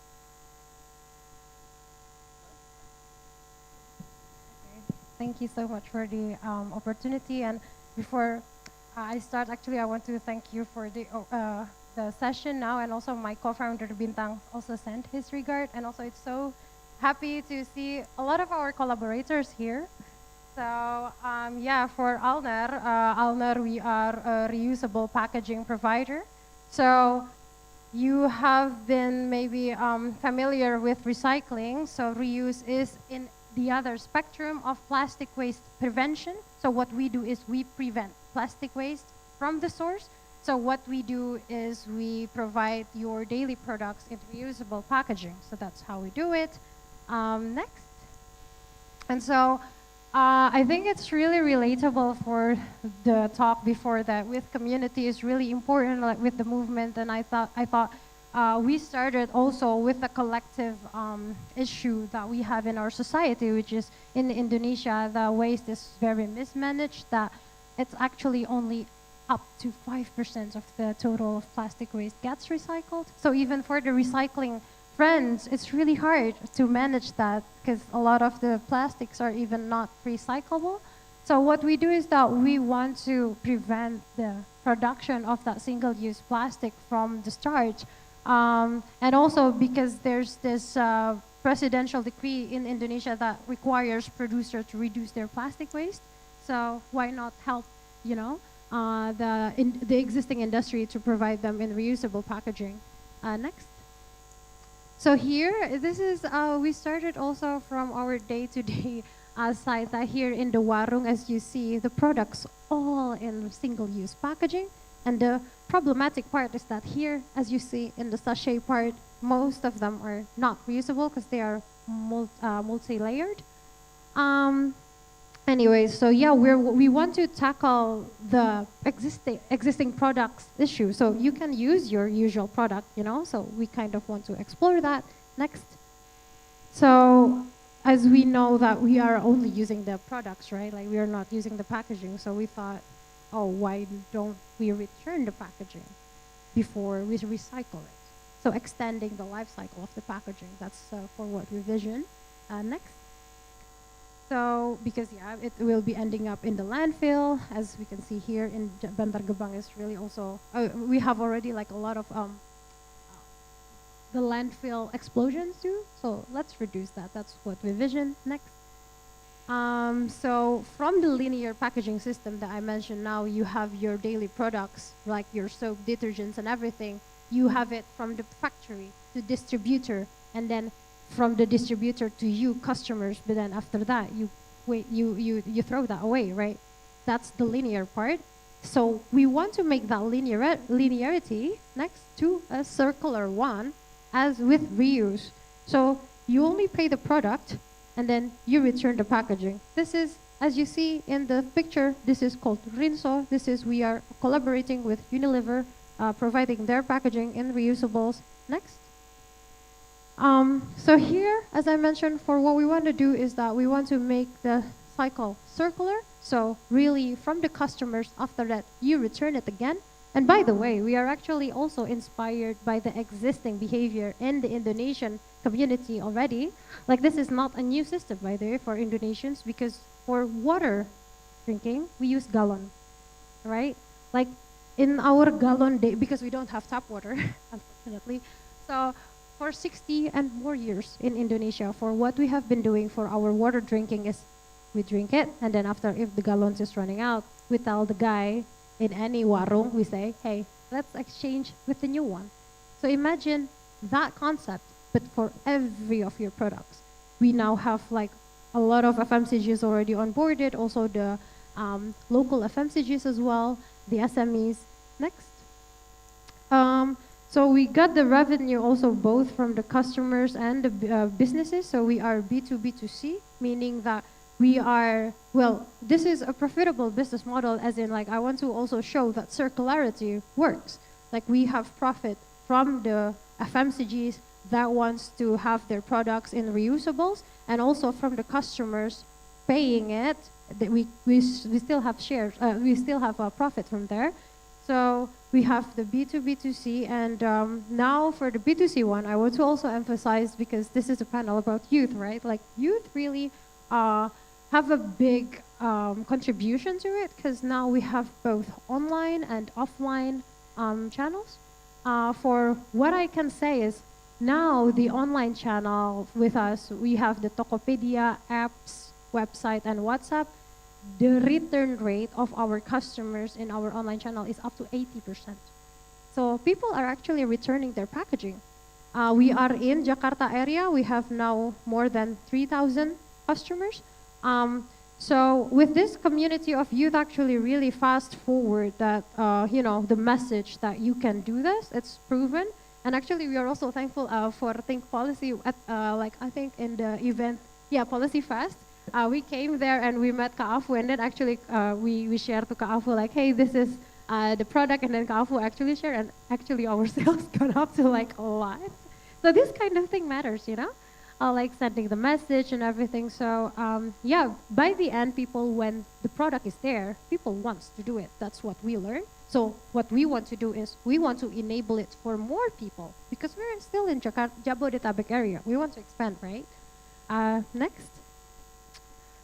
So yeah, we are also, for the FMCG, this is also really helping their goals, because not only that now we have the presidential decree that the producer needs to reduce the packaging, but also this is a very profitable, like this is a blue ocean profitable business for them. Next. Yeah, so also talking about communities, we are also open in offline channel. Our offline channel are actually opening up in communities. So we are open, actually the idea of opening up in communities came for our incubation session with ICE Forum in 2020, that we are now opening up in 500 women-led communities in Jabodetabek area. That these women-led communities, they are also a reuse hub. So if they sell the product, they are also the return point, and from that they can have profit. Like they can have another additional revenue of up to $190 monthly revenue. So this is actually enabling micro entrepreneurs for what we see and what we want to also grow in the future. Next. Yeah, so more and more our customers also realize that using this reusable packaging, because our methodologies is the reusable. If you buy it the first purchase, you actually pay a bit more, but then the second and the others are have discount like cashback. So this is really like a gallon system, and for them they kind of like, oh, I now only pay the product. I can only pay the product. That works for them. So yeah, maybe can next to 2-3 slides after this make that time. Next.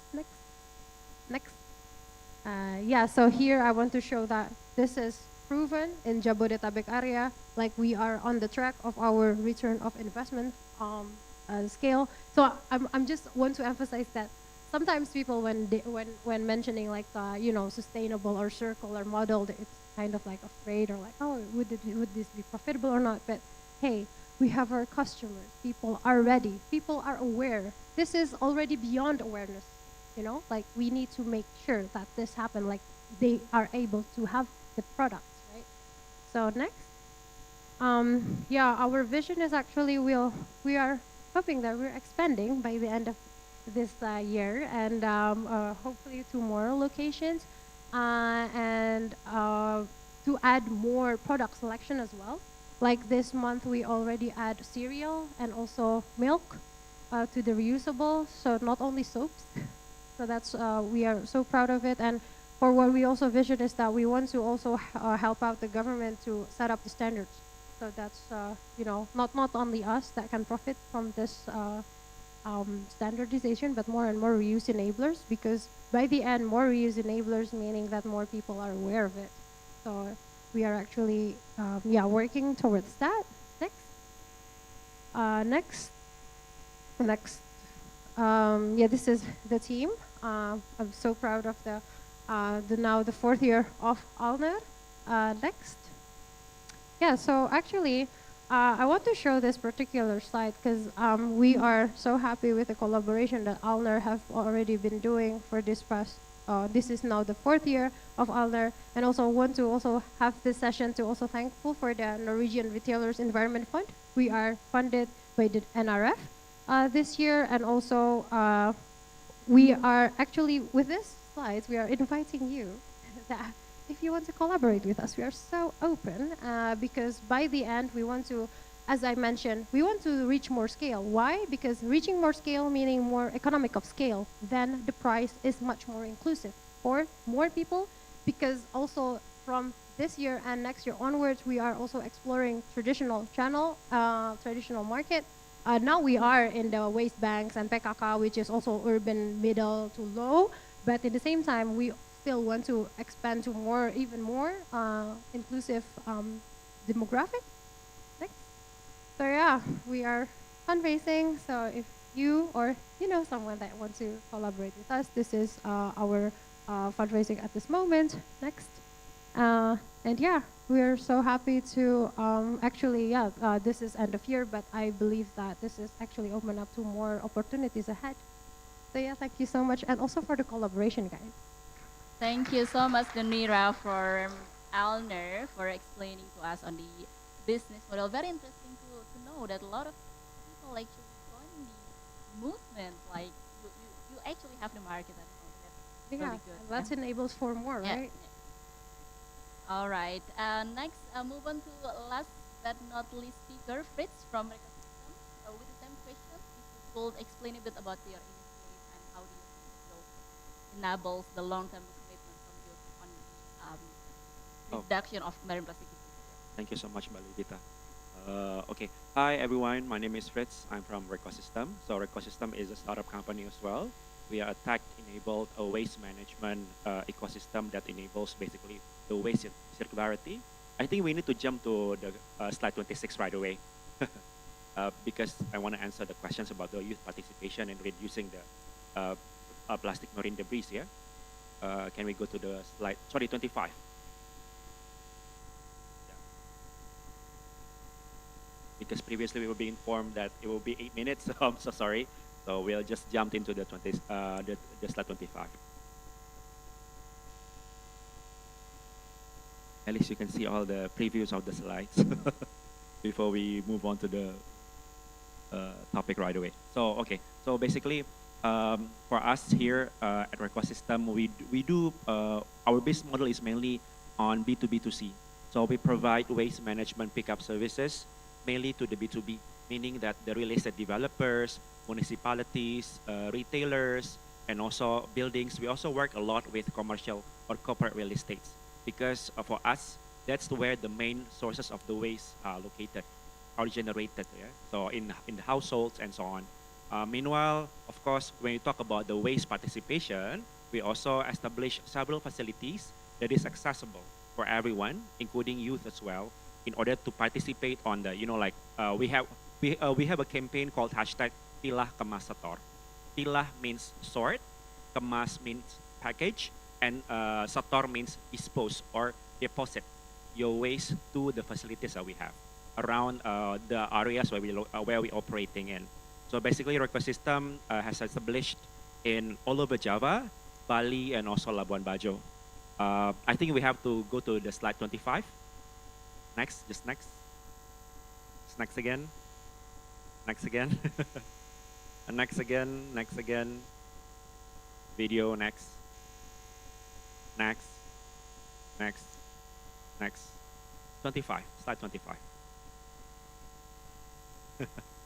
Yeah, these are just some of the solutions as a proving point that we do have all the solutions needed for real estate companies to work with us in terms of waste management.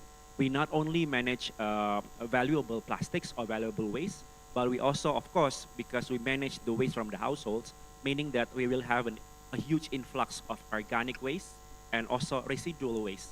So residual waste is the main problem these days that causes the landfill to be on fire these days, right? So we also have this machinery whereby all the residual waste will go into the pyrolysis and gasification machine. Thus, we can of course reduce the impact to the landfill. Next, next, next, next. There you go. Thank you. So basically, as mentioned, we also have online product. So we have mobile app that is downloadable on both iPhone and also Android. So this is one of the ways to really gain participations from the youth, because everybody now these days are on the phone, right? So so this actually an intermediary facility for everyone who wants to join in the recycling activities. Yeah. So basically, on this mobile app, we also have outreach over 40,000 monthly household users. Because again, if you go to the North Jakarta, you know Pantai Indah Kapuk, a huge municipalities area or township. You also know maybe if you go to Surabaya, in the West Surabaya, you know Citraland. So we also manage their waste. So over 40,000 houses, we pick up their waste in daily basis. But not only that, we also really encourage everyone, all those households, to also participate in sorting their waste from the sources. Thus, we established this app plus the waste stations that I'm going to show you after this. So in monthly basis, our active users are around 20,000 plus. And they can also, so what kind of features that they can use on this app? First, on this mobile app, they can also locate where is the nearest waste stations. Second of all, they will also be receiving push notifications and also banners from not only from our side, whether we have information or maybe like insights about waste management, but also some of our brands, our brand partners on clients can also push certain, like certain promotions or whatever it is that will attract the users. And third of all, individual waste report. So every time they deposit their waste, their recyclable waste to our waste stations or any drop points that we have, they will be receiving rewards. So those rewards comes in the form of points, record points. And those points can be withdrawn or can be redeemed into digital e-wallet or shopping vouchers. And not only that, they will also be receiving the individual waste report. So for every kilogram of waste deposited, they will also see the waste report on the mobile apps. And it's something that they can also flaunt, or maybe like on, like these today's generations call it flexing, Maybe usually we flex, I don't know, like luxury items, like lifestyle or maybe like shopping items. But actually these days with the app, you can also flex that you do the recycling already. You do your part, to really sort your packaging or maybe your waste. Next. So we also have this waste and carbon saving dashboard as a solution for our B2B clients. So basically in this dashboard, you will also see the traceability of all the waste collected from our client side. So again, even like we also integrate from the point of view of where the waste is coming from, let's say from the households or from certain, let's say, townships, or even from junk shops or waste banks. And after that, when it reaches the recycling industries or maybe other partners who will use those materials, you will also be able to trace everything on this dashboard in real time. Next. Just next, I think. Okay, so these are the waste stations to answer your questions as well. So again, we really invite participation everyone for everyone, not only from the youth.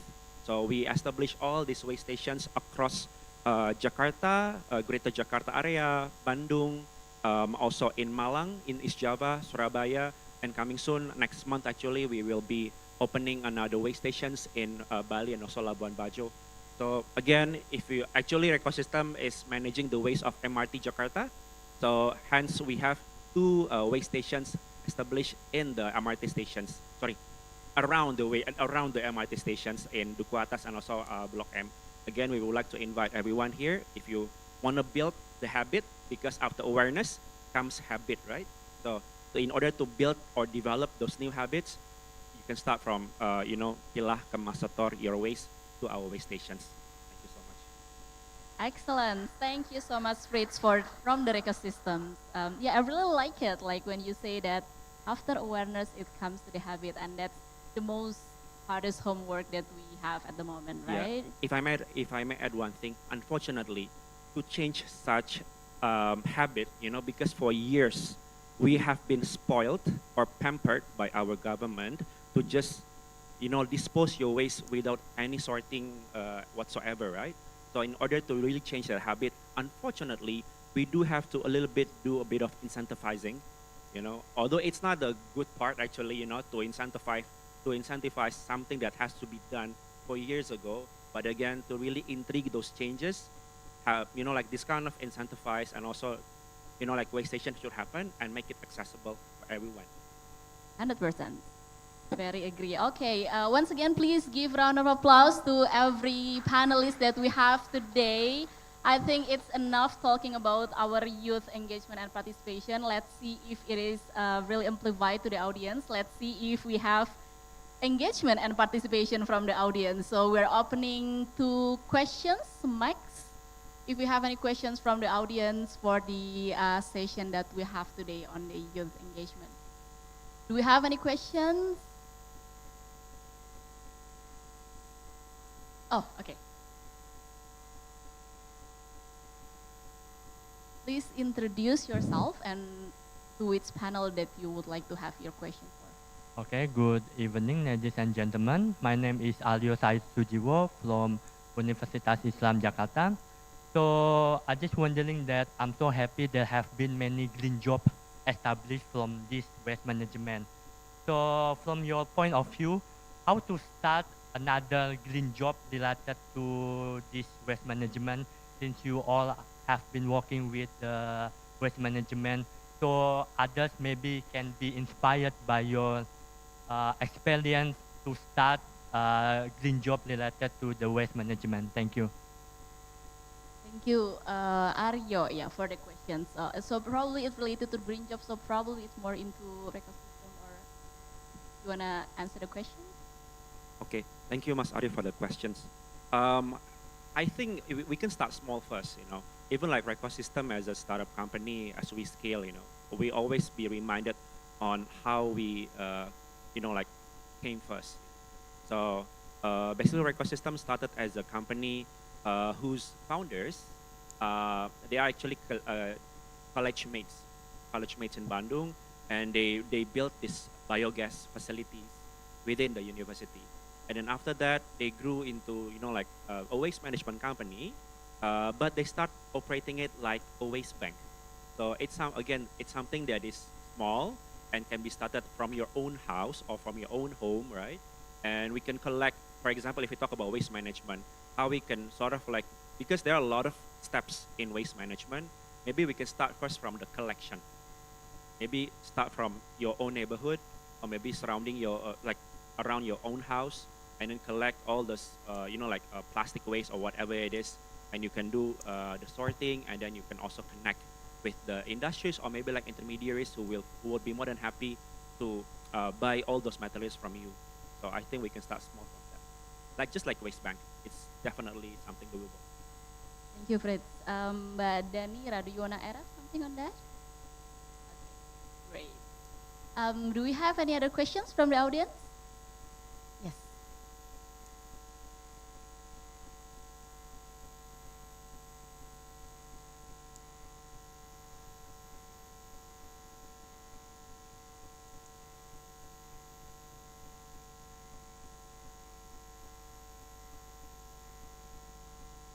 Kedengaran kok, Mas.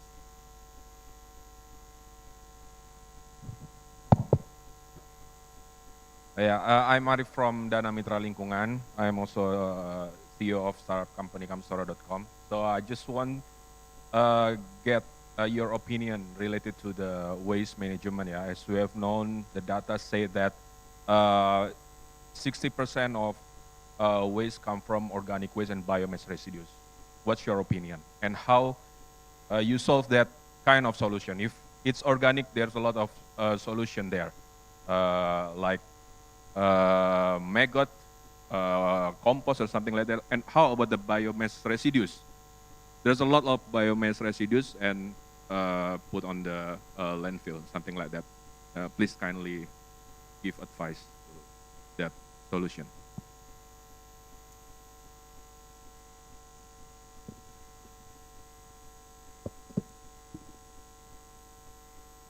Thank you for the questions. Yeah, well, actually, we don't really focus the panels on the biomass residue, but probably, Fritz, if you can just brief generally about the organic that's related to the biomass. I think in the previous session, it's also been explained about organic waste processing, but mainly because, again, we do household waste management a lot, and we'll be receiving tons and tons of, like organic and also residual waste. We agree that actually, based on our report as well, 70% of all the waste collections are unfortunately either organic and also residual. So again, for us, it's really important for everyone here, not only government, to really push the notion of having a more mindful consumption. It's weird that Indonesia, many people are still living under the poverty line, but we also are the ones who likes to dispose our food waste so easily, right? So again, education has been really has to be really pushed forward. But second of all, for us, again, as a waste management company, we also partner up with several other players. So we're not alone. Again, even like we wish that there will be a lot more ecosystem or maybe waste for change coming in, like because we do need those private sectors to really help everyone to really solve these waste issues. So for us, we work with like companies like Magalarva and also Biomag, who help us a lot in terms of the food waste into, of course, black soldier flies or also maggot. But we also have a product, actually. If you want to do your own composting at home, you can open Tokopedia. You can also search for Ray Compost. So we do have, we do sell Ray Compost as well to the households. Meanwhile, I can also share this, that actually we work closely with PLN, the Indonesia National Power company, owned by the government. So basically, we are going to establish this power plant powered by basically waste. So mainly it's coming from organic waste, be it the landscaping waste and also food waste, and will be mixed with low-value plastics or residual waste.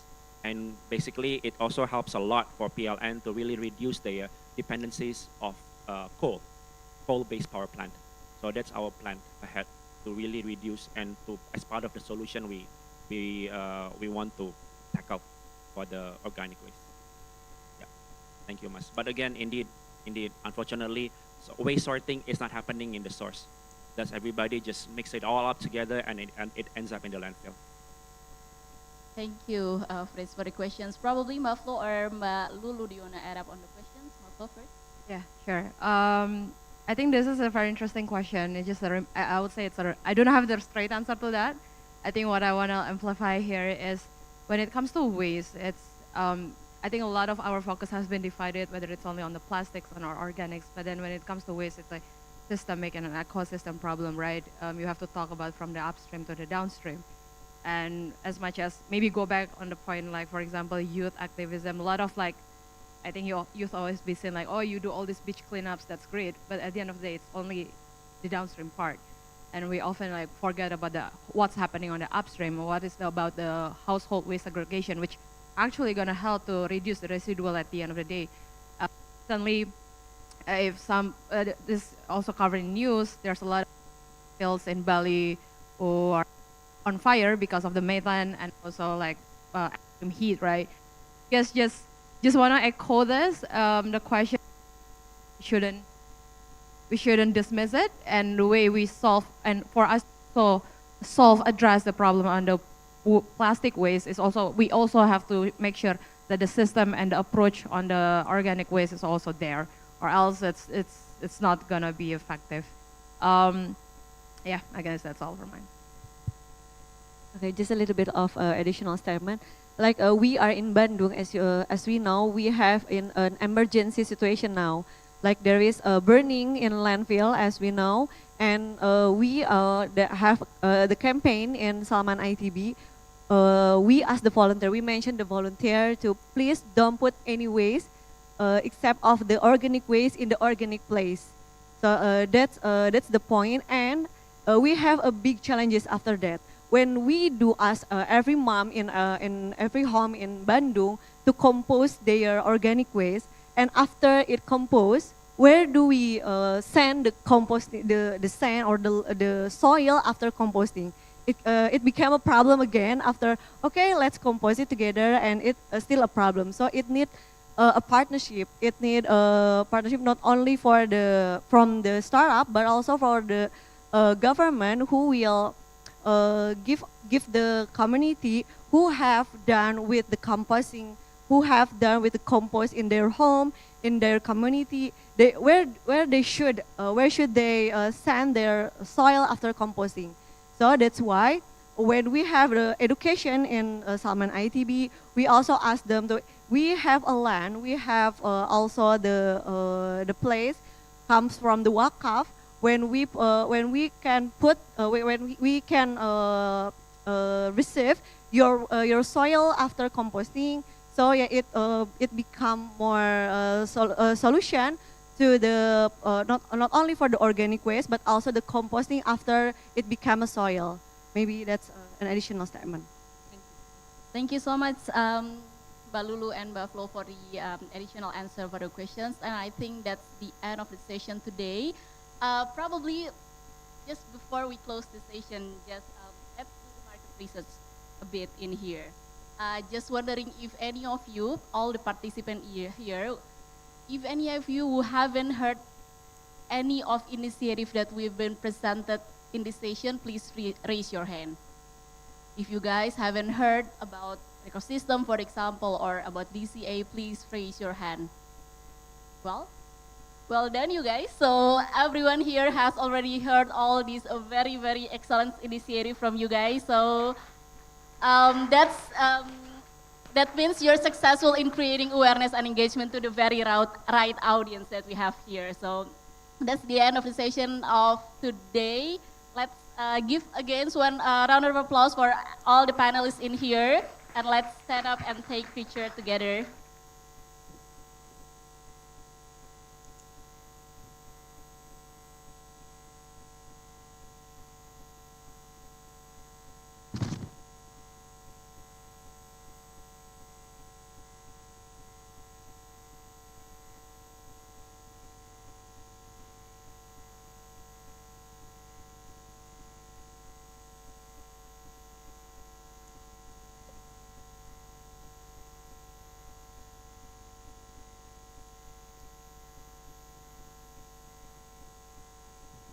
Thank you, and I'll give floor back to the MC, Monica. Thank you very much, Mbak Livita. Let's give a round of applause for the moderator and also all the speakers. It's really amazing. We have heard presentations, recommendations, innovations from all the speakers today regarding the topic, the future of our ocean, the marine plastic issues, and road to a global plastics treaty, turning the tide on marine plastic pollutions. We hope that this is only the beginning. We have discussed a lot of topics, but it's our time right now to take actions, not only by words, but by the actions. And to close this event today, we will have it wrapped up by the Senior Advisor for Climate and Environmental Government of UNDP Indonesia. Please welcome Mr. Abdul Situmorang.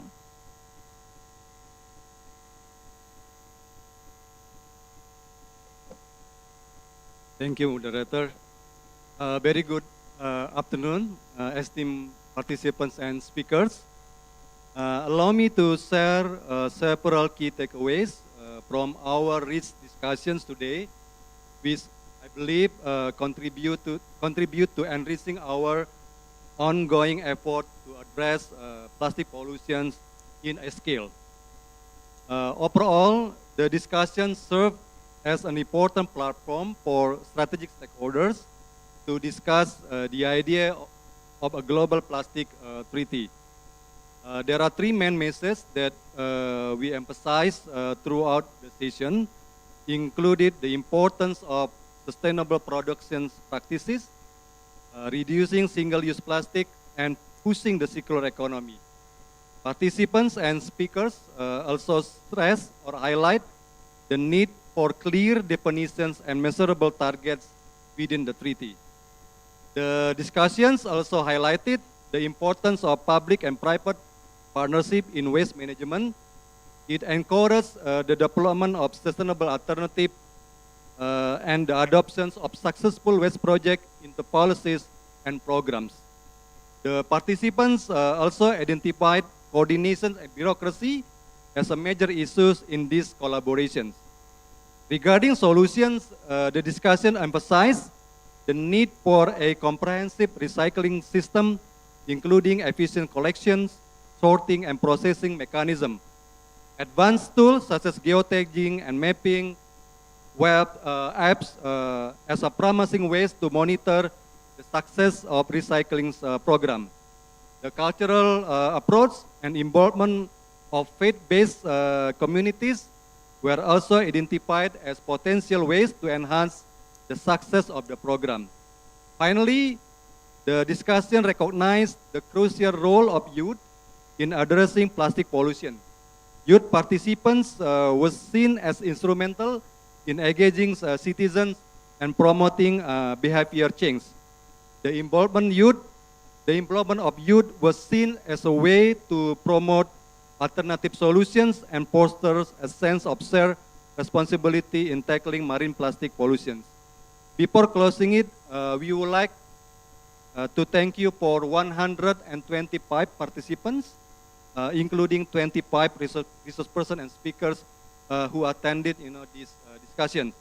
So this productive discussion and promised solutions are our dedications for our better planet.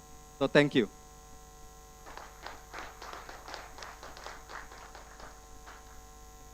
Thank you very much, Mr. Abdul Situmorang, for wrapping up today's discussions. And we will be listening to another wrap up and also as well as closing remarks that will be delivered by Ms. Leah Anset, representing the Royal Norwegian Embassy to Indonesia. Please welcome Ms. Leah Anset.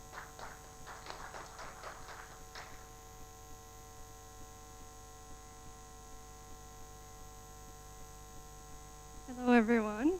Dear Excellency, esteemed guests, dear colleagues, friends. We're reaching the closing of this event, and I don't even think I'll attempt to wrap it up like Pak took. Very well done. Thank you. What I can say is that I think that we all share the feeling that today's discussions will stay with us. It was good discussions on pressing issues, and this helps move the needle for common understanding and common action moving forward. Entrepreneurs, innovators, researchers have joined us not just to inspire, but to show us very concretely that these challenges also come with some great solutions. So in the words of our foreign minister this morning, we need to bring all forces together to deal with one of the greatest challenges of pollution of our time. So to this end, Norway will work for a strong treaty, a clear treaty, a legally binding treaty, and a treaty that we can conclude in the year of 2024. And as has been underlined as well by Deputy Minister Ibunani and many others, the plastic treaty will be instrumental to provide the necessary framework to systemically reduce plastic waste from our oceans. And lastly, of course, our youth panel once again demonstrated to us all the importance of lifting and listening to younger voices as partners. They, or perhaps I should say we, are inheriting a planet with more than 140 million tons of accumulated plastic waste. A planet that sorely needs new solutions and new rules to play by. So, on the behalf of the Norwegian Embassy in Jakarta, I would like to thank our excellent co-host UNDP and the National Secretariat, along with our partners at the Ministry of Environment and Forestry and the Coordinating Ministry of Maritime Affairs and Fisheries. Thank you to all the keynote speakers for providing really valuable insights. Thank you to the diverse set of panelists who took the time to share their perspectives. Thank you to the presenters during the solution sessions for their great work and enthusiasm. And lastly, thank you to all the participants, all of you who are still left here at the end of the day, who by attending actually show commitment to the pressing issue of marine plastic pollution. So thank you very much.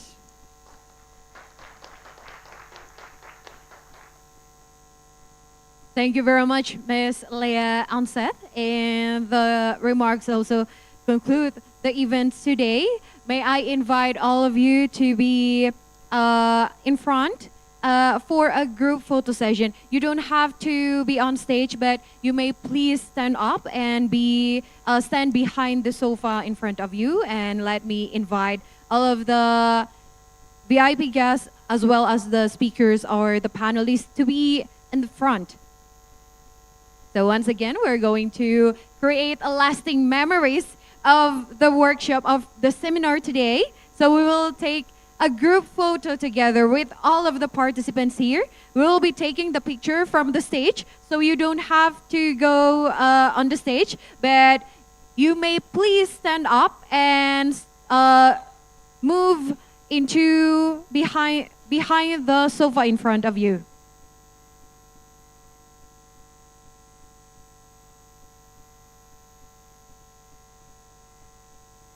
So once again, you will be facing the screen, everybody, because we will be taking the photo from the stage. So everyone could be seen on the picture. Let me invite all of the participants who are still on the back to move into the front.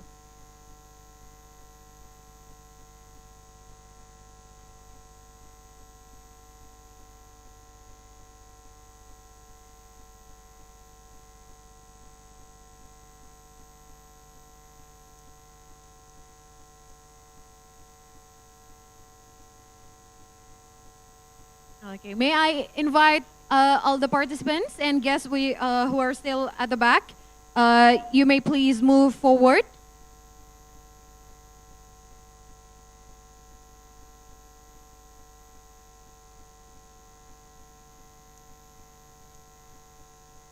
You may fill the empty spaces in front of you, ladies and gentlemen. So for the first one, we will take a picture. And then after that, we'll take a video together. For the first one, the picture, I'll count in the count of 3. 1, 2, 3. Give your best smile. Your smile that shows your spirit and energy, excitement to tackle the plastic pollution issues. Once again, in the count of 3. 1, 2, 3. Okay, that's great. And for the next one, video. I think we need to agree for one slogan or one sentence to mention. Is there any slogan for any slogans or something or one sentence? Or marine plastic pollution free or anything? Oh, 0 waste. Okay, 0 waste with this hand sign. Okay, with the count of 3. 1, 2, 3. 0 waste.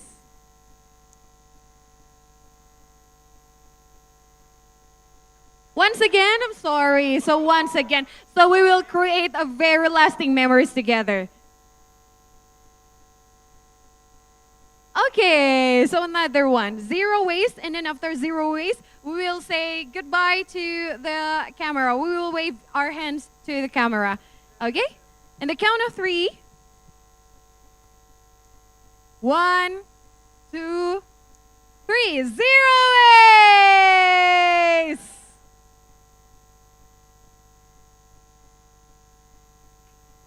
Okay, that's really amazing. Thank you very much for your participations on today's event. And hopefully that every discussion that we have discussed today could be translated into actions that would help to tackle the marine plastic pollution issues in Indonesia, in also Norway and other regions in the world.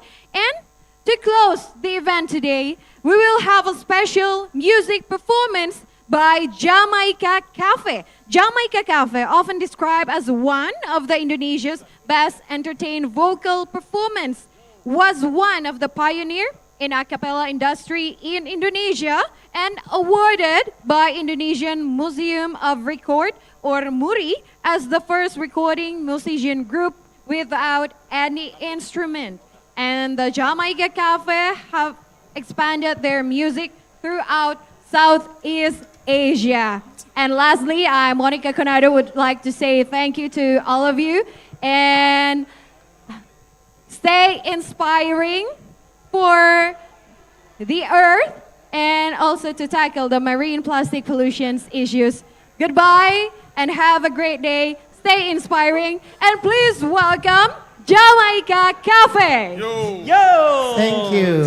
Thank you very much. Selamat sore semuanya, Bapak Ibu-Ibu. Hadir Jamaica Cafe untuk nyanyi akapela.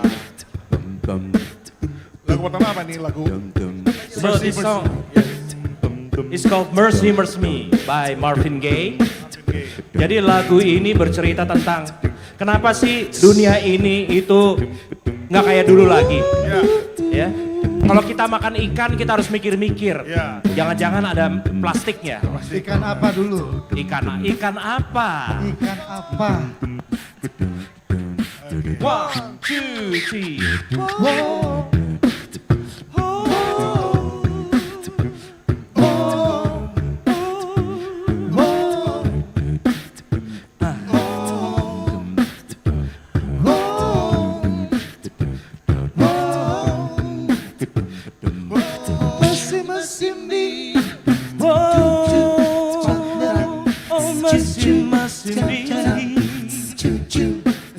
Oh, thinking what they used to be. No, no.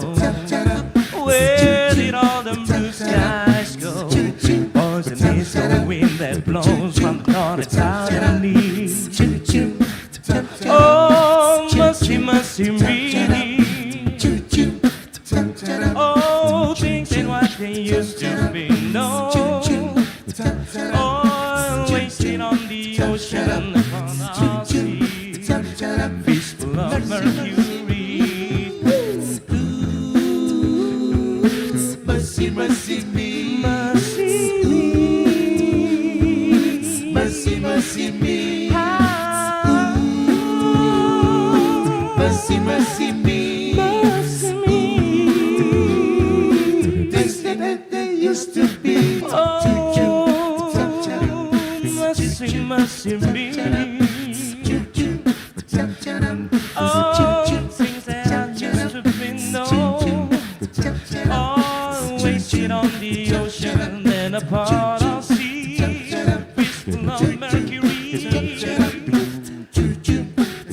Oh, mercy me. Hey, things ain't what they used to be known.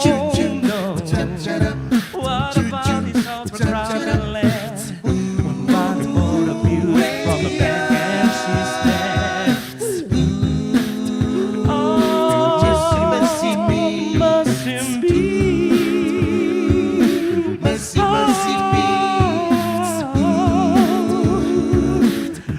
Mercy me. Oh, sweet Lord, sweet Lord. Mercy me. Mercy me. Mercy, mercy me. Mercy me. Mercy, mercy me. My sweet Lord. Things that they used to be. Thank you. Mercy, mercy me. Mercy, mercy me. By Marvin Gaye. Wow. Lagu kedua apa ya? Lagu kedua pasti masih Kalau bertemakan kita nyanyiin juga. lagunya Queen. Oh, tahu grup Queen? Kita bawain lagunya medley grup Queen. Medley-nya Queen. Yes. Oke.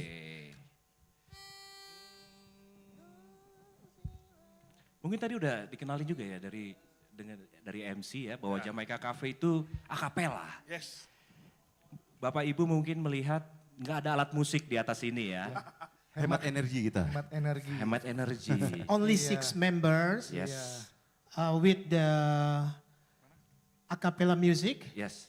Environmentally music, low energy, but full fee. Normal fee. Okay, this is talk about Queen. Lagunya mix ya. Medley ya.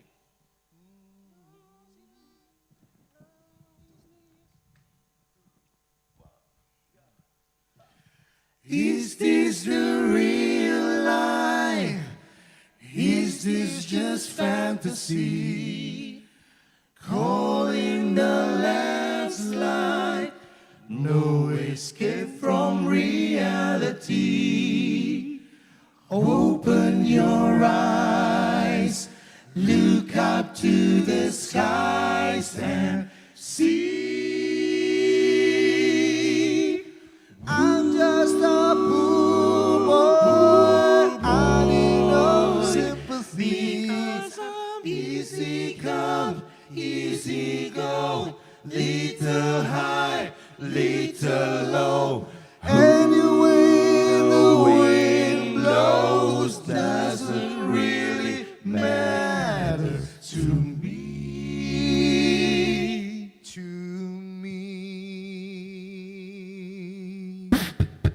Each morning I get up a little, can barely stand on my feet. Take a look at the mirror and I cry, Lord, what you doing to me?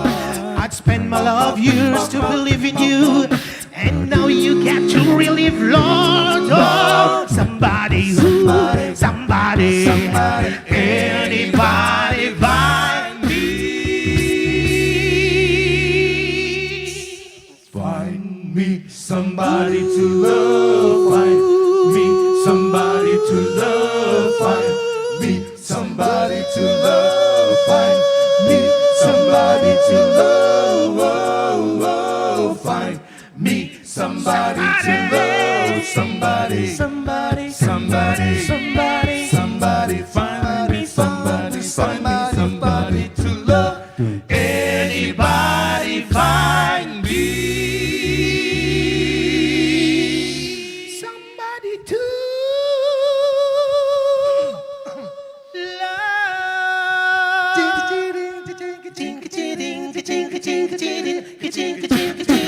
This thing called love, I just can't get over it. This thing called love, I must get around to it. I am ready. Crazy little thing called love. This thing called love, it cries in a cradle all night. It swings, it jives. It's shaking all over like a jellyfish. I kinda like it. Crazy little thing called love. Crazy little thing called love. Crazy little thing. Move on to the next song. I want to break. I want to break free. I want to break free from your love. Just shut up and I want to break free. So God knows I want to break free. I've fallen in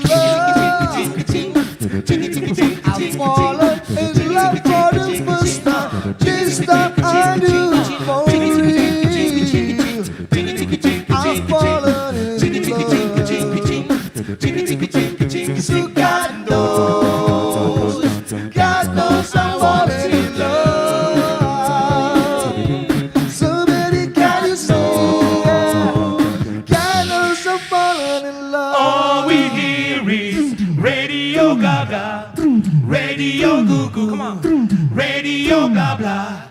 All we hear is Radio Gaga, Radio Gugu, Radio blah blah. All we hear is Radio Gaga, Radio Gugu, Radio blah blah. All we hear is Radio Gaga, Radio Gugu. Someone still love you. We are the champions, my friend. We are the champions, my friend.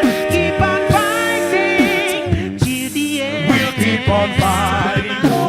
We are the champions. We are the champions. No time for losers, 'cause we are the champions. We are the champions, my friend. We are the champions. More we'll keep on fighting till the end. We are the champions. We are the champions. No time for losers, 'cause we are the champions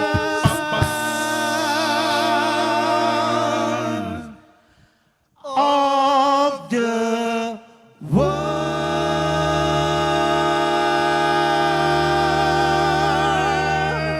Thank you. Thank you, terima kasih. Yang tepuk tangan jadi champion. Iya. Wah. Lagu apa selanjutnya ya?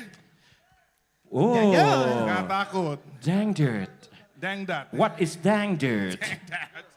What is dang dirt, Iko? Dang dirt. Ini muka-muka kayak gini nih paling nggak Jazz. jazz. Ya. Oke. Iya. Ini lagu jazz berarti habis ini. Iya, malah lagu jazz. Ini lagi kolaborasi di belakang. Tiba-tiba lagunya berubah. Ya. Lagunya berubah tiba-tiba. Oke. Lagunya Bapak, ini- Arafik, Arafik. Tahu nggak lagu Arafik? Oh. Arafik ya. Ya. Jadi kalau pelaut di tengah laut gitu kan, tiba-tiba mendengar suara kayak gini. Kabur. Kabur maksudnya. Ya. Coba tarik dong.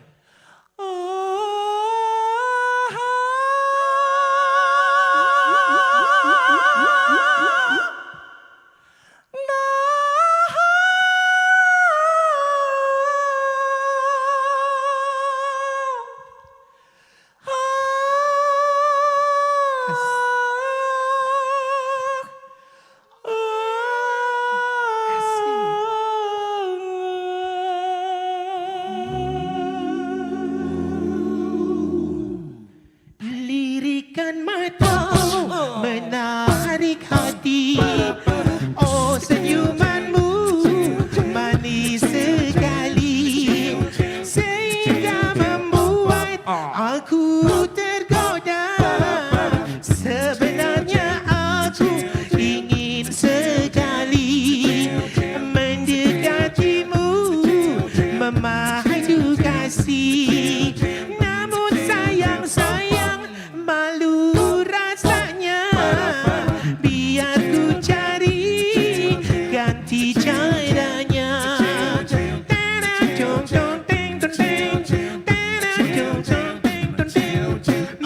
Memang sekarang malam perpisahan, namun awal lahirnya percintaan.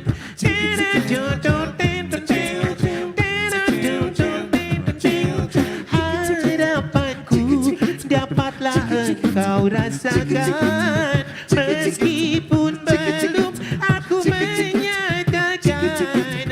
Oh kiranya aku telah jatuh cinta. Senyumlah sayang sekali lagi, sebagai tanda aku tak sendiri. Percayalah baru pertama kali pengalaman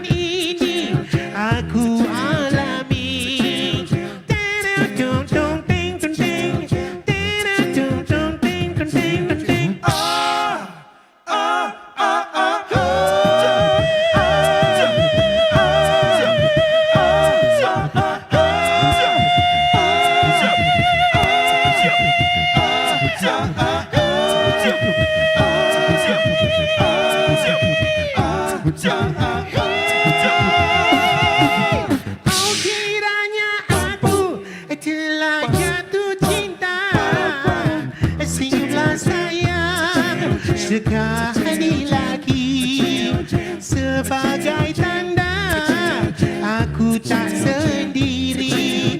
Percayalah baru pertama kali pengalaman ini aku alami.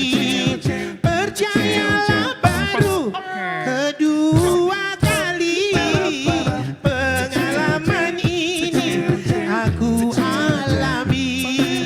Percayalah baru ketiga kali pengalaman ini aku alami.